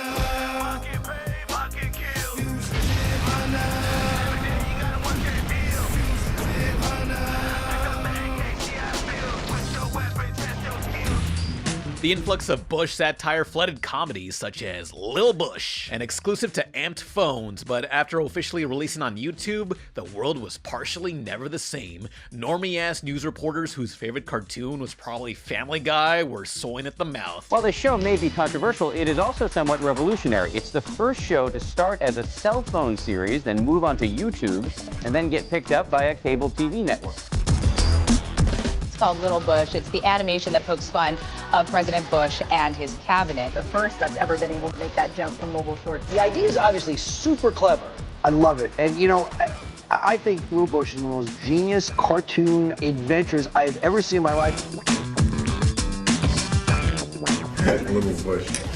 That's funny. Only 6 mobile shorts were made, yet I can't find anything beyond the first. It's not on any pirate sites or the DVDs, which season 2 costed like $50, so share this vid around or comment something to make up for that. Although some Amp promo trailers show clips of the lost shorts, from what's seen, these were later remade into full episodes during its TV run. Hey Mom, little George. Who are your friends? They're a couple of Thai prostitutes I've been backpacking with.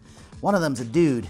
Hey, how you doing? And who are your friends? Oh, them, they're a couple of Thai prostitutes I've been backpacking with. One of them's a dude. How you doing? What I could find was another Amped cartoon by the same crew, Lil Hollywood. Oh my God, Little Cameron Diaz, Little Russell Crowe, and the Little Baldwin brothers. Yeah, this era was easily amused by parodies of Britney Spears or Paris Hilton, like, look, isn't it funny the celebrity's anorexic, does drugs, or is in rehab? One of the most unhinged moments was Britney Spears' privates. Mind you, this is a kid's version of Britney in school. Her privates come to life, censored thankfully.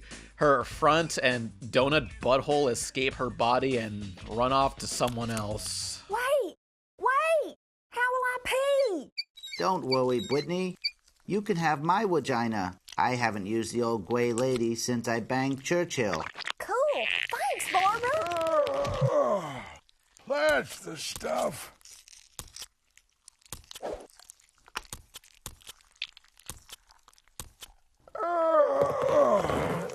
I can only find 2 episodes of this, and that was enough. More attention was given to Lil Bush during the election year of 2004. With Amp's funding from entertainment giant Viacom, they were able to snag a TV deal with Comedy Central. And with how fast it takes to make animation, the show was ready to air. 3 years later, when Bush was on his final year.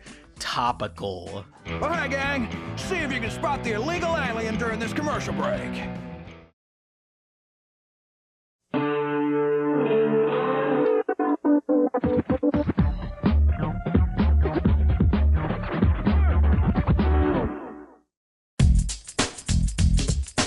So tell me, what's the first cartoon to go from online to TV? Hazbin Hotel? No sir, it's Lil Bush according to his creator's website. Though that could be debatable with Queer Duck premiering online and then TV in the year 2000. Queer Duck, I'm gay as a goose.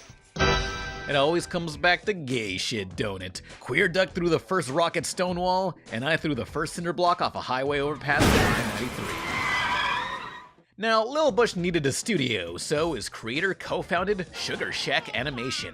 Located in Bulgaria and southeastern Europe, they mostly handled music videos or short animated segments and live-action shows, but their first job is for Lil Bush. Traditionally drawn on paper, scanned, and composited in Flash, this show actually looks pretty good. Sure, the backgrounds are ugly and flat, but these caricatures of the main group are simple yet recognizable. Mom, Pop, why does God take all my pets? Well, God works in mysterious ways only known to Republicans. Although the side characters suffer from that overly detailed celebrity cameo faces, these guys look like they programmed for Neopets. I can't blame them, the side characters don't have a whole intro theme to establish themselves, so they had to be recognizable on sight. Oh, and speaking of, that theme song.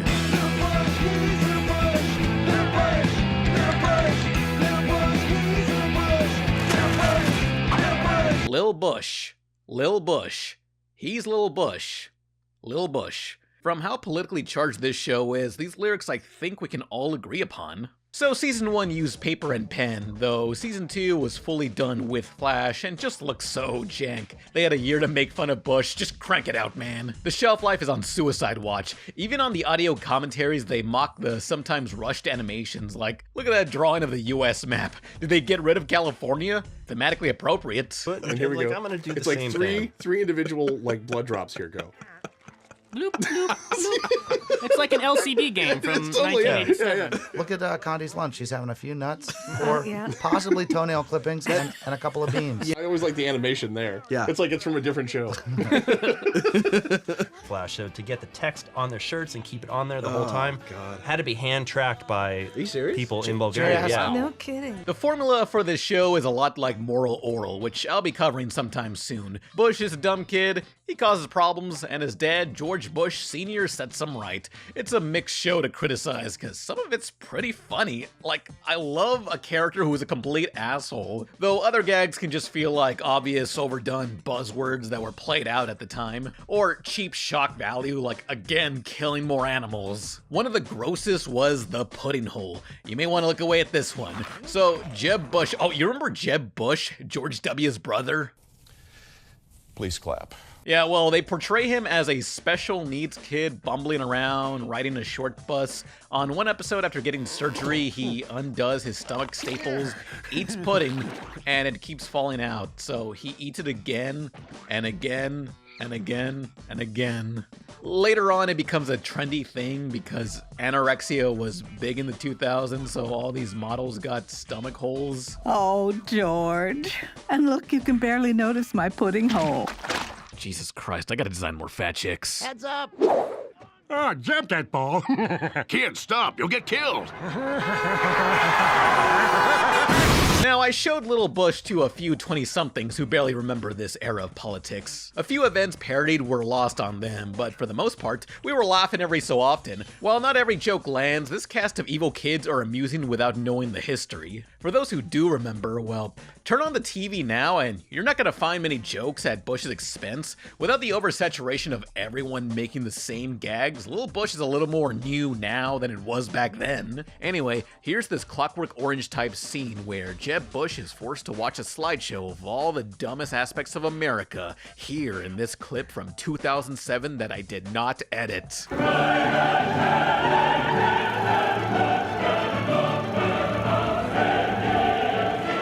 There's some good laughs to be had, especially with the background text for stores and banners. That Simpsons writing experience was put to good use. The only truly dated moments from Lil Bush are the openings. These were clips animated weeks prior to premiere with Bush monologuing about a recent event. Cartoon Network's Mad did the same thing too with their news update intros. For 07, Lil Bush talks about the release of Michael Bay's Transformers, Bob Barker retiring, and Paris Hilton going to jail. We interrupt tonight's program to bring you an important message from the White House. Tonight, I want to address these activist judges. Putting Paris Hilton in jail. Come on! Well, our first one, I believe, was about Paris Hilton being in jail, and we were like, we I nailed remember that. that. I remember And then a day later, she got out of jail, and we went, oh, crap, and we went back and rewrote it, and then she went back in jail. And it was like, this is going to be more difficult than we thought. Beyond politics, Comedy Central encouraged gross out stuff where I just did not want to see that. Contact your local Alan Gregory fan because one episode had Lil Dick Cheney and grown-up Barbara Bush make out for a long time. Like, she doesn't feel loved by her husband and bangs Lil Cheney.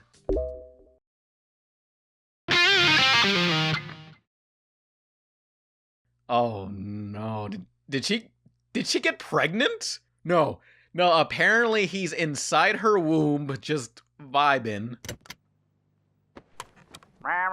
Dear Penthouse. Now that's thinking outside the womb. There's several just horrendous moments, like the episode with the Red Hot Chili Peppers. Bush's gang dresses up just like them, as in they get naked except for a sock covering their dicks. Like, please, stop doing nudity jokes with these characters on so many episodes. Were the Chili Peppers also signed on as writers? There was even an episode that was almost banned. It was about Lil Dick Cheney getting a heart attack and going to hell. Comedy Central was worried the real Dick Cheney would suffer a heart attack, so as not to come off in poor taste, they funded a backup episode should that happen. This extra 11-minute episode released to DVD and is the only one on YouTube free from copyright strikes. Completely insane to make a whole backup episode, but it is animated in a jankier style and makes for a great DVD bonus feature. Instead of making fun of Cheney's possible death, they instead make jokes relating to wounded veterans and how the US left them hanging. Yeah, I'm just like you guys. I'm a real right-winger. Too soon, Havsy. Too soon. A notable surprise out of Lil Bush is each episode has an original song, a few of which I totally vibe with. Anything from Scooby-Doo parodies to punk rock. Though, despite having Iggy Pop in the cast, he does not sing on any of them. I'm the decider making up my mind. Blowing up stuff helps me unwind. I pity the fool like Mr. T, exploding anyone who disagrees with me. As for other musicians, Tom Petty was gonna show up, yet his people ghosted the crew. But as usual, Good Charlotte was always available. We're DC's premier Good Charlotte cover band. Oh, you're better, Charlotte? No, we're Good Charlotter. And since the actual Good Charlotte has a cease and desist order against us, we're gonna be rocking some of the biggest public domain hits of the last 100 years. 1, 2, 3, 4. Countdown ladies, sing this song. Now, for some reason, Dick Cheney's father is portrayed as Darth Vader wearing his helmet. Like, I get Vader's evil, but you also imply Lil Cheney's a good guy. Then again, Luke Skywalker thought about killing a kid once while helping bomb multiple satellites, likely filled with maintenance crew and POWs on his side. Surprisingly, Lucasfilm saw Big Daddy Cheney and sent the Bush crew a box full of shirts and video games. Shit, you get free stuff for referencing it? Hang on, let me try something. Okay, groceries from Albertsons, Acme Market, Hagen, Safeway, Shaw's and Star Marks, Vaughn's, Pavilions, Amazon, Whole Food Market, Kroger, Baker's, City Market, Dillon's, Food for Less, Fruit Myers, Fry's, Gerber's, Harry Tester, JC's, King We'll be right back after these messages. Hey, young viewers aged 18 to 24, do your part in the war on terror and watch these commercials.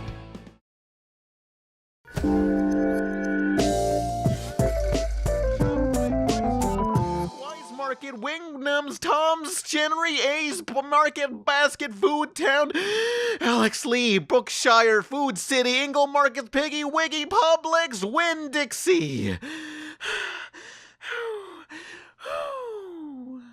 Did it work? The jukebox, you'll notice, we jammed in a product plug for Wurlitzer. Wurlitzer, yeah. I saw that. Yeah. Thinking we were going to get a free jukebox, and they said no. So with Lil Bush getting 2 seasons on TV, I think we should check in on its first home, Amped Mobile. How are they doing? Well, on June 2007, the very month that Lil Bush premiered on TV, Amped Mobile filed for bankruptcy protection. How did that happen in just 2 years with 170,000 users? Well, half of them weren't even paying the bills. This was a pay-as-you-go phone service with no contracts and no activation fee. Post-paid service, as in you pay after you use it. Instead of giving users 30 days to pay, they were given 90 days to eventually pay their bills. Please? You're all gonna pay, right? You're not just gonna take the 3 months of free service, right? Right? Right? Please? Maybe they were a little too generous. Like I always say, nice guys finish on the ass. Now, Amped was not using its own cellular networks as it was bumming off Verizon Wireless, so with Amped going down, all those users will automatically transfer to Verizon, right? No problem? Nope. Verizon saw Amped wasn't making any money, so they dropped them. 1 month later, on July 2007, Amped's customers received a text. Their service is getting cut off in just 3 days. Over 170,000 users would lose service. But there was hope. Users were instead transferred to Prexar Mobile. What the fuck is that? That sounds like they make gas station pills. The first Google search I found was a forum post of customers calling them the crack dealer of mobile phones. Yeah, Prexar were awesome because they charged you by the text. To give you an idea of how bad its rates were, a poster commented, $60 for 5,000 messages? Are you kidding me? I pay $15 for unlimited. Wow. Let me handle this. Hey, is she shooting lawsuits out of her ass? To recoup the losses, Amped was desperate, so they sued their former CEO, Peter Adderton, $1 million for failing to fulfill all his job functions. Whatever that means. Amped was also suing their former partners that once funded them, Playboy, MTV, some law firms. Oh, and before that, another one. While still in business, 2 disgruntled employees sent a mass email to various coworkers and the press. These messages listed the overblown salaries of executives with claims of sexual harassment, stating, "This company is full of lying, deceiving, manipulating, and womanizing men. I'm ashamed that I can relate to all of that. Not to mention the financial antics. Kinda reminds me of the Enron disasters." What do you mean you can relate? Amped figured out who sent the emails and sued those employees too. Despite all the legal threats, Amped shut down as their logo was missing from Lil Bush Season 2. While searching for footage, I found Amped Mobile's YouTube channel created in 2006 with a description that reads, "We went bankrupt. Sad face." Hey, I'll give you a pity sub, Amped. In fact, you all should pity sub. To me. All of you watching right now, fucking do it, I'm not messing around. Maybe I can convince you with my science statement. Huh?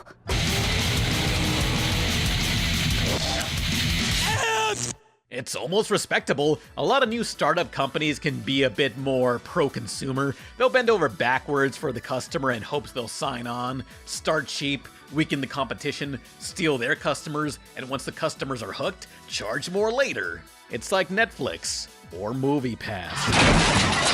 RIP Amped. Right place, but the wrong time for mobile entertainment. When you're ahead of the curve, you forget it's a 4-way intersection. Did anyone watching this even have Amped? No, let me rephrase that. Did anyone watching this actually pay for Amped? Cause you may have helped kill them. As for Lil Bush, well, I think you know what's coming. The quick version is, these were originally made for Amped mobile cell phones, which quickly went out of business when we put them on. We have nothing to do with that. We just want to say no connection at all, no causal relationship.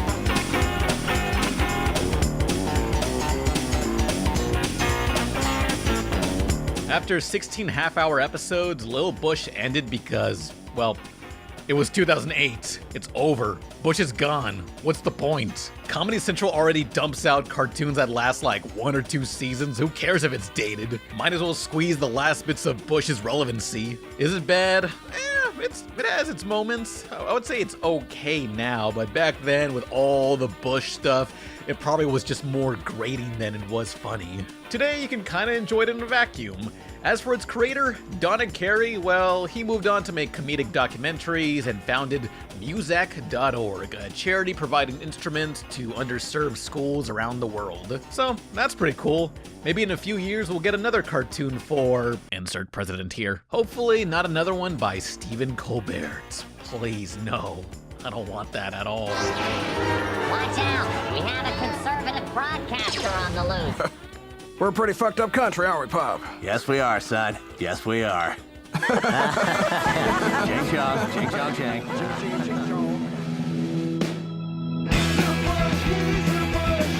Don't give up. Challenge again. Just went triple platinum. CDs triple platinum coated nuts. Biatch! Sponsored by Run for Mummies. See us at MomoCon 2025. See the link below for details.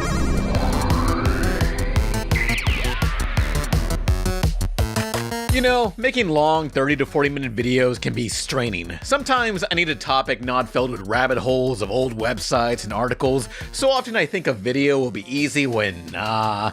I need a simple cartoon like here, Jake's Booty Call. There cannot be that much history to this. Our story takes us to Michael Eisner. Fine, 2003's National Lampoon's Jake's Booty Call, the first Flash animated movie and based on a game. Why is it the 20th worst cartoon ever in no particular order? Let's find out. Juice and jam time. But first, this video is sponsored by Run From Mummies for PC, Mac, Linux, and PS5, a single-player and couch co-op fast-paced puzzle game that I was surprised by. As tourists in Egypt, you must explore and collect relics to open an exit. But by the second unit of levels does the name make sense. You have to survive as you run from mummies. Your only defense is a camera flash that'll briefly slow them down. Some traps you need to run past, like the spike floors, but other traps like these statues with swords only strike if you run. So you have to walk slow here. Also, if you bump into breakable pottery, that'll stop you in your tracks. It's a game where you gotta rush, but you can't be reckless. You have different characters to unlock with different abilities. Some can snap photos as they move, some can heal the team, others can bash through vases with no issue. To earn more characters, you have to find them within the tomb, and there's over 100 levels. It's already hectic fun on single player, but I'd love to try local co-op sometime. Yeah, this video is sponsored, but I would have liked this game regardless. Run From Mummies for PC, PS5, and Mac.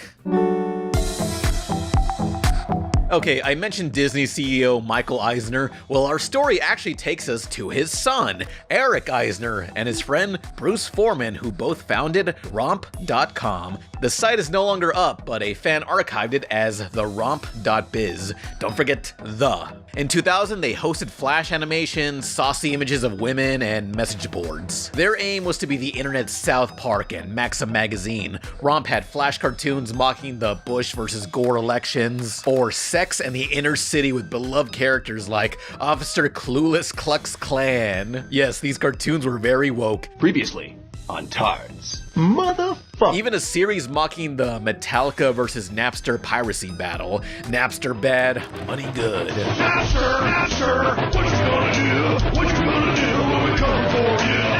Napster. These are the only ones I've seen go viral prior, and it's from Romp. It lampoons two of Metallica's members being greedy assholes and hunting down fans. Napster, I'm gonna fucking slap you silly dickweed. Dickweed, bad!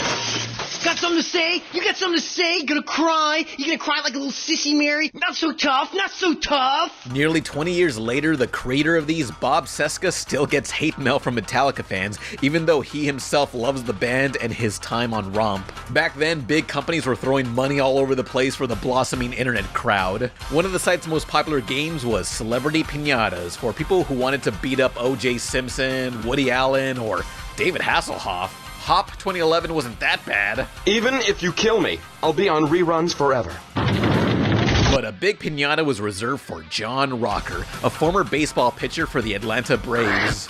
Get ready for a tangent. John got New York to hate him after stating his detest for foreigners, gays, single moms. The biggest thing I don't like about New York are the foreigners.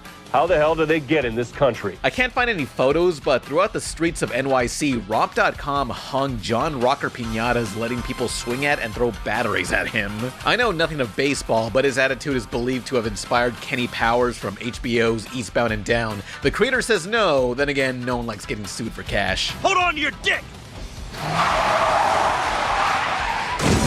Before I steer back into Romp, I gotta bring up John's 2011 Reddit AMA. Rest assured, John clarified he loves diversity as long as you hide away any ethnic stuff, pretend you're white, and assimilate. He did date people who aren't white, so he loves the ones that speak English. This AMA also gives us other fantastic questions like... Thanks for apparently inspiring the character of Kenny Powers. How do you feel about playing for New York?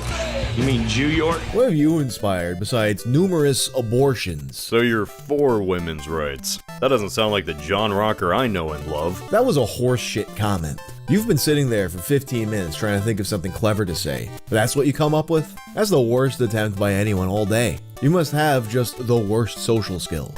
Enjoy living in mom's basement until you're 40, beating off to Baywatch reruns at 2 in the morning. Well, this insult didn't work. Maybe try calling him gay. Baywatch. I'm glad we're hitting these cultural phenomenons at their height. Miss again and you'll have to watch Baywatch Nights. Please learn English and assimilate. Thanks for all the great questions and insults. Couldn't respond to everything. Love the trolling here. Have a 2 p.m. conference call. Have to run. Go find something better to do. We weren't trolling. We really do hate you.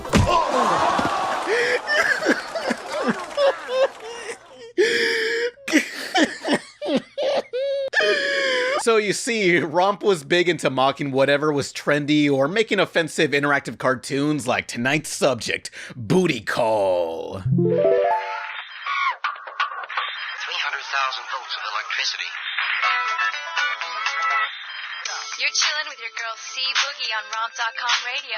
This one's a new one by Jake. It's called Booty Call. Hey Jake, baby, why don't you give me a booty call? A day in the life of a player named Jake. I make girls so wet they wanna masturbate.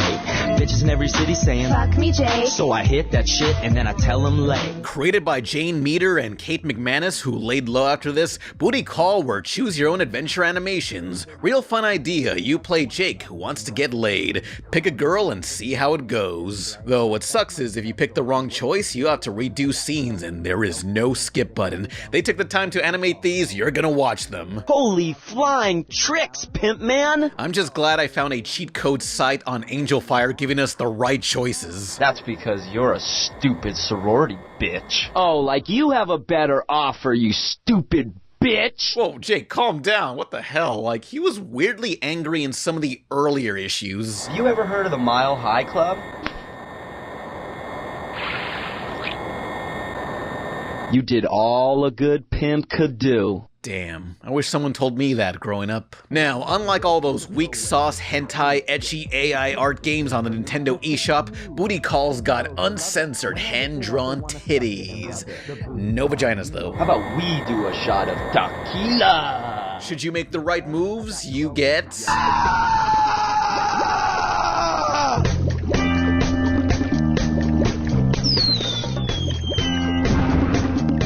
There were 33 of these games made in 1 year. They took Jake to clubs, raves, Halloween parties, and Vegas.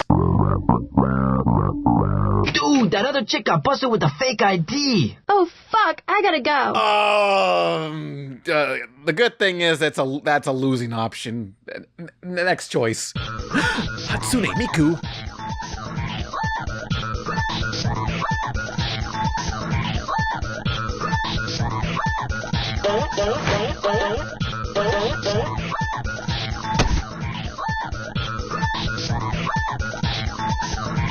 Shit, a player's gotta do what a player's gotta do. There could have been more episodes, but the funding by Romp was drying up. I'll explain why soon. At least many of their cartoons had a final episode send-off. For Booty Call, Jake was stabbed in the dick outside a club, like you see blood gushing out, followed by white fluids. Yeah. And they held a funeral for him featuring cameos by other beloved Romp characters. Truly, he was the Princess Diana of sexual harassment. It has developed a cult following among college kids. Illinois State University held a minute's silence when one of the characters on Booty Call Jake died. Harvard students have even started using Jake slang. That sounds so exaggerated, but I could picture a whole frat house being big into Jake. If I saw a fraternity with Booty Call on the computer and a Barstool Sports flag on the wall, I know something illegal happened here that the dean covered up to protect their running back. Then again, Jake is trashy, but when a woman says no, he moves on. If a woman seems interested yet is passed out, he does nothing, and no substances while driving. Jake, we have to stop. There's a kid watching. Oh, it's all good, girl. He can get sloppy seconds. To be fair, that's a losing option, and from what I've played, anything truly horrible that Jake does ends up being a game over. So he's less a quagmire and more of a boomhauer. Hey, don't even fucking think about it. A good pimp never hits a girl. Yeah, I gotta praise Romp for doing so many choose-your-own-adventure cartoons like this way before Netflix did it and then delisted them on December of 2024. Likely by the time you watch this, Netflix has removed nearly all interactive titles, stuff that is almost impossible to even pirate. There is a group called the Netflix Interactive Archive just starting up, so hopefully they'll organize and preserve these for the future, somehow. So, despite Jake's innovation and his fans, how did it all go wrong? Godzilla!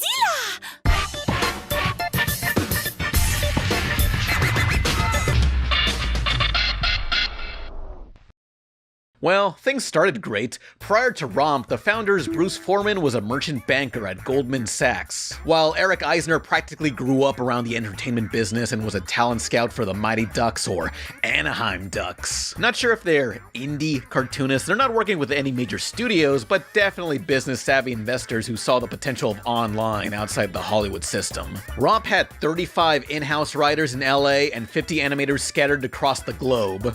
Rather than go to Hollywood, we went and found our first wave of talent online. Those are the people who tend to be the most passionate about the internet and who are the most familiar with creating compelling interactive content for it. To change anything from the start, I think we would have hired an HR recruiter very early on. It would have made everyone's life at the company easier.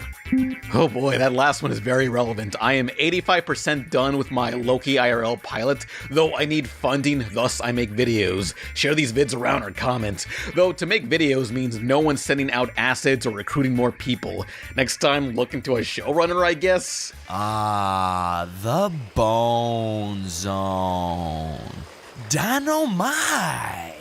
What's crazy is in 2001, Romp had a sort of Patreon service. Well, their stuff was still free, but it was more of a tip jar with likely some benefits for $5 a month. In just 3 weeks of opening subscriptions, they got 11,000 paid subscribers. Crazy. This was a niche site, and trusting people with money online was way harder back then. No one had PayPal, and giving your credit card info to this new thing called the internet was uncharted territory. It's like sticking your credit card in a glory hole. Nah, hells no, she didn't. 11,000 paid users was a great start, but the article also mentions executives wanted another 40,000 to break even. Along with animation, hosting a site was even more expensive back then. The early 2000s was the .com burst, where tons of new businesses started online, and they just didn't know how to sustain it. Not enough internet users or outlets for cash. Literally the Simpsons episode, I Am Furious Yellow. Bart makes online cartoons, joins a company doing the same, only for them to go bankrupt. That episode was mocking toon sites like The Romp, Icebox, or Mondo Media. Bart, it's not about how much stock you have. It's about how much copper wire you can get out of the building with. Guys! Now, Mondo Media was among the few to survive the .com burst, the makers of Happy Tree Friends and Dick Figures who are still around. They stayed afloat by selling merchandise, DVDs, and they were their own animation studio who helped on TV shows, so they weren't fully online only. Romp was not so lucky as they outsourced their animations, but they had a plan. Pitch shows to TV. So, you came crawling back to TV, huh? One pitch was called Peep Show. It's a prank show of going out into the streets and making people do crazy stuff in exchange for cash. Meanwhile, people would bet on how far they'd go. I guess like Impractical Jokers, except the Jokers did it for the love of the game. Another pitch was for The Hunt, a reality scavenger hunt cross-country. Also planned was a Maxim-inspired magazine with a publishing company that also went out of business that very year. None of these were made, except on eBay, I found at least one issue and I bought it. Once I receive it, I'll link pictures of it in the description. So in 2001, after 1 year of service, Romp already downsized most of its employees, but they didn't give up. So everybody's wondering what's going on with Romp. Well, let us start by saying the Romp will never die. For all of you sipping haterade, you better back down, because the Romp isn't going anywhere. The Romp is still on. Months later, Romp's website shut down, though it had one final project, Jake's Booty Call, the movie, the first Flash animated film, and with a budget of $50,000. Also, will.i.am from Black Eyed Peas was in the soundtrack. I guess it helped that National Lampoon either bought up or licensed Romp stuff for themselves. Oh, great, another rabbit hole. Okay, National Lampoon. They were a humor magazine in the 70s, like Mad Magazine, but much hornier. Comedy magazines were dying by the 80s, so movies became their go-to. National Lampoon's Animal House, or all the vacation films, classics. Yet to stay afloat, they sold off the name and slapped it onto any random films, the Cloverfield of comedy. Today, National Lampoon is, well, their last film was in 2015, and now their website is just a link to submit your email for updates. Who my information is going to be sold to is up to fate to decide. It's just a brand some guy is sitting on while raking in whatever royalties those movies bring in. Now, info's murky as I can't tell if Romp was licensed out or is now owned by Lampoon. Regardless, together in 2005, they sold old Romp cartoons to watch on PSP UMD discs. Not even a courtesy DVD, couldn't put it on Video Now or GBA Video while you're at it. Even the description on the back mentions Romp being shut down, though our main topic is for the 2003 film they funded, National Lampoon's Jake's Booty Call. We'll be back with more Booty Call after this.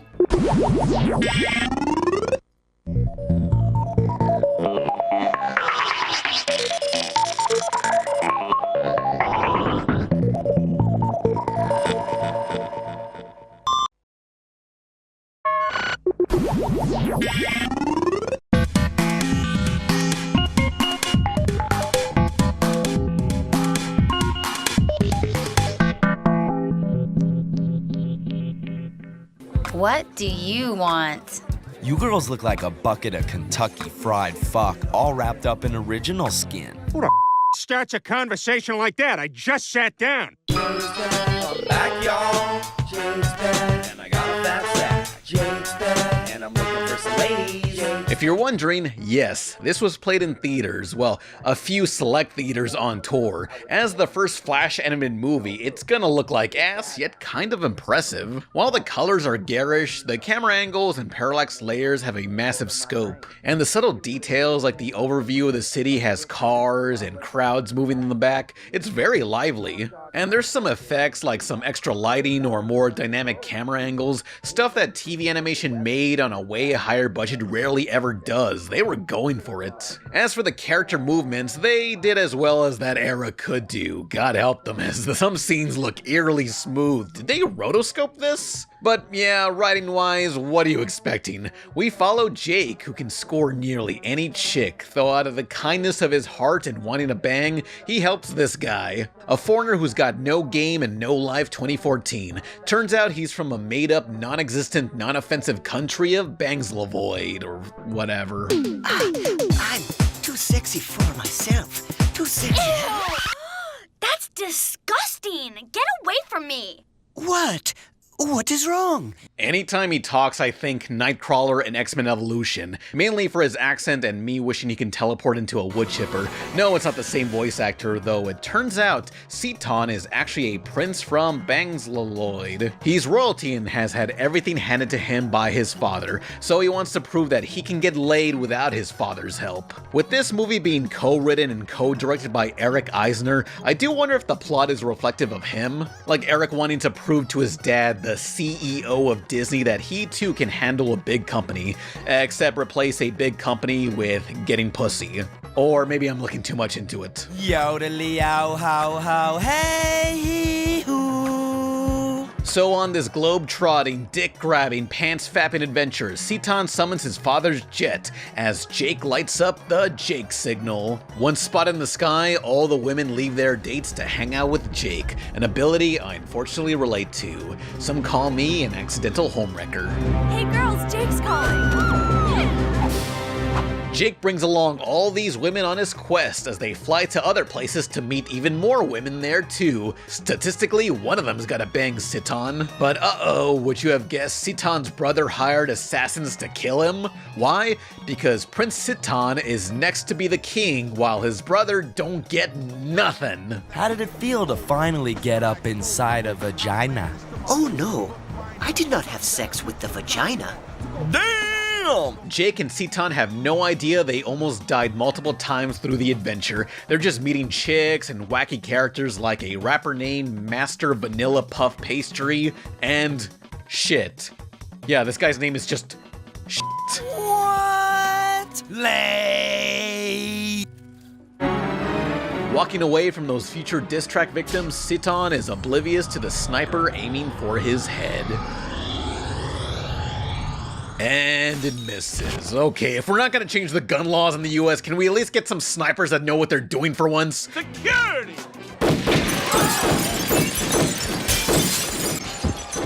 Damn, just when I start to get my Mac on, they gotta go shooting up the club.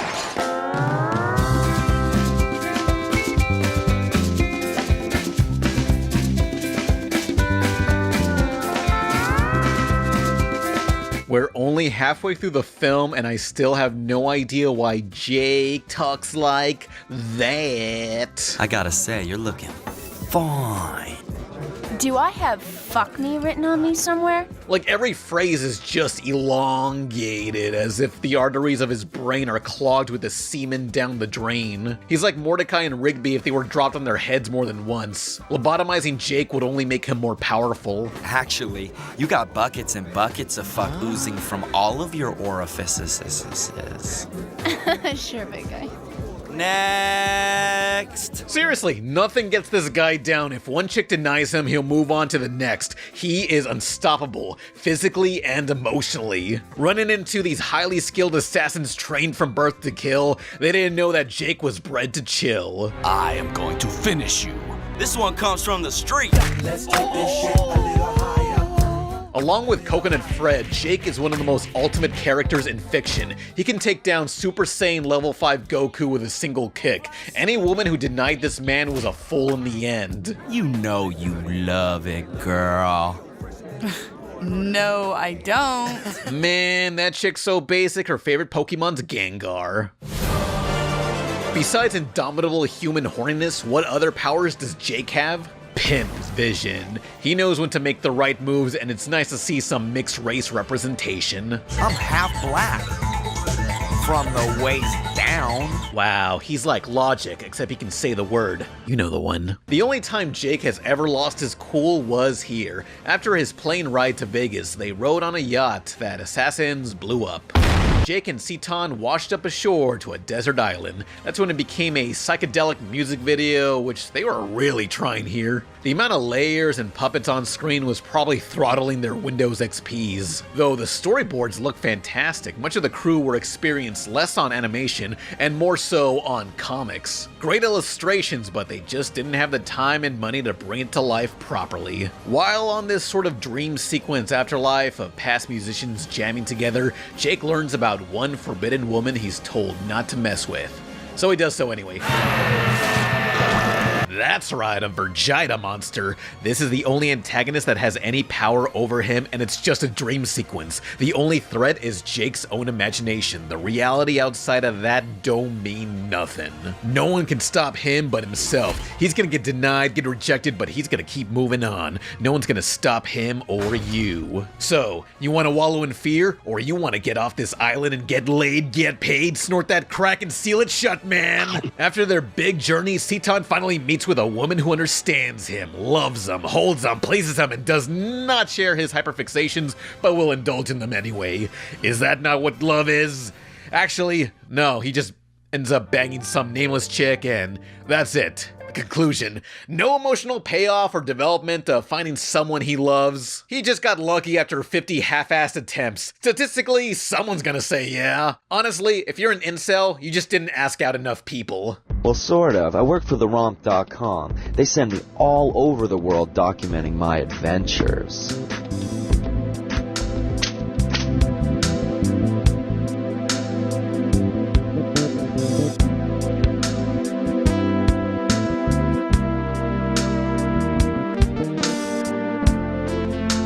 The movie ends with Jake kicking everyone's ass and Seton beating his brother, getting laid, and becoming a king. What's the point of becoming what we already are? It's over. So, what did I think? I mean, did you see it? There was no plot. The sex scenes weren't erotic enough, and all the jokes are just Jake going titties. Like, imagine if my videos was me going, goth girls, yeah. Oh no. When you look at Booty Call's deleted scenes, you see the label for Romp Films. Clearly this was the final attempt to keep the Romp brand alive. While ahead of its time in the year 2000, Romp failed because not enough people were online to financially sustain it. Meanwhile, co-founders Bruce Foreman is... no idea, probably still investing. As for Eric Eisner, well, he organizes professional sporting events and works at his father's company, Torrente Television, who produces... yeah, I think he's doing fine. His destiny it is to become a Jedi pimp. Despite over 30 million game downloads according to the DVD cover, Jake faded away. But looking at the comments for a movie review by Lazy Pillows, I found 2 animators claiming to have worked on Booty Call, the latter of which I shall leave you with. For most of us, this was our first real Hollywood production, and we were just thrilled to be working full-time on an animated movie, in Flash no less. The office was an old ABC prop house in West Hollywood, and it was a riot. 57 artists and animators. We all lived, worked, and partied in that place for 3-ish years. Great memories, great friends. And as bad as the film was, Eric and Julian were literally the best bosses. They made work fun. They listened to us and our ideas, and they made the animation process fun. And they went above and beyond to see their artistic vision through to the end, with little to no outside interference. You gotta respect that. The real failure of this film was on the production end, which was sad. With a good producer, we really could have made this something special. Don't give up. Challenge again.